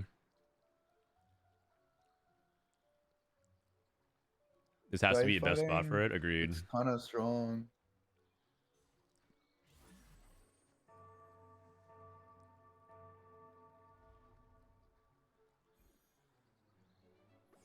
Okay. Oh. Namzi 2 versus Namzi 2. Oh, that's actually brutal. That's actually brutal. He's not looking very happy. That's not good. No. Okay, you know Cog too. Like this guy carries so hard if he hits like some good shit. I mean, they buffed Cog this patch, and I think he's actually quite good, even though everyone's like kind of talking about Jinx and whatnot. But like, we've seen a couple of people like opt for Cog primary, and he's been really delivering.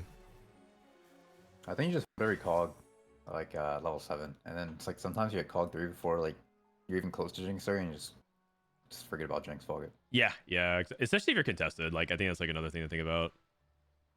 Very similar to like mages, just pick a different primary. Oh, Rage Blade. Wow. Straight up Rage you Blade don't just really drops. want to make that, I think. But It's like you literally Rod. have to. I mean, Rod makes I think you wait for Augment at least, but like Rod makes a lot of good stuff for Shiv. I mean, you could also just. This guy's playing Jinx. Yeah. Yeah, it's rough. I think you have to make it though, to be honest. You don't even wait one. Well, you wait to see the fight, but I think if it like changes the fight, you do make it. Oh really? I think. Oh wow, he levels. But I think since you lost 2-6, you're like not pressured to like do anything here. Oh, I think literally this comp plays on such a fine margin that like the HP diff from winning one random fight is worth. Okay. Yeah, I mean, I agree. I think it's a fast 9 comp, and you need every single HP that you can preserve. Hunter Oh, plus this 1. fighting looks. Oh no, he did slam it. I agree with this 100%. Okay, you would level here too. Probably not, but it might have been correct because it gets you armor shred. Well,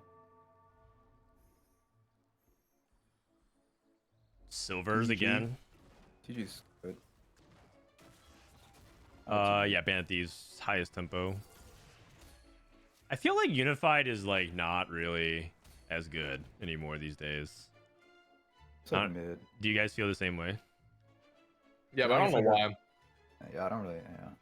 Yeah, 'Cause, exactly. Like, numbers on it haven't really changed like at all. And he just rolled once, and that is exactly what he wanted to see. It's probably like some like intangible positioning weakness, like against the other units in the set. That's why it does work. Because like Exiles randomly is just good this set when it was literally the exact same augment last patch. They even nerfed it this set, and it's still like a good augment, but you never clicked that last patch or last set. right. And last set you played Unified with like the 4 Bruiser trick shot, and that was good. And now it feels like this set, you just don't. I don't understand it myself. Like I'm pretty sure it's just some like hidden way the positioning, like the default positioning works against the units in the set that affects the stats. Yeah. What are the stakes? That's a good question. So Tleyds needs a top 4 to advance. Kai Wang. Okay, part of the reason why it's hard to say stakes is because they don't update the scores. Like, I don't know. Okay, Kai Wang. Liquid Art is at 21. He needs a 2nd or better. Sakaran is dead. He's at 11 points. Tia Gaussi's at 26. He just needs to not go 8th. Offma is at 27. He's guaranteed in. Darth is at 21. Okay, so Kai Wang, who's Liquid Art, needs a 2nd or better. Darth needs a 2nd or better. Tleyds is at 22. He needs a 3rd or better. And then Phoenix is at 22. He needs a 3rd or better. Oh wow, this lobby is actually really good. Okay, so Phoenix, Liquid Arts, Tleyds, and Darth. Oh, they all need 3rd? Okay. Or they need 3rd, but then Tleyds needs a 2nd or better. Or sorry, they need 2nd or better, and Tleyds needs a 3rd. Okay. I mean, I think this spot looks like a 3rd or better for Tleyds. Yeah. Because he he just hit so much with so little gold. Like he rolled once and just hit everything. Yeah, exactly.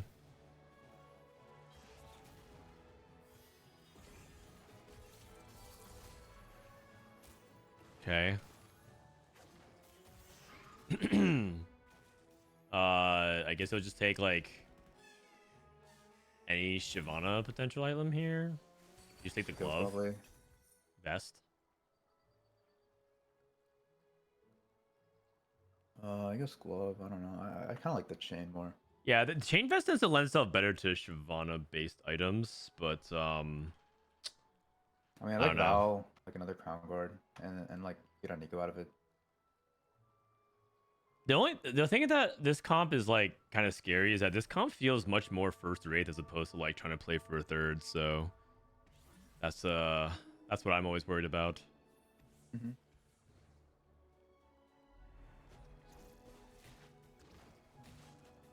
There's a multi-striker player. Multi-strikers by CMB9. Actually, I didn't look at I his think points. Tleyds is stronger, right? Oh, CMB9 is guaranteed in. He's at 27. Cass just gets railed, right? Probably. It's closer than I thought it would be.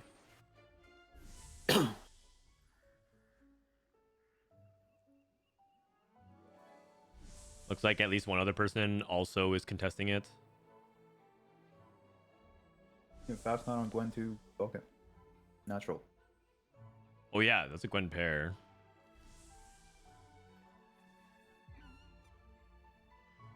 Yeah, way you can go 9 with this line sometimes is you use high roll like random Gwen 2, random Olaf 2, random like Fiora 2 sometimes.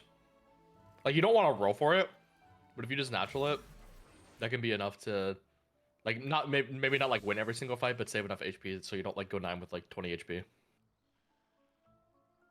Yeah, I mean he's fighting some weak ass boards too. This guy's trying to.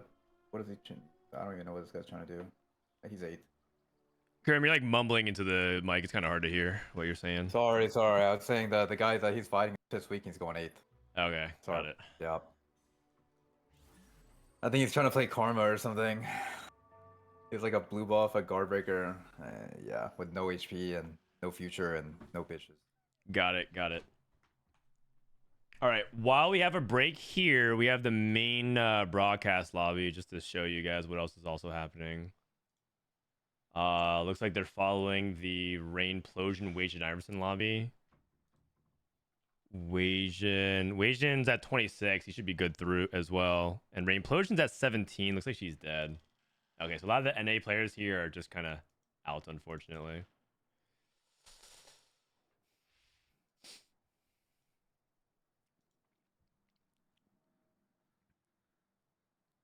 Okay. We got Jinx. 97 HP. It's looking good. Item slams, stone plate, open tier. How bad is Quicksilver slam? Like Quicksilver and Vow.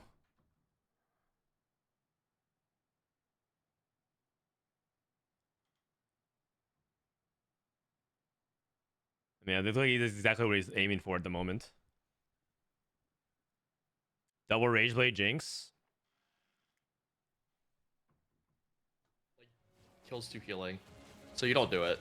But in the vacuum, I think the item's actually like not terrible. Okay.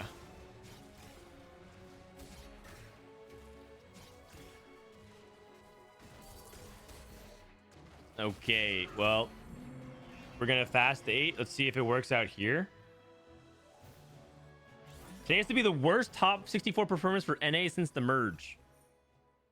Hold on, Gangly. The last game isn't done yet. Little buddies. Ready? Just for that, Briar and Smolder in 3 rolls. That's 1. Being very low roll with his interpretation of it. I mean, it might play around Olaf. This is actually one of the biggest awkward things about the itemization of this, though. You like make items for Smolder and then you just hit like Olaf instead. Yeah, you just open solo Olaf 2 for Smolder 1 at 9. It's not bad. Yeah. Get these itemizing the Jinx. Okay. I mean, I don't mind it for tempo here, but looks like he's just gonna stop, not try to roll too much. Going against Phoenix. Phoenix has double Rage Blade.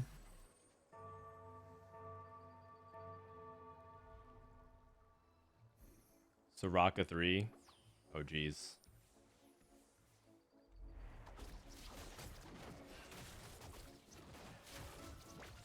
All right.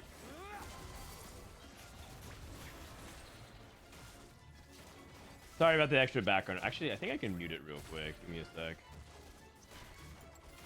I literally have to wait this out until the game is done. So, all right. Wait, they can't even FF on Krugs? They have to like die normally? No, I can't leave. I have to sit through it. They can leave and do all that stuff, but like once you're in spectator, like I'm not allowed to like I have to just sit there and like wait for the game to finish. But the problem is, like, it's already like late in the game, and he has like very bad little buddies value. Like without hitting like Yeah. one Smolder or one Briar, his little buddies is just not gonna be very good. Unless he hits Olaf 2, and then it's like pretty good, I think. Well, I Like, mean, Olaf 2, you're going 9. I think he's just going 9 anyways, and just holding the line. Yeah. Yeah. I mean that's why he stopped at like 20, right? To like econ up to get to 50 soon. Yeah. The Briar. He's trying to 5-2, but I'm just saying like his board's kind of weak. But he just beat someone, so.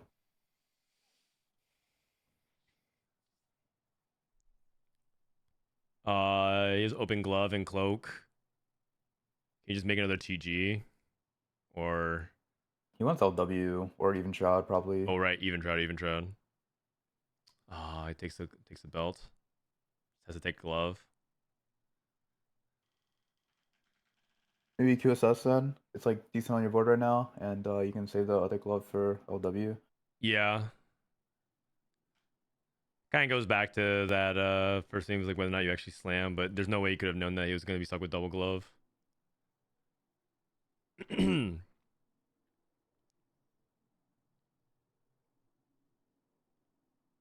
Cassidon 3 from CMB9. He is trying to 5-2.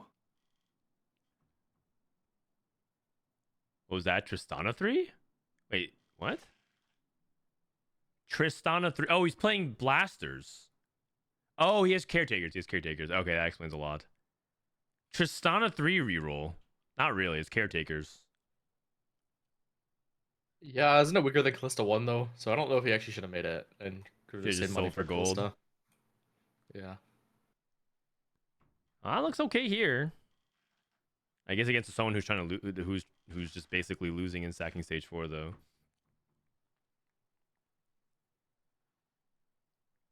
Okay. Okay. You can play this Varus. Yeah. Actually, he's just gonna stay on this 4 hunter then. Yeah, the Nasus is good because you get more little buddies value, but the Varus is useless for now. Yep. All right.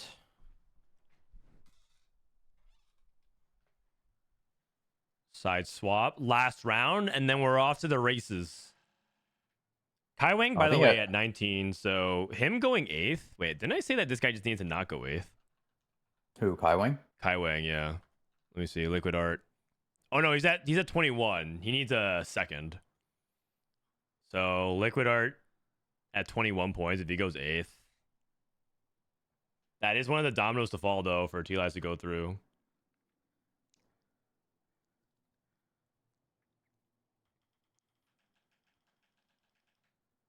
Oh, he just smoldered. Okay, Okay. he's in there. He's actually in there. All right. He's super in there. He's still like, yeah, I mean, this will help hold things over for one turn. All right. Looking good. He needs to, he like really wants to hit LW here. Yeah, don't slam that yet. I mean, it's 2 removers, I guess, but yeah, I don't know why I did that. I guess if he gets LW anyways, he would just go put it on Varus instead. No, I think you just want to QSS Briar and like LW Smolder. I mean, yeah, you're not wrong. Oh, he's What? reforging. Okay. Oh, he's gonna make a third item for Shyvana. Okay, I can see that. Oh. Is Okay. Archangel's better than Hodge for Shyvana? I guess so. Yeah, the AP.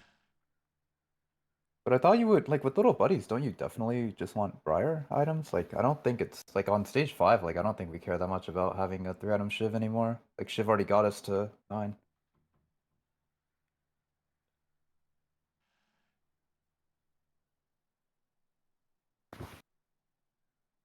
Kai Wang, Archangels. Okay, he's actually playing 6 Hunter Briar with Vow Archangels. All right. And then we got Rageblade, IE, Quicksilver.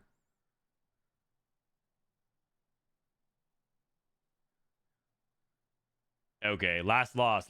It's fine. Last loss here for Tleyds. It's fine. And then we roll down. We hit 6 shapeshifters, and we go for 2-star, 5 costs. He has We have- like 30 gold. Not going even, Olafs. man. It's like 20 gold, man. We're so broke. He's I know, done, he's but done if you sell rolling. He Olafs, you rolled have- once. We have I like mean, 10 more he gold. hit. He Yeah. hit.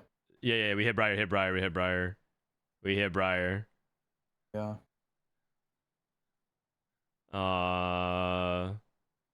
Do you not keep going? I think like even Varus 2 is pretty good here. He probably thinks that he like bought a charm already and he's unlikely to hit, so Giga Chat, hold the line. yeah. I believe. I mean, without pair, I think this is good. Okay, Phoenix needs a 2nd or better. And Phoenix has Callista, Rakan 2, Even Shroud. Oh wait, where's his fairy? Where's his 5 fairy? Okay. Doesn't matter. That loss is not good. Darth is dead. Darth is out. Darth went 8th. He was at 21 as well. Darth, Kai Wang, and Tleyds and Phoenix are all the players that are on the bubble, and it's a big that's a big result. Sell the Swain for Nico 1. Fuck it. Swain's useless. Nico does something. Yeah. Get more gold.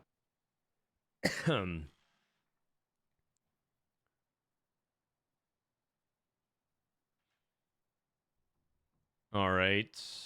Kai Wang's playing the Olaf, the Hunters. Mordekaiser 3 for Sakharon Do you guys like Smolder in this hex, by the way? in the Like bottom center. the dead middle hex. I was looking at the meta TFT position stats. Like I know that shit's like kind of fake on a lot of stuff, but you know it like really wants you to put Smolder in that dead middle hex. I don't really know why. You guys know why? Maybe it like greased him the least because if you put him on like the side, I sometimes see him just like actually like completely into like the side where your team's not on. So maybe just putting him in the middle. Like even if he insta one side, like he has more time to go back to a safer spot or something. If I were to guess. Yeah, maybe. I don't know. I had some fights where like left corner felt better to me than middle, but like the meta TFT stats actually say like it's the highest play rate and like the highest win rate by far for dead middle hex. I mean, I'll try it. I think Smolder tries to avoid your own team as well. So like him having the space means that he's like the most like you're almost like trapping him by setting boundaries with the Varus and the Namzi. But I'm not entirely sure how much that's true because this Smolder unit is so unreliable. Yeah, I mean I actually like QSS Smolder. Kind of nice. This guy gets CC by so much random garbage. I think Kios is like kind of underbuilt as like Yeah, just in a general. backline. Yeah, just in general. Yeah. Like it's pretty good at Jinx as well. It's also like close to second best if you can't get double rage. Yep, agree. Oh, he's swapping. 3rd row Varus. Oh, Kai Wang has Assassin Olaf. He dodged assassin. Okay, and he has Briar too though. Wow. Unless Smolder like straight in. Wow. This is like 600 Briar too. Oh my god. Okay, never mind. The Briar for sure just killed everything, right? Wait, Briar kind of died. Yeah, but I think his whole team died. Okay. Oh no! Kai Wang's doing it. Straight unbeatable, man. Sakharon 6. 600 Briar too. Like, what can even survive? You have to have your own Briar too. Bears too. Ugh. Looks like Tleyds is out. If he's dead here, sells his Varus. No, Greg. Beats Briar, might as well.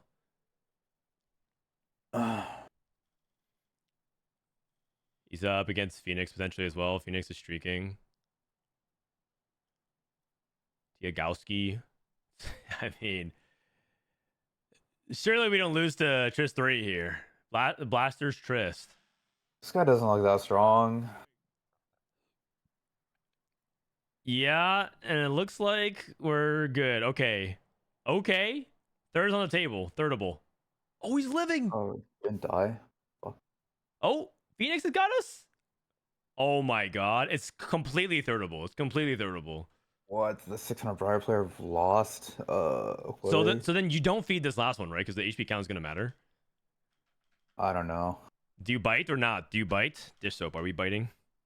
Yeah, fuck it. Yeah, I mean, okay. you can at least wait till next round because it's no diff. You have Yeah, one exactly. feed. But See the TG roll first. Yeah.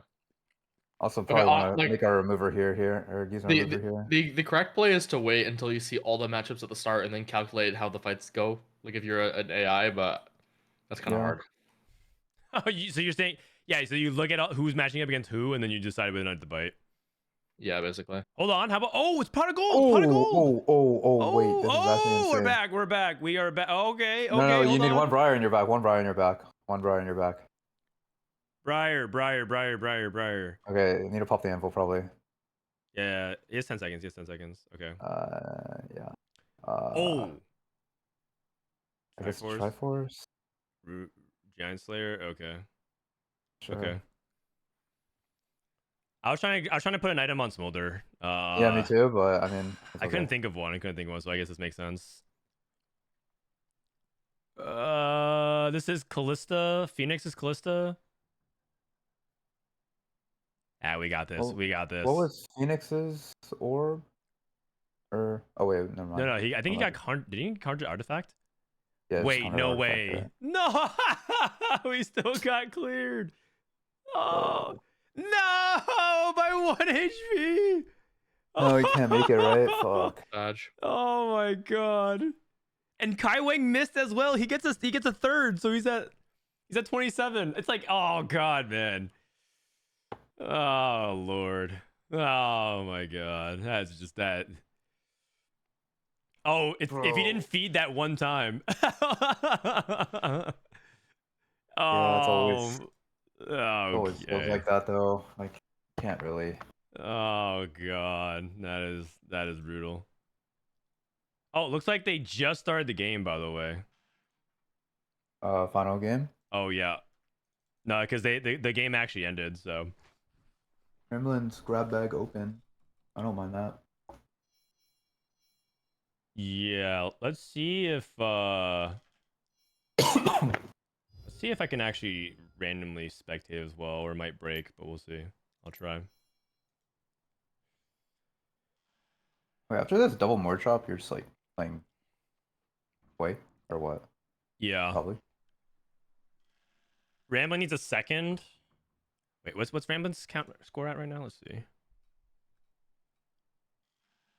This is game 6, lobby 7.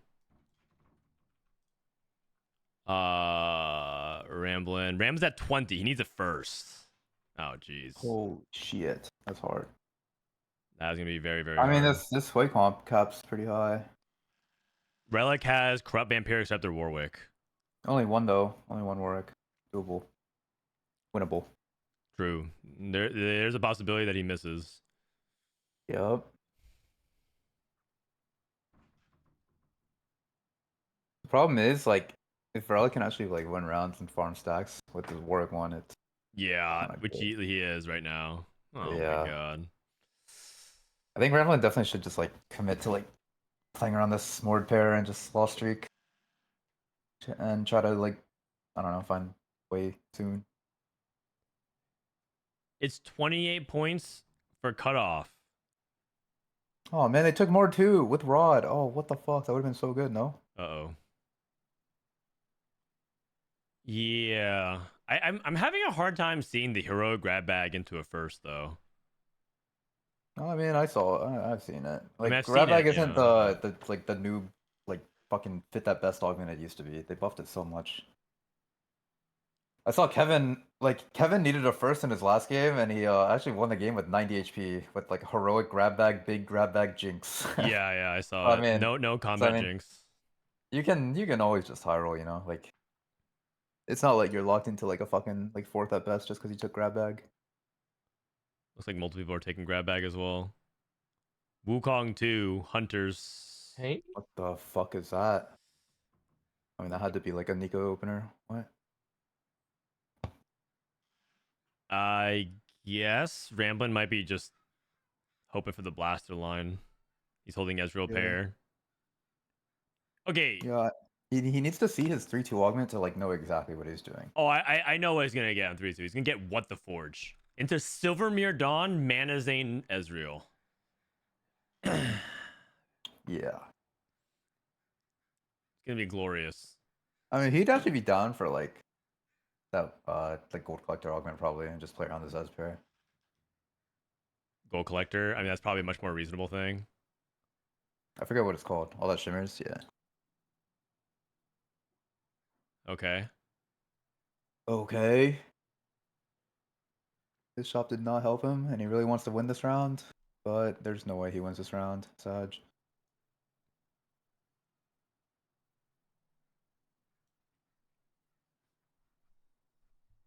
Is Setsuga not gonna be? No, he's banned from tournament.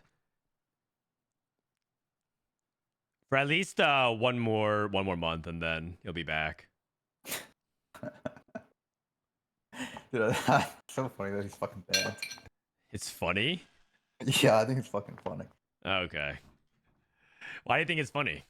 I don't know, cause like it's just like who the fuck else would get banned from competitive for like being a fucking dumbass besides this fucking moron man?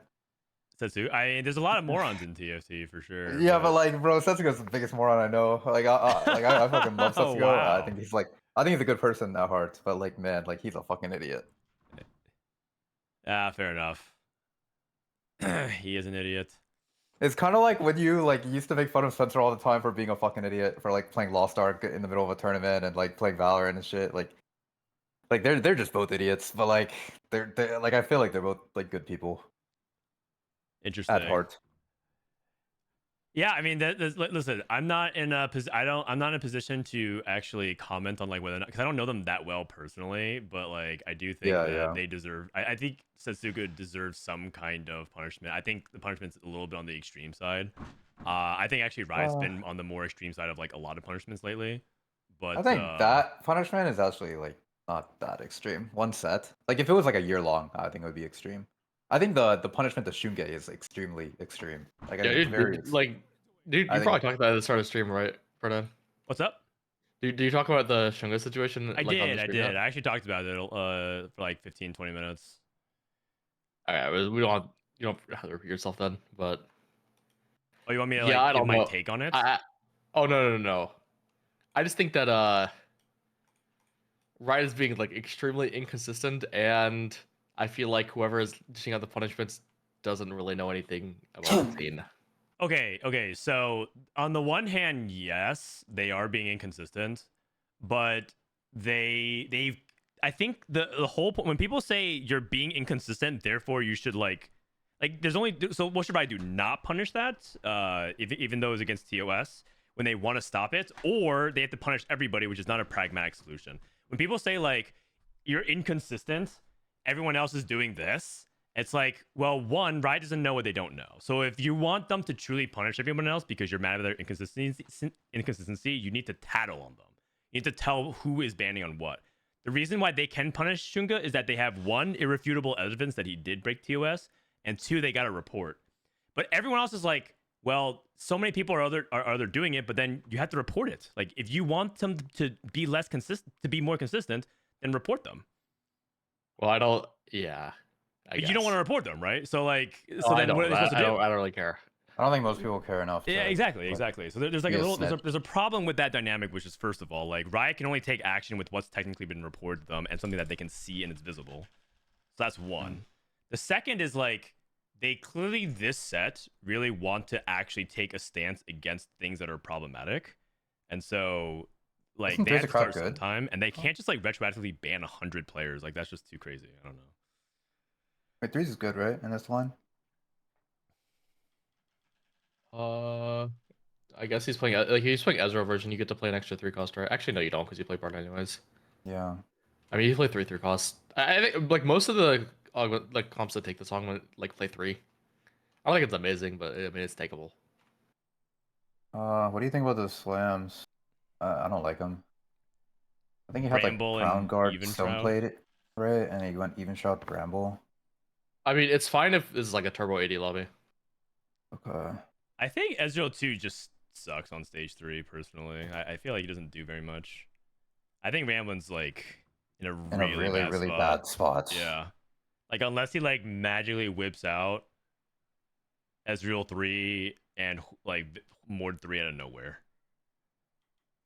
The main thing for me that I think like the reason like I like bring up the inconsistency argument is because like I don't think they were giving warnings that they were going to like be caring about this kind of stuff more this set, at least from what people have said. Right. And I think if that is the case, I think that's a little unfair that like just randomly something that everyone's been doing gets like randomly punished without like a notification that they were going to start punishing it. Okay, I guess that is technically something that you could fault them on, but at the same time, it's always been against the rules. And so it's like it was just up to them to enforce it. So it feels like it does feel like some people were just being made of an example of when other people got away with it.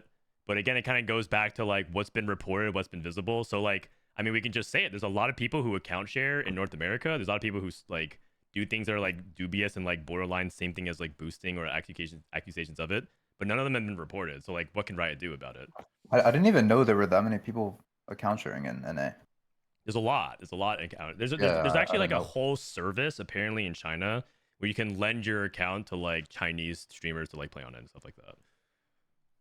Well, I'm not saying anything, but like just saying if anyone wants to get a competitive advantage, you might as well just like report some of these NA people for Yeah, account that's what I'm share. saying. I'm Like, just listen, saying. you guys are all Because, yapping so much. Report it. Report it. Like, look at what happened. Beppo Carrot reported it, and yeah, like it happened. So I mean, I'm not doing shit, but like hey, I mean, it's an advantage. I'm not reporting shit. I just don't care enough.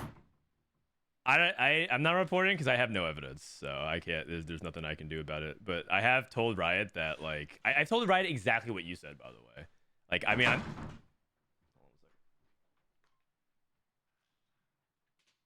Oh, you cut off for me. sorry. There's some loud noises outside.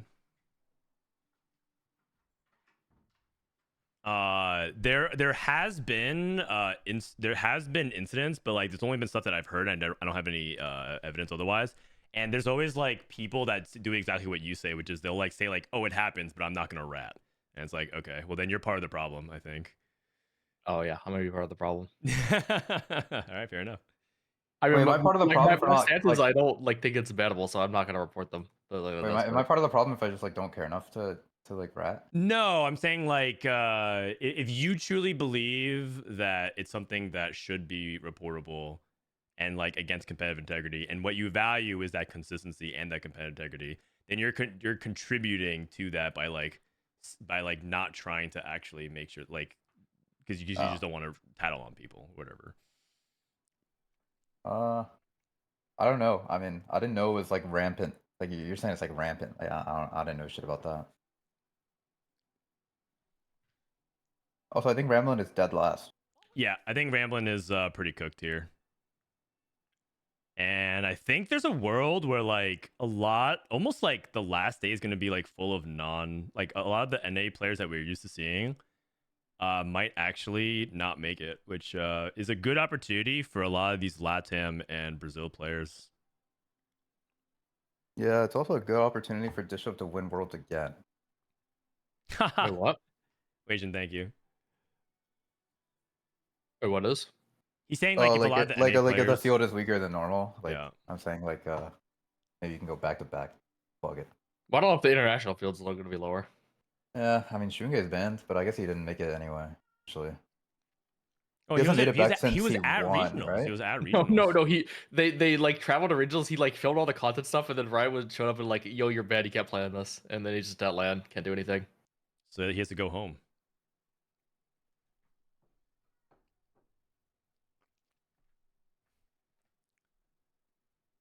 All right, no comment. All right, Ramblin needs to roll down here. What needs to happen here is he needs to like basically hit Mord 3 and S3. Herb is shocked. What? I'm shocked by what? Oh, like we you like asked the question, we answered, and then you just said nothing. Wait, what was the answer? Sorry. No, I he can't like showed take up to land, conversations with and you then guys seriously, man. This is just You were- like I refuse to engage unless you guys are actually like locked in on this one. Wait, but I'm locked in on the game. Sorry. Alright, whatever. Okay, Golden Dummy is totally fine. 4 blasters. Okay, this is probably stable enough. He hit Double DB Runans? Is that a build? I don't know if he has much of a choice. It is now. It's a build now. What is this? If he hits +1 blaster, I think he actually Also, just you probably like Frontline says, right? He's like tanky as fuck. Like breathes a crowd. tanky. We might have different words for definition of the word tanky. Also, I think his golden dummy's in the back. Yeah. I don't think that dummy paid for itself. They proc 1. I think it cost 2. Yeah. Alright, what's the bailout? The None of bailout. these. It's not these. Blaster +1. Blaster +1, right? I mean, it was what the Forge, but yeah, It's still not these. Stan United. It's definitely not Stan United. It's definitely definitely flip right. Definitely not Stan United. We can I think we rule can that definitely one flip out. right. We can rule that one out. Oh jeez. And something good. Oh god. Okay, bandages, I guess. Yay. Yeah. Triple gold. Okay, Varus. How many does he need? What do you mean? Okay, also, isn't 6 blaster better? Wait, can you? Yeah, you can do it. Okay. I was gonna say, yeah, it's better. I was saying how many more Ezreals? He needs 2. Sorry, I was just thinking out he loud. needs 2 Ezreals. But I think frontline's also a big problem too. Because like at this rate with his Ezreal items, he's only gonna cast once. And then his frontline cracks. So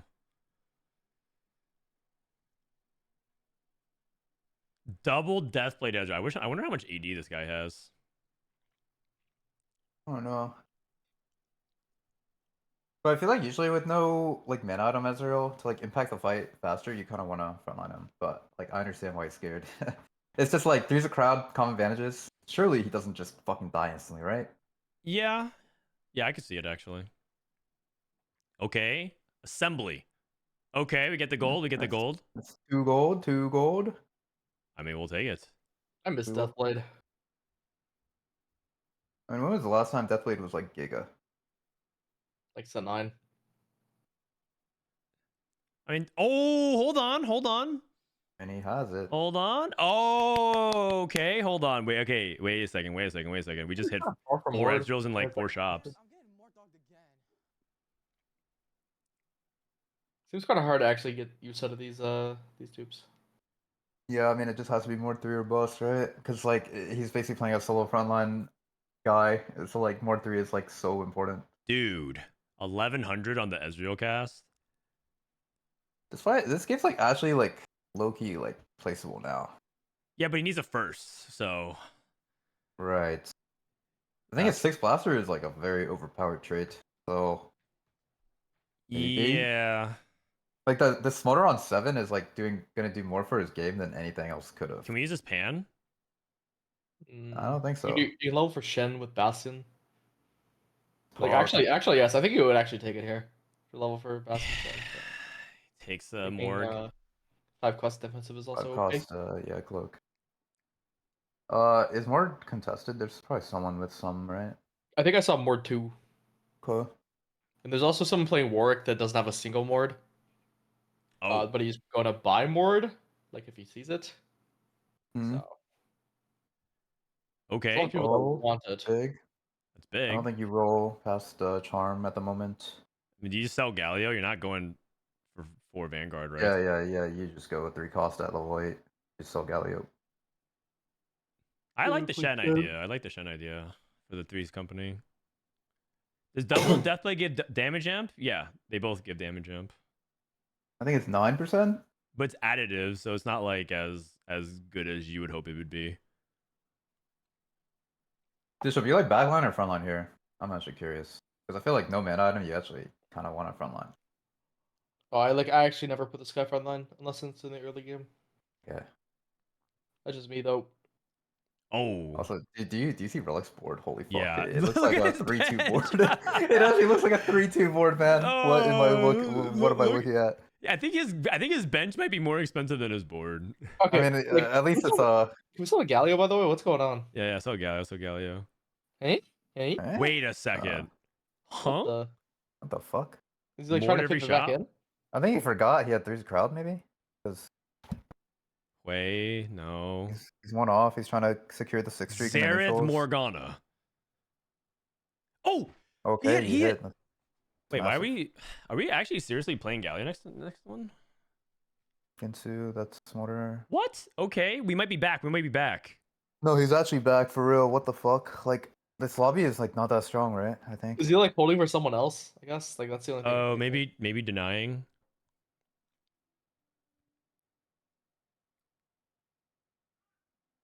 Oh, I also he was playing Rumble 1 over Galio too, but I'm guessing like he just needs the anti-heal. Maybe. Well, Rumble's the blaster, so. Oh yeah, Rumble's a blaster. I'm an idiot. Just kidding. Fuck, this is a He doesn't have a really, he doesn't really, have a blaster bad plus loss. one. He That's lost. a really bad We loss. hit more 3 and we lost. Oh, well that's not good.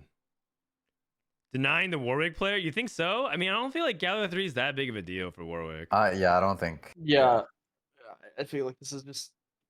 I think kinda he just forward. like forgot that he has 3's crowd, and he's thinking like he needs to go for Vanguard or something. I don't know. But he's also so far away from 8 as well, like gold wise. How are we gonna get 4 Vanguard? Because I forgot he didn't have a blaster plus 1, so Yeah, like you're never taking 6 blaster off your board. Like, yeah. so Well, the I thing don't is, know. you like on 8 you can pivot to Kench, Hecarim, Shen, drop 2 blaster, and then play 4 Vanguard as well. Like Kench, Hecarim, Galio, Hecarim, Shen. I think that all fits on 8 with 4 blaster. So I guess it's his plan. He's gonna end the game on that. But I feel like you can just Oh yeah, no sell full. earlier and then play any random Vanguard. Like I don't think the Galio 2 is necessary for that.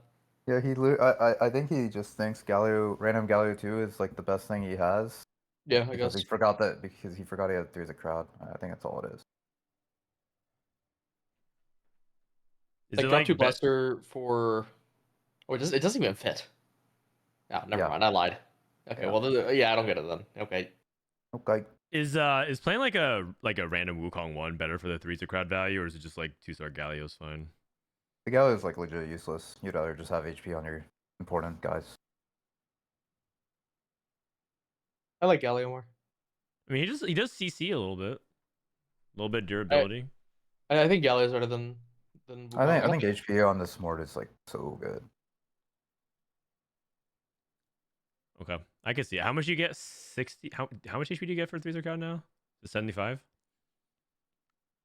I think Shen's better. I don't think Galio, or I don't think Wukong is. Yeah, okay, that makes sense. Shen could be. I think Bard or synergies. Shen is better. All right, Blaster Emblem on Carousel though. Oh, TK. Oh, okay. Oh, we he are doing is. this. He is. He's doing what you guys are talking about. He wants Hecarim or something. Yeah. He's gonna take this belt. Bro, I feel like 6 blaster is like a super OP trait. I would just keep playing it. Yeah, I like 6 Blaster more. He just sells the Varus. Okay. I feel like you actually like don't Shen. have damage anymore.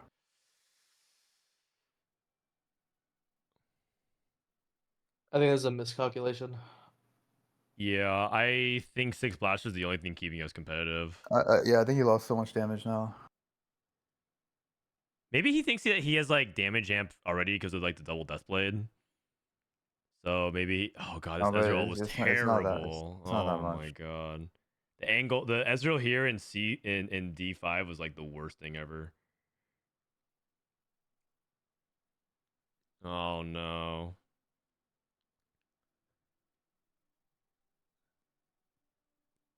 Okay, If you look at the jump from 4 to 6, it's like fucking crazy. how much is it?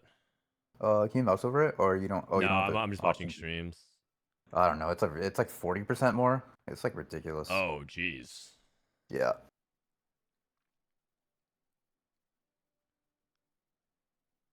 22. Yeah, I don't know. I don't think he has the HP to play with anymore. This is probably like a top 4, but a lot. Some things even had to go right. Like Relic had to miss on the reroll, like we talked about. And that's exactly what happened, right? Because to deny him from a top finish. Is there anything else to watch in this lobby? Should we swap POVs? Because he's like fucked. Like he can't go first. Let's see. So POV wise, the farmer's at 23 points, so he needs a 5th or better. Milk is dead at 17. Lucas is at 25. He just needs to top 5, and he's guaranteed. He is guaranteed. Santi is guaranteed through at 32, and Relic is guaranteed at 31. So right now, the only thing is whether or not Farmer top 4s and Lucas top 5s, which I think is pretty much guaranteed. Mm-hmm. I mean, Farmer's not guaranteed, but Lucas is. Who else is bubbling? Oh, Tleyds can't. Wait, Tleyds can still get in. He's at 22. I thought Tleyds was out. Oh, was that the final game we watched for Tleyds? Yeah, this is the final game. This is the final game. Oh, this is like the only game over, left. Man. The tournament day's over. Holy shit. Okay, I thought there was like... Sorry. I thought there was like one more game after Tleyds. No. This is game 6. And then I top it over to Tleyds stream, and it's him playing fucking Warwick. Yeah. So like, I realized, okay. No worries. Probably just GS or Ezreal here. Yeah, this is like the last lobby, huh? Can we talk about how much of a throw it was to take out 6 blasters? That's literally all we've been talking about for the past 5 minutes. I mean, we talked about it, but realistically, it wasn't going first anyway. So like, I mean, you want to shit on him more for no reason? Like we think it's a mistake. Like, oh well. We already said it was a mistake, but like he probably wasn't going first anyway, and that's all he needs is a first. Yeah. I mean, I think the problem is that this line in general is not high win rate enough without like some kind of crazy Giga opener or like What the Forge. So NT Ramblinn 6. Oh wow, no one else died. That was brutal.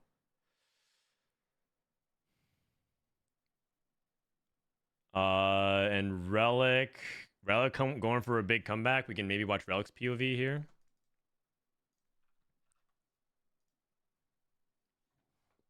I think Ramblinn only needed... I think he might still be in really good spot for regionals qualification, but we're not entirely sure. Excuse me. The point cutoff is the point cutoff lower or higher than last set for regionals? I don't know. I'm not gonna lie, I don't think it's easy to track that stuff, so I kind of don't pay attention very much. Oh, Warwick in a wrap? That is true.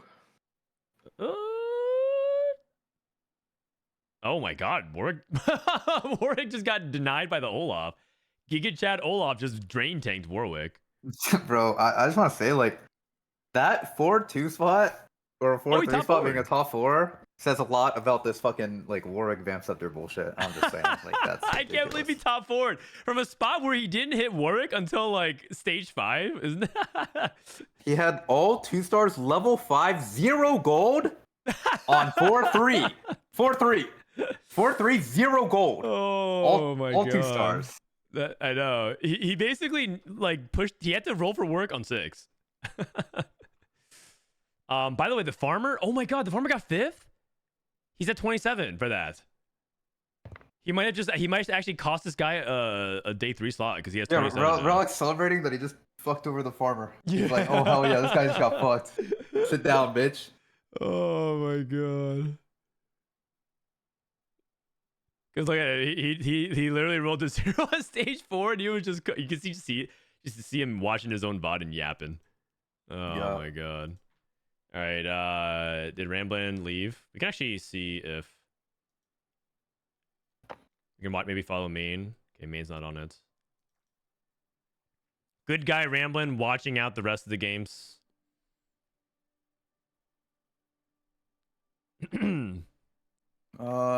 There were a lot of upsets today, right? Like Milk and Replay. Yep. Usually always make final day.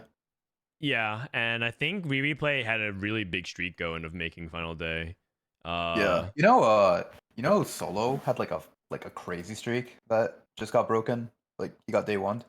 Yeah. So Solo Gasong was also really, really consistent as well. He had like a 12 streak or something That's for crazy. final days, and he got day one. But Wasian made it through, I think. And Wasian actually, with so many NA players falling, might have a chance to play for the QP spot. But I think Bopster also is in a good spot for it. Our Worlds rep might be Bopster, you guys. I mean, Why are you he's laughing? gonna go. Wait, what? I'm just. Why are you laughing? He's gonna go penis mode at Worlds. Like he's gonna shit on them. It's all good. GG. Yeah, okay. It's gonna come down to regionals, like almost always for the last slot, which I think is actually more entertaining. All right, Caspar is actually through as well. So Caspar and Bopster are two potential Worlds reps. And then like they're only like 10 points ahead of Prestova, and that's like 10 points is a 1-day diff at regionals. So like if everyone stays around like the same, and then it might just come down to who outplaces who at regionals as well. Ah, that's pretty hype. That's pretty hype. I don't think it's gonna get decided by this tournament. Okay. Oh no, this guy's ratting on us. Frodan stream was watching your POV and they said you thought you shouldn't have dropped 6 blasters.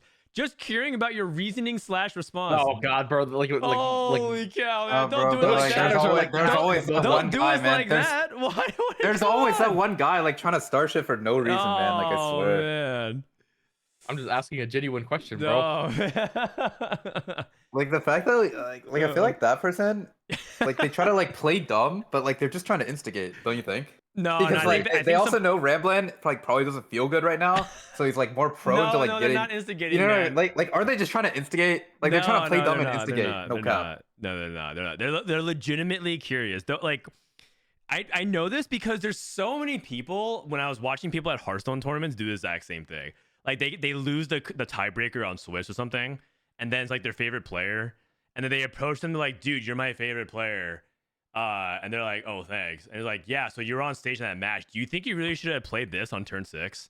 And it's like, what was that? Like, come on, man. No, like, that's crazy. they bro. legitimately are not trying. They don't have bad intentions, but they just literally don't understand social cues in that situation because they're like too excited or like they just they forget the human element of it, and it doesn't come from a bad place. It doesn't come from a bad place. Yeah. Ramblin, thank you. GG's. Yeah, it's probably not. It's probably not what. Yeah, it's probably innocent. Yeah, but when you're a streamer, it's hard not to read it as that because you don't see their face, you don't see their expression. All you see is this like you're like tilted, and then all you see is like this question that starts to already like you're already feeling bad, you already have self-doubt, and it just like starts to pick at the cracks, you know? It's like, oh god, I hate it. I mean, I think Ramblinnn probably feels good anyway, right? He's in a good spot for regionals. I think so. That's all you really care about from these tournaments. Yeah, 100%. Okay, well, that's it for today's co-stream. I guess I could look to see if I can interview anyone. Let me see. Let me add. Oh God. The #1 points earner for Americas is Caspar. Should I interview Caspar? Really? Yeah, I mean, he's the #1 points earner for NA. I could also ask... interview Caspar after he wins. I'm down.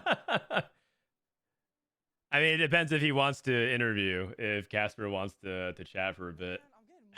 No, the thing is, like, I actually look. I don't know Caspar personally. Like, we're not friends, but I actually respect Caspar as a player. I think he's pretty good.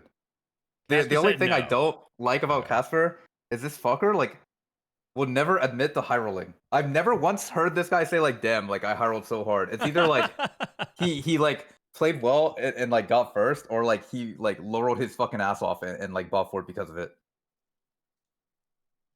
But I actually think Caspar's good. Caspar said no. Interview Bopster. The thing is, I feel like if I interview Bopster, he's gonna ego and then he'll like go dead last tomorrow. I need him to preserve the streak, you know.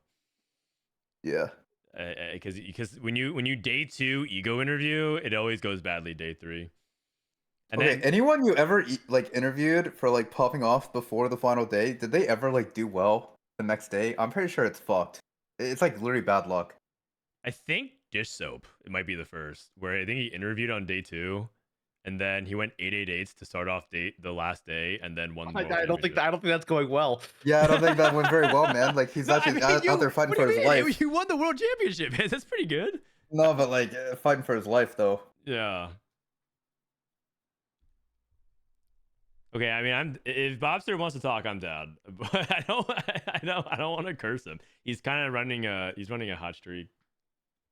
And then the other best player, other top players right now are Brazil and Latam. I mean, they cleared us today.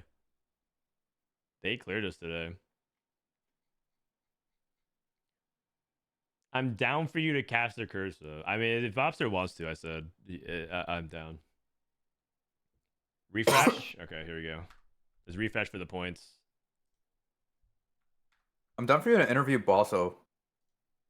Bosso skills. Yeah, like this guy like has an ego, but he's trash. I like hearing him like talk like he's good. Oh god. I mean, I could talk to Panny Andrew. Panny Andrew's like Bosso skills light. Yeah, he's got a big. Oh wait, ego. didn't you prevent Penny Andrew? Oh, I mean, he's unbanned. It's not. Oh, he's serious. back. Oh, okay. Well, I mean, you sound really happy about that. What's up? You sound really happy about that. Like. Oh yeah, I mean, I want you to prevent people. Like I think it's funny, but yeah, I didn't know you unbanned him. I mean, you're a mod, Kurum, aren't you? No, I'm just VIP. You fucking, you want to mod me? I will take out the trash. Mod me. Fuck it. All right. Mod Kurum X done. Boom. I mean, I'm not mod either, but I don't really care. Do you want to be mod? Like low-key just to check message histories, but I'm not gonna do anything. Oh, I feel like you can check Matt. Oh, okay, you got it. Yeah, Kurum, am I mod? Oh, he's mod. You're mod. All right. While Kurum is busy taking on janitorial duties and cleaning out the trash, let's go ahead and congratulate Bapzera, #1 point earner, 38. No one dropped the 40 bomb today. But Right, Brazil and Latam tied on top. Caspar, top NA player for today, and Relic at 36. Dank Memes, Philip. Sorry about the formatting, guys. It's just a spreadsheet. Offma, Panny Andrew, Band X Leo. Wait, what? Wait, what? Why are you? Wait, you're banning all the people. You didn't. Wait, what did these people do? What did X Leo they gave do? me they gave me the middle finger. Banned by Kurum X 16 seconds ago. He gave me the middle finger. I see. Yeah, show some respect, you guys. Show some respect. Thank you. Exactly. Ladder Slayer with a. Oh my god. Ladder Slayer went 4, 5, 7, 1, 1, 1. Let me refresh and see if it can look better here. All right, we got it. Ladder Slayer into a 4, 5, 7, 1, 1, 1. Ego Illusions, Flames, Toji, Precedent, another day 3 appearance. Oh man, Precedent's popping off this set. I love it. Bopster, 33, Shaco, Lucas, El Milio, Nyanify, Bosso skills. Hold on, he said this guy has an ego, but he made it day 3. Yeah, I know. I mean, I'm just talking shit. All right. Stellar Minhee, Wasianiverson, Vakio from Brazil. Love that guy. Milala. Oh, wait. The whole practice group made it. Like Milala, Wasian, Minhee, Bosso. They're just missing like Toronto, Tokyo. Mbappe, Ocean, Tiagowski, Spencer, CMB9, Phoenix, Cairo, Tunington once again. This guy's a buzzer beater. And 28 was the cutoff. It was high 20s. And Leo Flores DC. Wow, Riveting missed out by, oh god, 28 usually safe. This guy missed. Altenahue missed. Wait, they were the tiebreaker is total points, and there's a 3-way tie for tiebreaker. Bro, Tleyds was in off tiebreaker if he didn't feed.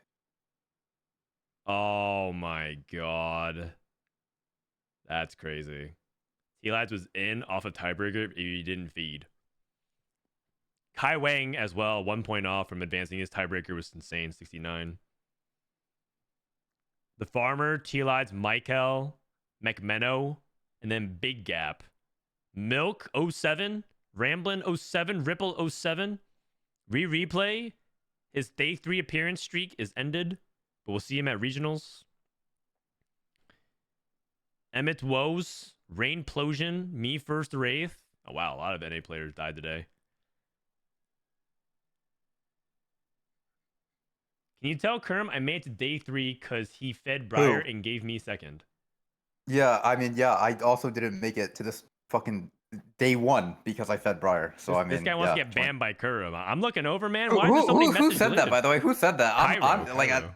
now you're bringing up a bunch of like a bunch of trauma. Who said This that? guy got 29 points and made it on the 30th slot. This Briar unit has cost me my everything. Everything I care about. This fucking Briar unit took it with her. I fed her a snack and I went 8th. Or 3rd, I mean, but You it went was 3rd 8th. and you needed a 2nd or first. Yeah, I just needed top 2, but I went 3rd off of Briar feed. In the final round as well. It's not like I fed Briar earlier. No, like the final round, like I thought I'm going for first. So like I fed the Briar and then boom, I'm 3rd. That's brutal. I mean, you and Tleyds.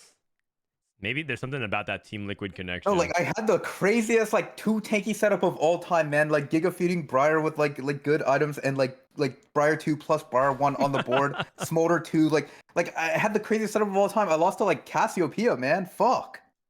Okay, anyway, like this isn't about me. Sorry. Let's go back to what you were saying. Also, let me ban this and let me scroll up. Hang on. Where's Cairo TFT? Cairo TFT. Kurum, thanks so much for your service as a moderator. Yeah, no problem. I've heard reports of abuse of power. We'll have to launch an internal investigation, TSM style. We're gonna launch an internal investigation. All right, bet. Thanks for having me. I'm out of here. I'm Later. gonna go play TFT myself. GG's. GG's. I'll probably be back tomorrow if you're down. Okay. It was originally gonna be me and Dishsoap, but just let me know. Okay. If you want me, I'm here. If you don't want me, that's okay too. Okay, sounds good. Have fun with your stream, buddy. Later. All right. Dishsoap, are you still there? Kinda, yeah. All right. Anything else you want to say? Are you streaming as well today? Oh, I might flake. I'm kind of, I don't know. I think I might flake. All right, sounds good. I'll see you tomorrow, though.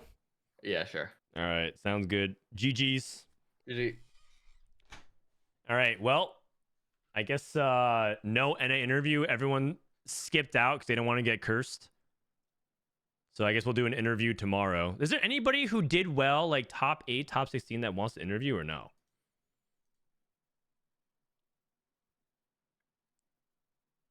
Region details are available. For what? Regionals? Was there tweets?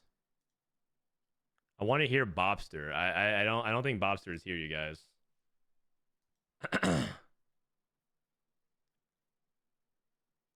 Oh, Rainplosion is out of regionals. Sag. Just like reacting to this right now. Didn't play the best today, but I don't know when you miss Recon 1 with 2+2 fairy. Very salty and mad. We'll channel that into next set. So Rainplosion is out. Okay, I don't think anyone else tweeted about it. In the co-streams document, can you just link it to me? I don't want to be sorting through stuff. All right, I guess if that's it, then I'm gonna probably do some final words. Tomorrow we're going to basically be doing the same thing as this, but in 2 weeks we're gonna have regionals, and part of the regionals announcement, we got our special guest Tleyds. He's gonna be joining us live in studio. Also for the Worlds co-stream, it's not 100% confirmed, but he's here anyways, so I'm just gonna go ahead and say it. Mortdog will be joining me for the Worlds co-stream alongside, I believe, Asa. So that'd be really fun.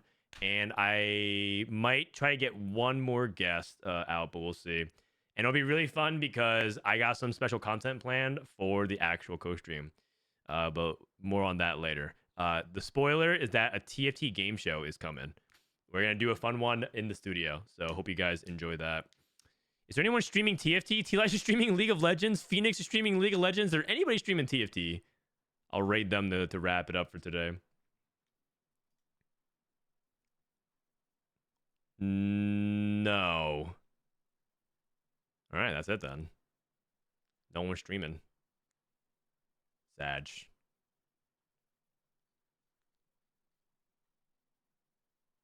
I'm going to raid OK Milky.